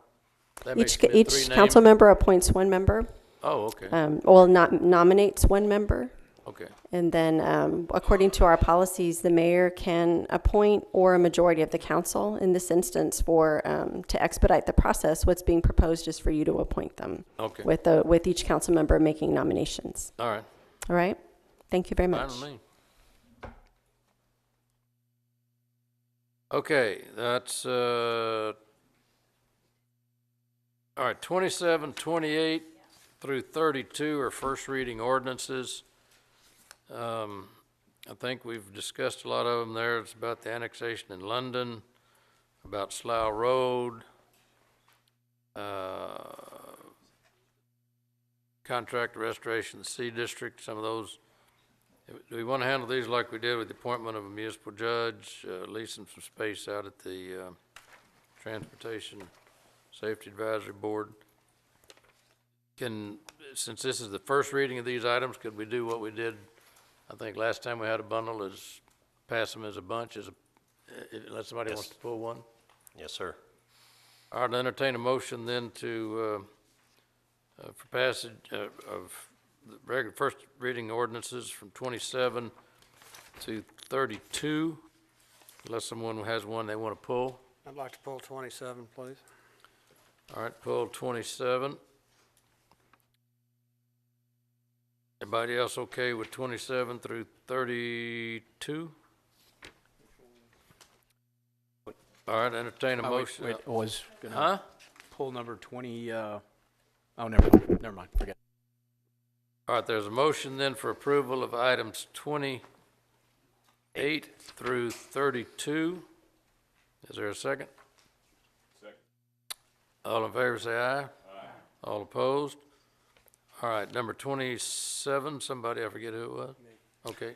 Mayor, we have a brief presentation on this. You've seen a couple of presentations during the public hearing. One of the primary issue on this one is access to this subdivision through a roadway that can handle our emergency vehicles and our service vehicles. The County Road 33 is the one of question. Our recommendation is that we go forward on this at this time with the introductory ordinance. We've got 90 days from today to give the developer an opportunity to work out that roadway and to come forward with some recommendations on how that subdivision will be accessed. And we recommend that we go forward today, and then once that gets reconciled and worked out, bring the second reading back to City Council. We have 90 days to bring the second reading back to City Council, and we need to work through that roadway and access issue between now and then. Okay. There's no public hearing on this. All right. Any comments, Mr. Garza? Mr. Smith? Okay, thank you. And I asked this to be pulled. I think each one of us ought to drive down County Road 33. That it's not really a road, it's a rut. And we've got the item number 28 on our agenda is $5.4 million for Slough Road on there. And we've got the identical, only one way in, Slough. When that area was developed, no accommodation was done for Slough with it on there. So now we're approving, we will by consent, at $5.4 million for Slough. And we're looking, same thing, one-way access on here. And again, drive down County Road 33, it's almost undrivable. And so that road is going to have to be improved. If you look on there, the 160 acres, we've got a portion that we are covering both sides of the right-of-way. We've got others that we do half. I completely agree with Manager Selman. I'm supporting going forward on this, but when it comes down to, we've got to have that agreement on Slough. Not Slough, I mean County Road 33. Before I will support 90 days from now that we don't put it upon the taxpayers to say, we got to spend $4 or $5 million to extend this collector street, a C1 or see the low-end collector on there with it. So that's my comment, and I'll make a motion to approve. If there's other comments, I'm sorry. All right. Mr. Hernandez? 90 days there's a cost to that to developers. I mean, and if your intent is just to cost them money, I mean, I think that's wrong. We're already halfway down this process, and we're incurred in having this individual, or I guess it's Brazelton out there, wait 90 more days. There's money attached to that. That's a time value of money. And if we're in the business of just delaying them to cost them money, I think that's wrong. Now, we're getting a presentation here shortly about PIDs and MUDs. And this is a solution to get these things, infrastructure corrected and built prior to us annexing, and a means to do these kind of infrastructure projects before we do petitions to annex. Now, this doesn't benefit Brazelton here because he's already made a petition to annex, but this is not part of that annexation. So, this is really on how we're doing this. So looking at this going forward, we can include this area in a MUD or a PID going forward once we get a policy in place from the city, and then that's what I'm hoping to do, is have a direction from the council to them, to staff, to create a policy regarding these types of things, so we can do these types of things and not have this issue going forward in terms of infrastructure and roads and drainage specifically. But I don't think that's necessary. All right, Ms. Guajardo. Thank you. Well, I think, Mr. Smith, you make a good point in that, that is something we're supposed to look at, and we do, in terms of the future. However, I do place faith in your dealings with the developer. And also, I'd like to keep in mind that between the two developments that are going in right around that road, which, again, I think that in 90 days, within the 90 days, we're going to have resolution to this.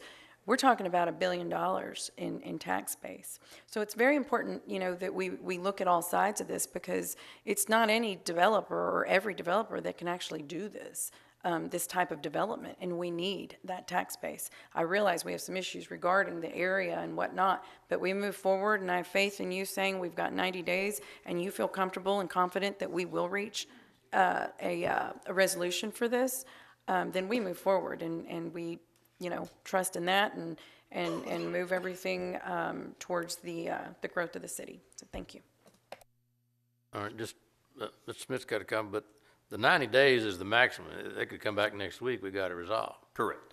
Yeah, that just got 90 days to get it done. So and the idea is I don't to have a problem with that. And the idea is to get a mechanism in place to Yeah, ensure and that roadway gets. I'd like to comment, Mr. Brazelton is an excellent developer. They do a lot of community service. I understand the time value of money for Mr. Brazelton, but as we're sitting here, policymakers, I'm looking at several $1 million that we'll need to come up in streets if we just go forward ad hoc on there. So I'm looking after, in my eyes, the city as a whole, and trying to establish a policy that we do the right thing on there. And like you're saying, we can come up with a resolution. They're working on it as we go. But I want everybody to realize that this is something that we are spending $5.4 million on Slough Road. I don't want to repeat that we're going out to the taxpayers. That's money that everybody's going to be paying for.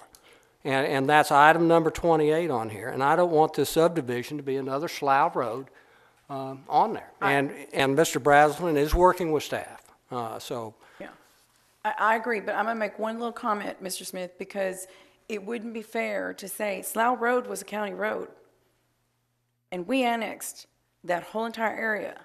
And so honestly speaking, the city, in annexing a county road, whenever that happened, we were responsible for taking care of that road a long time ago. So, you know, I'm with you on what you're saying, because at the end of the day, I totally agree, but Slough Road was a county road that we did not, you know, widen and do what we... And that's exactly what we're going to do with County Road 33. We're not... It's a county road that we're going to take over, and then we're going to be looked at to improve that road. And it's not a road, it's a rut, like I said. I understand, but that's a little, the situation is a little more unique out there. But either way, my point is we didn't do what we were supposed to do under what reads in our policy with Slough Road. So I'm sorry, Matt. Repeat the mistake. Mayor? Yeah. I'm sorry, but correct me if I'm wrong. Is Slough Road going to be partially paid for by Developer Trust Fund? I believe just the portion of Ammertrain, just the northern portion from Slough. The northern portion, so it's not all on us, right? We're the Developer Trust Fund. Well, there was a very small amount for Ammertrain, but Slough Road that was approved in the bond or through Type B was all, I think, Type B funds. Okay, so I mean, there's still money funding coming from somewhere else, not just coming out of the city. Is that correct? Well, I believe Slough. that funding, the funding for the other portion of that roadway is coming from the developer contribution on roadways, right? Yes, in our infrastructure fund, we have contributions that were made totaling $240,833 that will contribute towards Amtrak. Could you repeat that, please? The other source was actually bond money that was developer participation money in the bond. Okay, so we're It's Type B and bond paying for the whole project. okay. Plus So 250,000 that again, was received. That was received from developers. And I'm looking forward to the presentation coming up in the next items for the PIDs and MUDs to address some of these issues. Okay, 27, any other comment on there? I don't see any more. We didn't get a second, Mayor. I seconded. All right, there's a motion and a second. Any further discussion, Mr. Brazelton? Would you like to come up? It's kind of a boring conversation so far. I don't know what, are they on 27 or 28? Bart Brazelton Homes. There was Whoops. no motion or second. I'll get it. We built two of our best neighborhoods off Slough Road, and we'd be happy to go build it for less than $5.4 million. I will tell you that. I appreciate Councilman Smith's comments and understand and appreciate your support in moving forward. However, when you drive out there, if you do drive out there, I want you to just do a couple things for me. One is remember you're looking at farm fields on either side, not neighborhoods. And so when you drive out there and measure see the road, you will see it does look rather small. However, if you actually got out and did what developers do and measured it, you will be surprised. So just wanted you to know it is not that far off from any existing road that our city has. It is not, and it has the same base and the same construction method that many streets that I have built, well, my dad has built hundreds, maybe thousands of homes off of right now. So it's in a place where it could be improved. The other thing is that we do have several options, and in working with management, we've come up with several different options. There's the best one, the one that I hope for the most, the one that I think would be best in the long-term interest of the city and the county, and then there are several other options we can do. But I do invite you, when you do go out there and look at the road, do realize it is not 10 feet less wide or 5 feet less wide than roads that you drive up and down, that my customers drive up and down every day. But we do look forward to working. We appreciate the support and working with management. When this problem came up, we did our best to get involved as soon as possible. And I'm open for any questions if y'all have any. All right. Well, you don't have to take that full 90 days to get this thing resolved. We're going to meet next week. I'll be back sooner than 90 days. All right. Anything else? Any other comment? Mayor, we do need a motion, Mayor. There was a second, but there I think was we no had a motion and a initially second. made. Yeah. Thank you very much. All right, there's been a motion second. Any other public comment? Hearing none, all in favor say aye. Aye. All opposed? And we already done 28 through 32, right? Right. We've had our briefings, review, discussion, financial, budgetary policies, and PIDs and MUDs. 10 minutes to 6. Go ahead. Good afternoon, Mayor and Council. Eddie Houlihan with the Office of Management and Budget. Item 34 is a review and discussion on financial budgetary policies. This is a continuation of a discussion we started in March 28th at a council workshop. So we have a red line version of the resolution here with our proposed changes. There's no vote today. We'll bring it back June the 11th for a vote. I'm just going to highlight the changes here. The first item on the first page there is just a change that reflecting the date of the last amendment to the policy, which was September of 2018. We didn't have any recommended changes in section 1, 2, or 3. Section 4.1 that deals with internal service fund balances, we wanted to add just add an unassigned reserve to where the sentence reads that it is the goal of the City Council to build and maintain an unassigned reserve in each internal service fund of 3% with a maximum of 5%.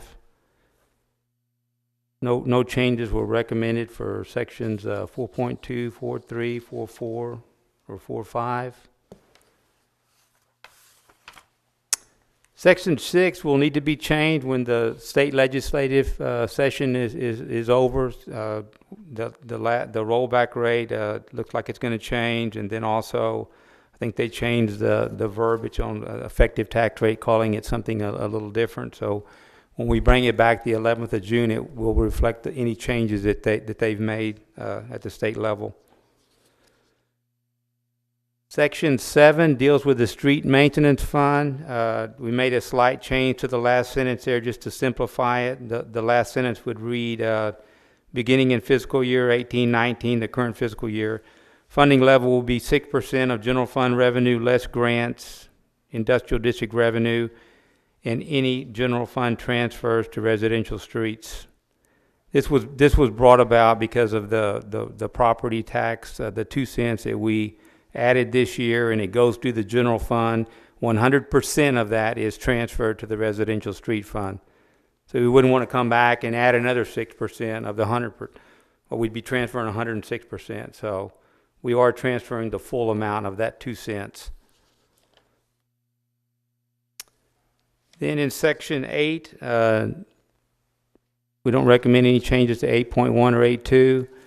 And then down in 8.3, we would recommend changing the wording of the transfer to residential streets to reflect the same wording as the street maintenance fund in section 7. So section 3 would read, 8.3 would read, in fiscal year 2021, transfer 1/3 of 1% of general fund revenue, less grants, industrial district revenue, and any general fund transfer to residential streets, to the residential street reconstruction fund. Section 4 and 5 are exactly the same, except in section 4 in 21-22 fiscal year, we would transfer 2/3 of 1%. And then in fiscal year 22-23, we would transfer 1% of general fund revenue. Section 8B is a result of discussions at the workshop, and that language there in the beginning is exactly what the ballot in November of 2016 read. And then we did add the last sentence there. The city council approved 2 cents per $100 of assessed value for fiscal year 18-19 for the purpose of residential street reconstruction.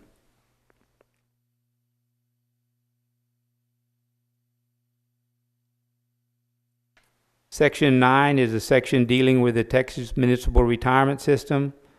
We added some language there because we have reached the fully funded rate, so changed the language to read that the city reached the fully funded contribution rate for TMRS in January 2019. It is the goal of the City Council to maintain the fully funded contribution rate to TMRS to fund general city employees and sworn police officers' pension. I thought we had some discussion, and I'm not real familiar with all the detail, but something about that drag up or whatever it is, you make that 60 or 80 or we get to 0% or something. What is that we talking about that had the biggest impact on the budget? They would say it was lots of money over the time and it really wouldn't impact the individuals much. Where are we on that? Is this the time to do that? No, sir. Well, that's going to have to be a discussion of negotiations. In the budget process? We're actually going to be talking about that in executive session next week. On the budget? On the collective bargaining issue. Well, I thought we talked about that when the TMRS guy was here. We could ask how we could impact that. Right, we did. It's the updated service credits and the cost of living Yeah, adjustments. Right, and I believe it's tied to the police officer's contract, and so that's going to be discussed in closed session next week. But we discussed it when he was here, right? That TMRS Yes, guy. mm-hmm. Yeah. Yes, Okay. we did. Yes, sir. Okay.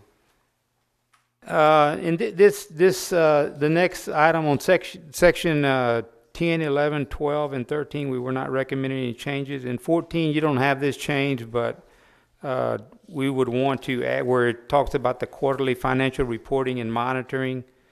We will want to add a sentence. The section reads, the city manager shall provide interim financial performance reports and updates to the council on a quarterly basis. These reports must include year-to-date revenue and expenditure estimates as well as major variances to the budget. And we would want to add a sentence there that talks about that the quarterly financial reports shall include a summary of fund balances for each fund and a statement regarding compliance with these financial policies where applicable. So and you'll see that here in the next week or so when you get the second quarter, we will have a summary of each fund balance. We've included the fund balances all along, but we'll have a summary of that so it's very clear what the fund balance is in each fund and whether or not it is in compliance with these policies. Okay. No changes for section 15, 16, section 17. We did have some changes there. I'll read through it quickly. The annual capital improvement plan shall follow a similar cycle as the operating budget. As part of the annual capital budget process, the city shall update its short and long range capital improvement plans. Due to the limited amount of available funds, the CIP serves to establish a priority for the many necessary projects. Therefore, the CIP should be updated annually in order to incorporate the changing priorities, needs, and funding sources. As part of a concerted effort to reduce debt levels and improve financial flexibility, the city shall pursue pay-as-you-go capital funding where possible. The CIP is a necessary tool in the capital planning process and shall be organized as follows. 17A is the annual capital budget. This is the first year of the short-range CIP shall be fully funded. All approved projects must have corresponding funding resources identified by individual project. Projects added to the approved annual capital budget shall require City Council approval. 17B, short-range CIP, a schedule of capital expenditures to be incurred over a 3-year period to carry out the city CIP program. The short-range plan projects must have programmed funding with corresponding funding resources identified by individual projects. Any projects that include projected increases to operating costs for program facilities will be noted. A review of all CIP encumbrances shall be done annually, and any encumbrance that does not represent a true commitment will be liquidated. Section 17C, the long-range CIP. The long-range plan extends for an additional 7 years beyond the short range for a complete plan that includes 10 years. The long-range CIP projects must have realistic plan funding tied to the projects. And we did not recommend any changes for 18, 19, 20, or 21. We'll stand by for any questions. On 19, that just seems like a exercise in futility to say we're going to do zero based budgeting. Or maybe obviously I'm stupid and don't understand it, but I mean, it gives everybody a fuzzy feeling, makes you feel like you're doing something good, but we don't do zero-based budgeting. You know what your fixed asset costs are, and you got about 5%, 6% wiggle room. I mean, why go through all this exercise? But it makes you feel warm and fuzzy and good. We had this discussion on March 28th. That was kind of the flavor of the month 3 or 4 years ago, right, with 1 or 2 council members, and they got it in here. But I mean, it's just, in my opinion, that's just my opinion. But well, that's why we have the zero-based budget type of process, like I mentioned before. We do use some aspects of a zero-based, not a true 100% all the way through zero-based budgeting type of process, but we use some aspects of it. That's why we. Mr. Nana. Yeah, during our budget policy workshop, I had made some other recommendations, and for the most part, you took some of them for, I think, for 14 and for the CIP number 17. But there were some others in here that were not adopted, specifically language around section 11, where it is unclear as to what that contingency fund amount truly is. I think we need some specificity as to what that amount is, because as it stands right there, I don't know exactly what that amount is in terms of contingency funds. We need to have more specific clarity on that. In terms of the fund balances in 4, do you really need 5%? Is that the question? Do we really need 5%? 5% contingency on top of the contingency that you already have listed here in number 11. Well, let me get to the. I mean, because realistically, when you look at those fund balances, all of them are above 5% for the most part. Or right at 5%. Well, yeah, pretty. You're right at 5%. Now the fleet has a very substantial fleet reserve that's 4, 5, 6 million. Fleet is at 20-some%. Oh, okay, so I understand the reasons behind fleet, and maybe that should be called out in this policy. But the other ones are all at or exceeding 5%. So, I mean, what we're doing here is we're just basically saying 5% and not 3%. And I'm asking the question, do we need 5%? Well, the IT fund, you'll be getting, we had one item today that we took $1.8 million, but we took it out of the general fund. That could be, that's. That's a completely serious, so we can't talk about that. But I understand that that's an issue, and that's way above, and that's coming out of reserve funds, right? So it's a little bit of a different issue. But I mean, where's that 5%? I mean, can we do it with 3%? Do we need the additional 2%? I mean, we can live with 3%. We're gonna whatever direction you give us, we're gonna do as you choose, and we'll follow your direction. Facilities. Okay. Go ahead, I'm sorry. The last thing, I had requested an addition to a section 22 in terms of amendments to the budget. And the reason I brought this in, and I suggest, and if you remember when at this, and we passed out some documents out there, and I'll resend them to you if I have to. I'll send it to city secretary to send them out, and specifically amendments to the budget. If you look at the amended budget and look at the approved budget, there's a huge difference. Huge difference. And so we need some visibility as to how those transfers are being done. And it doesn't have to be crazy, but what I'd suggested is that any department head can make a transfer within their department not exceeding $25,000, and then any transfers between departments within the general fund exceeding $50,000 has to be brought to council. There's some specific things in there in terms of really understanding where money's at that we need to have visibility as a council, and I recommend that we don't approve this as it stands. Or there they are, and you can read them there. I think we really need to have visibility to the budget as a whole, including transfers within the budget. This is a lot of this language I pulled out of other city council, other cities, in terms of what they're looking at in terms of their budget. So, there are various cities I went and looked at. I looked at other budgets. Call me crazy. I spent a weekend looking at budgets. But I think it's important that we have that visibility and we have that control over that funding as a city council, because it is part of our fiduciary responsibility. Mr. Roy? I brought this up the last time and I wanted to just piggyback on what the mayor said.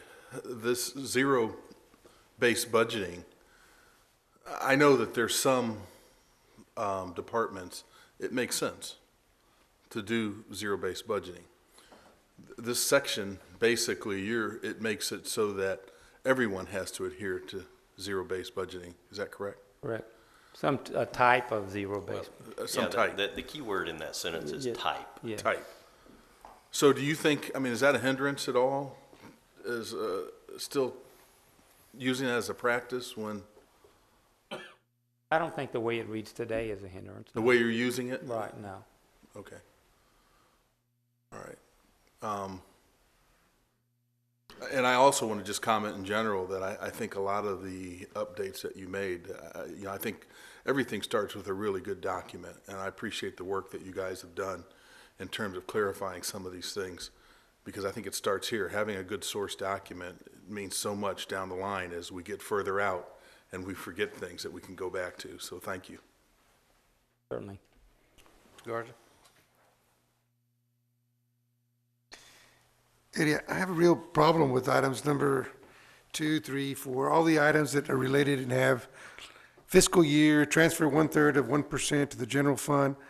When we started the streets program, we were trying to build a streets program. And we said, we got $10 or $11 million that we're spending today. This percentage of the general fund we're spending on streets. We started working on figuring out how we were going to get more monies, because they came up with a quadrant that said we need this much money for maintenance, we need this much money for rebuilding or reconstruction of collectors and arterials, We're gonna do design standards, they're gonna take the streets, life expectancy out 30 years, and then we're gonna figure out what we're gonna do about residential streets.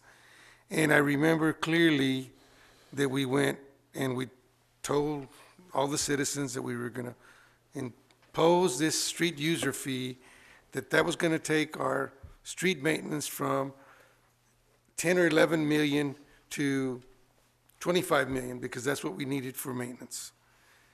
And then we were in the middle of the discussions related to the industrial district. And we figured we were gonna get an additional $4.5 million contribution from the industrial district. So we said, well, instead of increasing the street user fee or making it $10 or $11 to the citizens, we're gonna reduce that back down $4 or $5 million. A couple of councilmen made some press releases and said, hey, we just saved you guys $4 or $5 a month on a street user fee, but we're gonna take and transfer that additional contribution from the industrial district to the street maintenance. But if we're saying we're gonna use that amount that we were originally using, minus grants, minus industrial district revenue, minus any property taxes, then we're not building the street program the way I thought we were supposed to be building it. I mean, we're gonna be contributing less than we originally had to begin with, before we had the street user fee, before we got the additional contribution from the industrial district. Well, you understand why the grant, we've only had a couple of grants in the last 5 years. One is the 1115 waiver for the health. So all that money went to health, so we didn't want to give 6% of it to streets. And the other is the ambulance, supplemental ambulance, which all goes to the public safety area, so we didn't want to tag on another 6%, or we'd have had to go make reductions somewhere to cover that, because we give all the ambulance supplemental payment program to public safety. Here's my point, is that I just want to make sure that whatever we started with, we're not going to start eroding, because we've been finding other sources of revenue in order to be able to beef up our street program, because we know we need to fix our streets. And we've decided decided before I came on council, and back in 2010 sometime. And so again, when it says less, we're going to give this less, to me it's telling me, okay, well, if the wording, and maybe I'm reading it wrong, I don't know, 1/3 of 1% of the general fund, if that's the amount that you're going to set aside for streets, and then you can take minus the grants, minus the industrial district, minus property tax, then we're saying we're basically going to be contributing less. Well, we take out industrial, because they get 10% of industrial district revenue, or 5% for the street maintenance and 5% for residential. So they're already getting 10%. So we wouldn't tag on another 6% on top of the 10. Is what we're saying there. I get that, but somehow or another, I'm still thinking that we're coming out with a lesser dollar amount. If we were transferring, we said at some point that we were going to transfer 1/3 of 1% from the general fund to street maintenance. Everything else was built on that number being, so to speak, fixed. And if that number is going to be coming down because we're reducing what we're adding to the pile, then we're not going to be getting anywhere. Again, maybe I'm confused, maybe I'm reading it wrong. Explain to me how I'm looking this thing wrong. Well, Councilmember Garza, so our beginning general fund revenue, though, is growing because we have new properties coming in, the values are going up, sales tax is increasing, so the street funds are capitalizing on that. They're getting that portion of the additional revenue. The reason we're taking out the industrial revenues, they're already getting that. So if you include it, again, they're getting it twice. Okay, you're just not going to count it as part of the third. Is that what you're explaining to me? Correct, because, yes, Okay. because they're already getting it over here. All right, some of the way I'm reading the wording is not the same as what you're telling me right now. Okay. Okay, and so I don't know how we need to word it so that there's not a confusion on the public's part. Certainly a confusion on my part. Maybe I'm dumber than most folks, but No, you know, not at all. I just think that the wording is not clear enough. I just want to make sure at the end of the day, whatever it is we're telling, we're building on the street program, Correct. not And that we are. eroding it. Yes, We're just yes. we're playing you know. We'll look at the wording hidden and see if marble. we can make it. Yeah. And, you know, they're getting the full Clear. 2 cents that Yes. the council voted on for residential streets. They're getting 100% of that. And if another 2 cents is added, they'll get 100% of the 4 cents. What I'm just suggesting is that we don't want to reduce the original 10 or $11 million that we started with No. in terms of what we were using Right. for street maintenance. And it's not. You're correct. We're not reducing that. Now, industrial revenue hasn't went up. We had a couple of years there where it dipped a little bit. It hadn't went up quite as much as we anticipated when this contract was signed, but they do get the full 10% of 5% for each fund of that. Okay. All right. Mhm. Okay, Mr. Smith? Thank you. I'd just like to talk, Councilmember Hernandez talked about some reserves. Well, we did have that discussion in our workshop, and a couple of things that we mentioned, the importance on our bond ratings, our financial ratings, by having adequate reserves on there. 5% is a pretty thin reserve with it. We also discussed when we have an event like Harvey, the necessity, and just the day-to-day. We always have unknowns coming up there. And we discussed some today and things. So I'm not in favor of any reduction in our reserves for a multiple of reasons. I'm very comfortable with the 5% and not, stripping down. With the 2016 council, we did take a little bit out. We did some cleanup on there. And I think to go to any more will have detrimental effects on our from bond ratings to be able to withstand storm events and just day-to-day, whether it's pools or computer systems or wastewater lines or whatever that's coming up. So I support maintaining the 5%. Okay, Mr. Hernandez? Then let's just call it 5%. Let's not say that's 3% with an additional 2%. Let's just call it 5%. If you want the contingency at 5%, let's just call it 5%. It's not, this is not realistic. Just to say that 3% plus an additional 2% if needed, and where everybody's at 5% or more. So let's just call it 5%. The other thing that I forgot to mention, this is the reason why I asked to chime in, was I was under the understanding, or maybe I thought of this wrong, that we were pulling engineering out of the internal services funds and putting it into the general fund. And aside from the fact that they bill each of the departments for whatever they're using, I think it would be better served if it was in the general fund, so it has more realistic numbers to what is being paid. I believe most of the income comes from the CIP.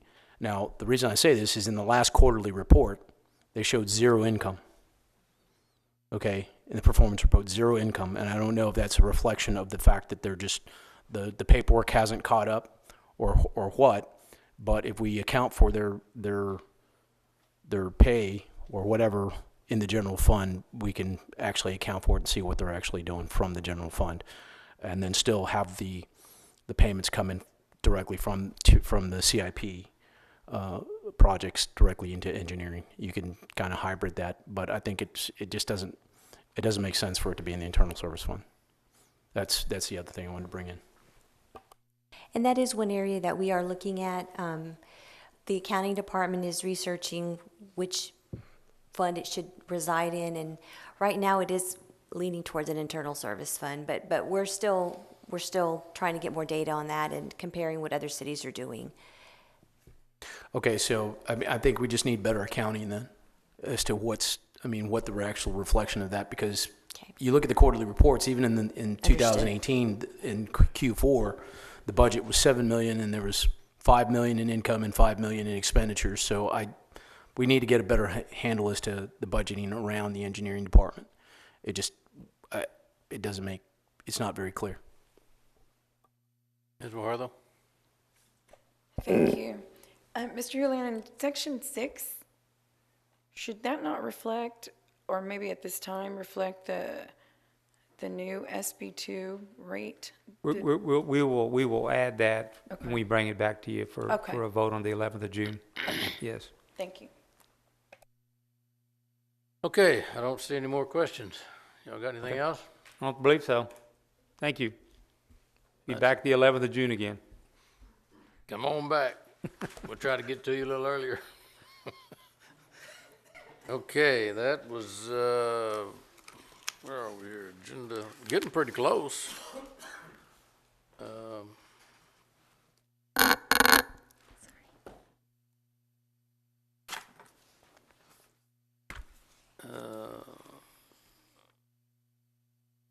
Well, budgetary, all right. Public improvement districts and municipal utility districts. Who's doing this? Good evening, Mr. Mayor, council members. Karen Costanzo with the Planning Division. With me today is Dan McGinn, the Director of Planning, and Nina Nixon Mendez, the Director of Development Services. Today's briefing is on public improvement districts and municipal utility districts, or PIDs and MUDs. These two districts are just a couple of tools available within the state of Texas to finance infrastructure.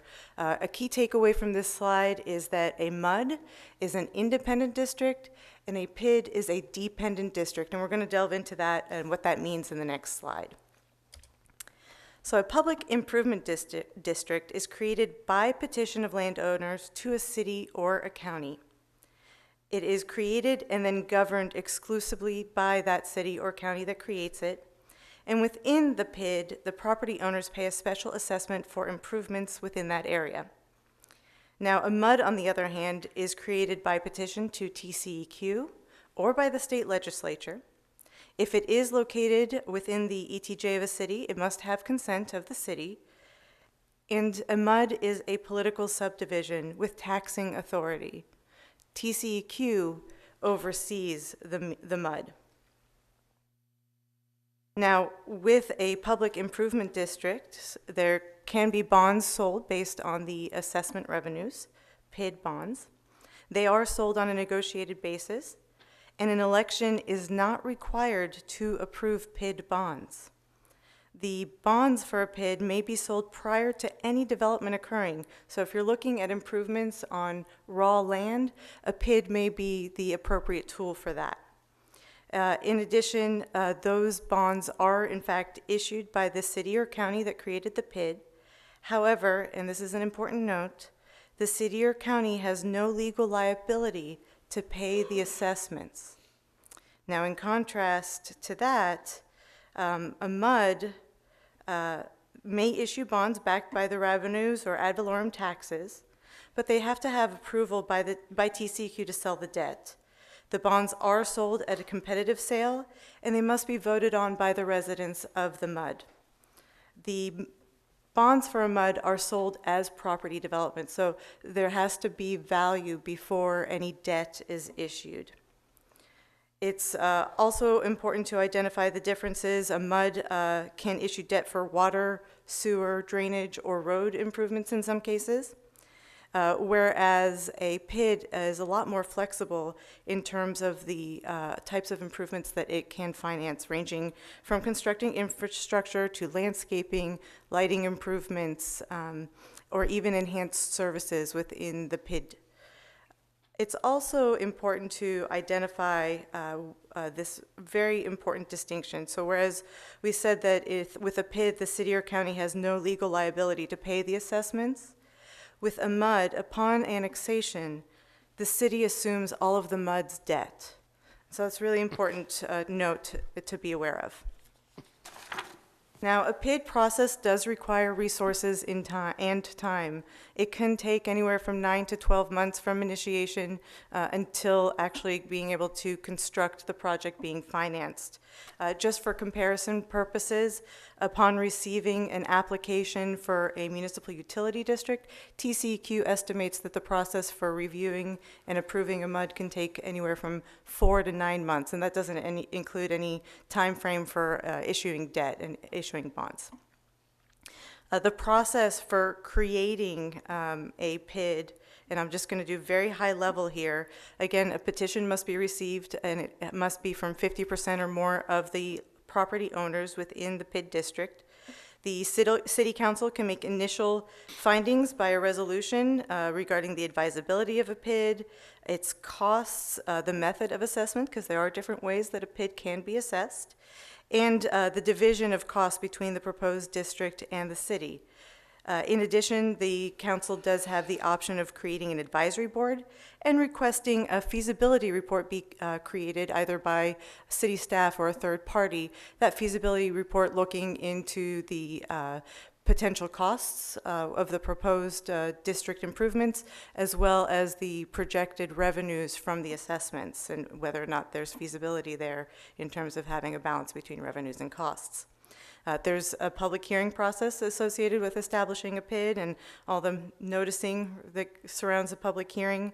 And it can take somewhere in the range of 6 months to achieve a resolution authorizing a PID. But you're not done yet. So once a PID is authorized, then a service plan, a 5-year service plan has to be created, and the assessment role has to be agreed upon. So again, establishing the assessment requires a public hearing process and noticing as well. Finally, once the assessment rule is then approved, assessments can be levied, and then the PID bonds can be issued, and that in itself is its own process. The slide here shows from basically a bond underwriter what that process looks like, and they identify half the timeline as just being bond issuance. If that's the direction that the PID goes, not all PIDs have to issue bonds, and we'll get into that a little bit later. And finally, with the issuance of debt, construction of improvements can commence.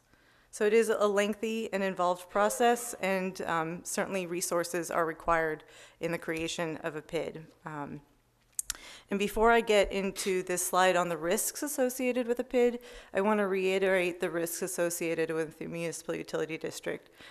It's a separate political entity. It has taxing authority. And upon annexation, the city assumes all of that MUD's debt.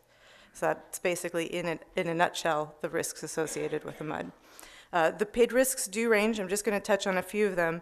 But one thing to really note is that a PID is most appropriate when you have enhanced amenities, services, or design within a community. Those neighbors residing within a PID are going to be paying the additional assessment above their taxes. So if one neighborhood is paying more than its adjacent neighborhood, you may be putting that PID district at a competitive disadvantage in terms of potential buyers or residents, and certainly politically can be difficult as well if those residents don't see enhanced services or enhancements related to that additional cost that they're paying. The city, while not obligated to pay the assessments, there is an obligation associated with creating, administering, and enforcing the assessments. Where we would have to arrange to collect, and in cases of non-payment, potentially foreclosure. So again, that's a complication that could arise associated with a PID. And again, not obligated to pay the assessments, but the debt may be deemed on the city's balance sheets by auditors, and there could be additional oversight and scrutiny by municipal regulatory agencies because of any PID debt issued. Now, some cities have opted to adopt a PID policy, somewhat to mitigate for some of the issues, some of the risks identified. And those policies can range in terms of content, but some of the things that you can see consistently include limitation on the size, whether it's a minimum or maximum size, or limits on the assessment, the amount assessed to property owners, or how long the assessment term is, how many years property will have to pay the PID assessment. Whether or not the city wants to administer the PID or engage a third party, and that can vary from city to city. Financing guidelines can be included in the policy, whether there's specific bidding policies or procedures that the PID must follow, or the bond size and developer interest as well. So, for example, in the city of Coucil, the minimum appraised value to lien ratio is 3-to-1, or assessed value, the potential revenues, to bond issuance debt. Criteria for projects. Fort Worth will only permit PIDs for capital improvement projects. Now, that's not the case across all cities. In Marble Falls, there's a maximum 80% of costs permitted of public improvements that can be funded by the PID. And most of these policies do have a component that covers the application review process and application fee, and also references the requirements of the Texas Local Government Code that establishes and oversees the PIDs. So one example of a PID in Dallas, the Deep Ellum Public Improvement District. It was established in 1999 and renewed several times since. Its current term runs through 2020. There are approximately 700 properties within this PID, and they're a mix of residential, commercial, public, as well as light industrial uses. The PID is managed by a third party, the Deep Ellum Foundation, and annually the City Council holds a public hearing and must approve their budget and assessment rate. Just for context, in 2016, the net assessment revenue was around $400,000, and that's 12 cents per $100 in appraised value. Now, the Deep Ellum PID is an example of enhanced services. This PID was created primarily to promote the area as an entertainment district with an emphasis on business development and recruitment. So you'll see a lot of services related to trash pickup, graffiti abatement, landscaping, lighting, marketing, and promotional materials, because that's the nature of this PID. And this PID didn't issue bond or debt. It's funded by their annual revenues based on assessment. They have an annual budget based on those, based on that income. So it's a little bit different from our next case study, and I'm going to hand it over to Ms. Nixon Mendez. She's going to review a case study of a PID established by a county to finance road improvements. So this is an example of a PID that's authorized by a county in San Antonio's extraterritorial jurisdiction. The project is a 3,625 acre mixed-use development in Bexar County's west side. The PID was created in 2007 by Bexar County, and an associated development and non-annexation agreement was approved by the City of San Antonio for that area. The proposed development includes the construction of approximately 9,400 single-family homes, approximately 3,000 apartment units, as well as about 1,000 acres of commercial development that's anticipated. The primary purpose of this PID was to help finance the construction of Highway 211 between Potranco Road and Calabra Road, and to widen Potranco Road between Loop 1604 and Highway 211. And amounts that are not covered by TxDOT in the development and construction of 211 are paid by the developer as well as the PID revenues. The capital costs were estimated at $138 million, and Bexar County authorized the Public Improvement District to impose an ad valorem tax, but this is also, it's a super PID established under Chapter 382, which authorized a sale and use tax as well as a hotel occupancy tax. This is available, this method is available for counties with 1.1 million or more population, not on a Gulf or Bay. However, the same process can be used for an ad valorem taxing district only for any county under Chapter 372. Thank you. And with that, we're happy to open it up for discussion or any questions. Thank you. Mr. Hernandez. Hey, Mayor, thank you. And this is something I've been, as you know, I've been talking about for since I got on council, and you know, considering the issues that we've had in terms of funding infrastructure, especially in areas in the ETJ. Speaking of the project that Bart Brazelton is doing out off of County Road 33, this would be a mechanism to be able to build out this infrastructure before we take over that area in terms of annexation, and also considering the legislation that's happening in the state house that would prevent us from unilaterally annexing going forward. This would also be a mechanism to create that petition for annexation within the policy. So if we generate a PID that lasts 20 years, at the end of that 20-year lifespan of that PID, we can require that there be a petition for annexation to be included within that foundation. So this gives us some flexibility, specifically in the ETJ, to create some of this infrastructure and put a funding source attached to it. And it could be, whether it could be a PID or whether it could be a mud, there's some opportunities for us to use this as a mechanism to make those improvements. And this also includes drainage. As you know, we as a county do not have a drainage district, so we have to make all the improvements to the drainage when we annex that area as well. So it's important that we find a mechanism so we don't have these issues that we're going to have with the County Road 33 and have those aspects. So this gives us a mechanism to address both of those. And I make a motion of direction to direct staff to create a policy regarding PIDs and MUDs, specifically with the ETJ requirement for petition for annexation within those districts' at the end of the district lifespan. Thank you. Selman? Mayor, I just wanted to point out, and for clarification on the presentation, if it's in the unincorporated area, is it not the county that has to sanction the PID?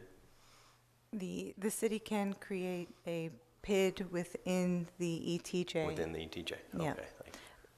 I'd like to say, however, ultimately, if the city is going to be going through the process of establishing a PID, putting the resources and time into that, the ultimate goal should be to bring that new development onto the tax rolls of the city.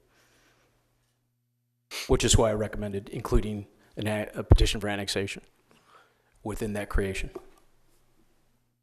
Okay, Mr. Smith?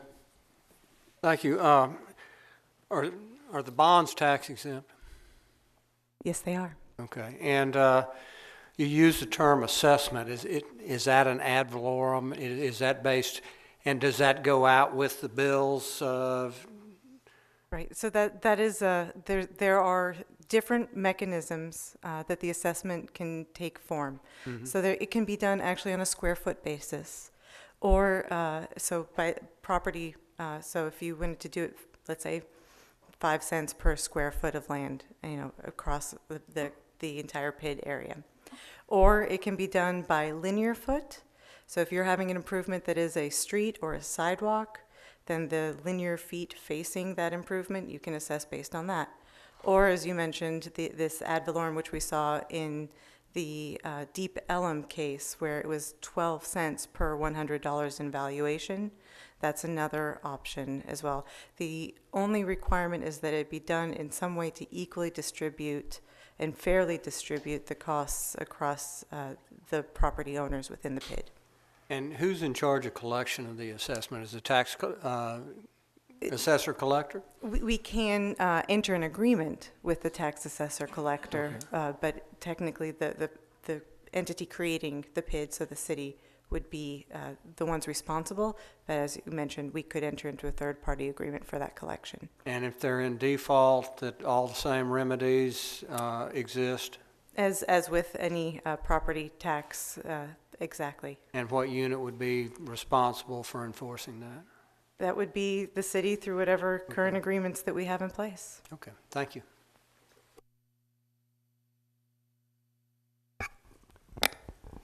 Well, I think it's for good discussion, and it does help in some cases. I mean, in some, it kind of appears that it's kind of a sanctified or something that glorified neighborhood associations, what it amounts to. There are cases. And the bottom line is, and from what I've heard on the front end, yeah, it helps them all get their new neighborhoods, gets all excited and all this sort of stuff. And then when it comes time, if they don't go broke in the meantime, if nobody pays their bills, what's their leverage to collect? And at the end of their existence, 20 or 25 years, they fail to maintain their infrastructure they've imposed. The people are not happy. They've got indebtedness, and then it ends up being the cities. And it's a real fine thing with lots of lipstick going in at the front, but at the end it can get real ugly if it's not done properly. And so I don't think, sometimes if it's too good to be true, you might want to check it out. But initially it does help do what you're talking about. Mm-hmm. But on the long haul, I'd really kind of like to see if there's some kind of a database that shows the success over, the 2 or 3 or 5,000 or 10,000, how many of them really are in existence, how many of them have gone belly up, left the residents holding the bag. I mean, we've got drainage districts in Nueces County, and we've still got drainage problems. So, but however, those drainage commissioners get paid a lot of money. And I would imagine probably some of these people in the PIDs and the MUDs get paid a pretty good salary, and that may be why they don't pay their bills and do something. They just collect the tax and the fees, and they don't really perform the service. And then in 20 years or 25 years, when the city says they'll take them over, they get a bunch of worn out equipment and everything else, but all their board of directors have been paid a nice fee to sit on the board. So it's not all glamour and sunshine, but it's potential. I don't know that I'm prepared to support any motion to move forward with this now, but I think is to get a little more information and this sort of thing. But, Mr. Garza? I can see this being a tool in developing some areas going further south without the city having to extend services at a time it's not ready to. But like you said, I see some challenges also. See that one entity up, I guess in Bear County, where they took in 3,800 acres. We don't have a history of a developer or national builder coming in and building that many homes on that much acreage and doing it all in a timely manner. We take little bits and pieces, and I kind of liken it to the agreement with the industrial partners where we're charging them so much for the water that they're using in order to be able to pay for desal, and those that come in later are either going to pay a larger rate or they're going to have to play catch up in order to participate. And I'm kind of wondering if the construction or the home building, the way we have it here, with smaller builders doing smaller tracks, if it may not be challenging. The other thing is if you did have somebody come in and do 3,800 acres at a time and build a community out south, and they did use the PID or mud to extend all the basic services and do the drainage and everything else right, it's still close enough proximity that there'd be no tax revenue to the city. Maybe 20 years later we would, but you'd still have the challenge of providing EMS or fire or police service that we would be paying for. Those people paying 55 cents for ad valorem, that's not too far what we're currently paying inside the city for all the services. So somebody else is going to pick up the tally. And so in the other tough part of the argument is, do we want to continue to encourage southward growth and not redevelop and not encourage and not put any tools in place that encourage redeveloping some of the older areas that would make Corpus Christi a greater city going forward? So those are thoughts that I think that we need to consider before we move forward. Thank you. Hey, Mr. Hernandez? And the direction that I'm asking is for us to create a policy so we can address some of those issues. You know, ultimately, development is going to happen south of the Oso whether we want it or not, and it's already happening. And instead of doing infrastructure to where we could have a mechanism to pay for it, we're having large lots with septic tanks and not a real method to change that. A lot of those concerns that you have can be addressed within the policy, in what it can actually be used for, how it can be spent, maybe interlocal agreements with the PID and the city to account for police officers or fire services. Because currently right now in the London area, which is what we're talking about, there is no fire service, realistically. It's not covered by an ESD, it's not covered technically by us either. So there's got to be a funding mechanism that we can do that, and we can include that in the policy as to what this is. So all I'm asking for us is that we look at this as a tool and create a policy for the city, specifically with the ETJ in mind. I mean, PIDs can be used within the city, but that's aside from it. What I'm looking at is specifically an ETJ to build out that infrastructure before we get there.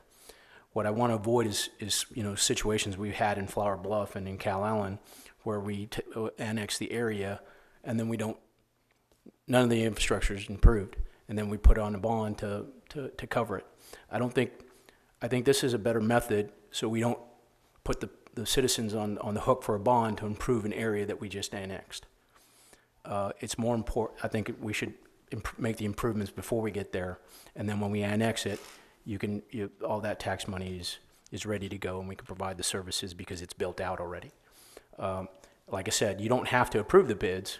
It's just a policy in place so we can create the PIDs if needed, or MUDs if it goes to TCEQ. But we have to have a policy in place to allow those things to take into consideration, and we can evaluate those PIDs on an individual basis as they come to council. That's not to say that we approve all PIDs. It's just an opportunity for them to be created, and we can judge them on the merits of those particular plans as they come to us. I think we just need to have a mechanism to help pay for things in the ETJ as we grow as a city, and have smart growth as a possibility that we can do this. So I mean, it's just a policy, and if we can create that policy, we can judge the PIDs as they come. Thanks. Okay. Any other discussion? Yeah. Mr. Smith. Well, I think the MUDs and the PIDs are very different animals. And, you know, the MUD being a political subdivision, you have an elected board, the rights that go with a political subdivision on there, where a PID, the sponsoring entity, I think, like Councilmember Hernandez says, has much more control over it. I don't support your resolution of both a MUD and a PID, but I can support a PID, but I can't support the two of them because for staff, that's a lot of staff time, and MUDs are a pretty high bar on there, where a PID is much more flexible, and I think for our needs as a community, a better fit than a MUD.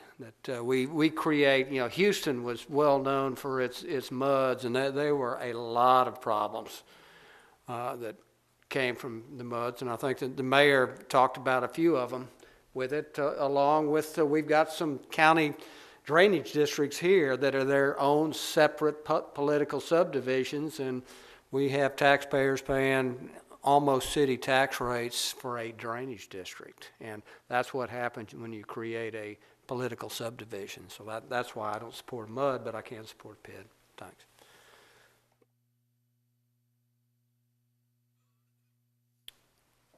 All right, I don't see any other discussion, so we got a legislative update. Who's doing that? No, sir. Okay. Point of order. I do have a motion on the floor, and I'm willing to amend. I'm sorry, was there a motion? He made a motion, there was no second, but Oh, okay. there was a motion of direction. I'm sorry, I didn't mean to overlook it, I didn't realize you made a motion. Yes, he made a motion of direction to create a policy regarding PIDs and MUDs, and including, correct me if I'm wrong, an ETJ requirement for annexation? With specific requirements for a petition for annexation within the ETJ at the end of the lifespan of the PID or MUD. All right. I'm willing to amend it to exclude MUDs. If we can just get a policy for PIDs, I'll amend the motion. All right, I don't hear a second. I'll second. Okay. All right, there's a second. Any further discussion? Okay, you want to call the roll? Sure. So for passage of the motion of direction, Mayor McComb, No. Council members Molina, Aye. Roy, Aye. Smith, Barrera, No. Garza, Aye. Guajardo,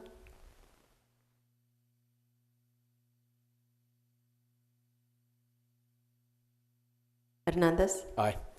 and Hunter is absent. The motion passes. Okay. We don't have any, executive sessions. Is there a, well, where did I miss? Legislative update. Excuse me. Who's doing that? We don't have an update, Mayor. None? None? No, sir.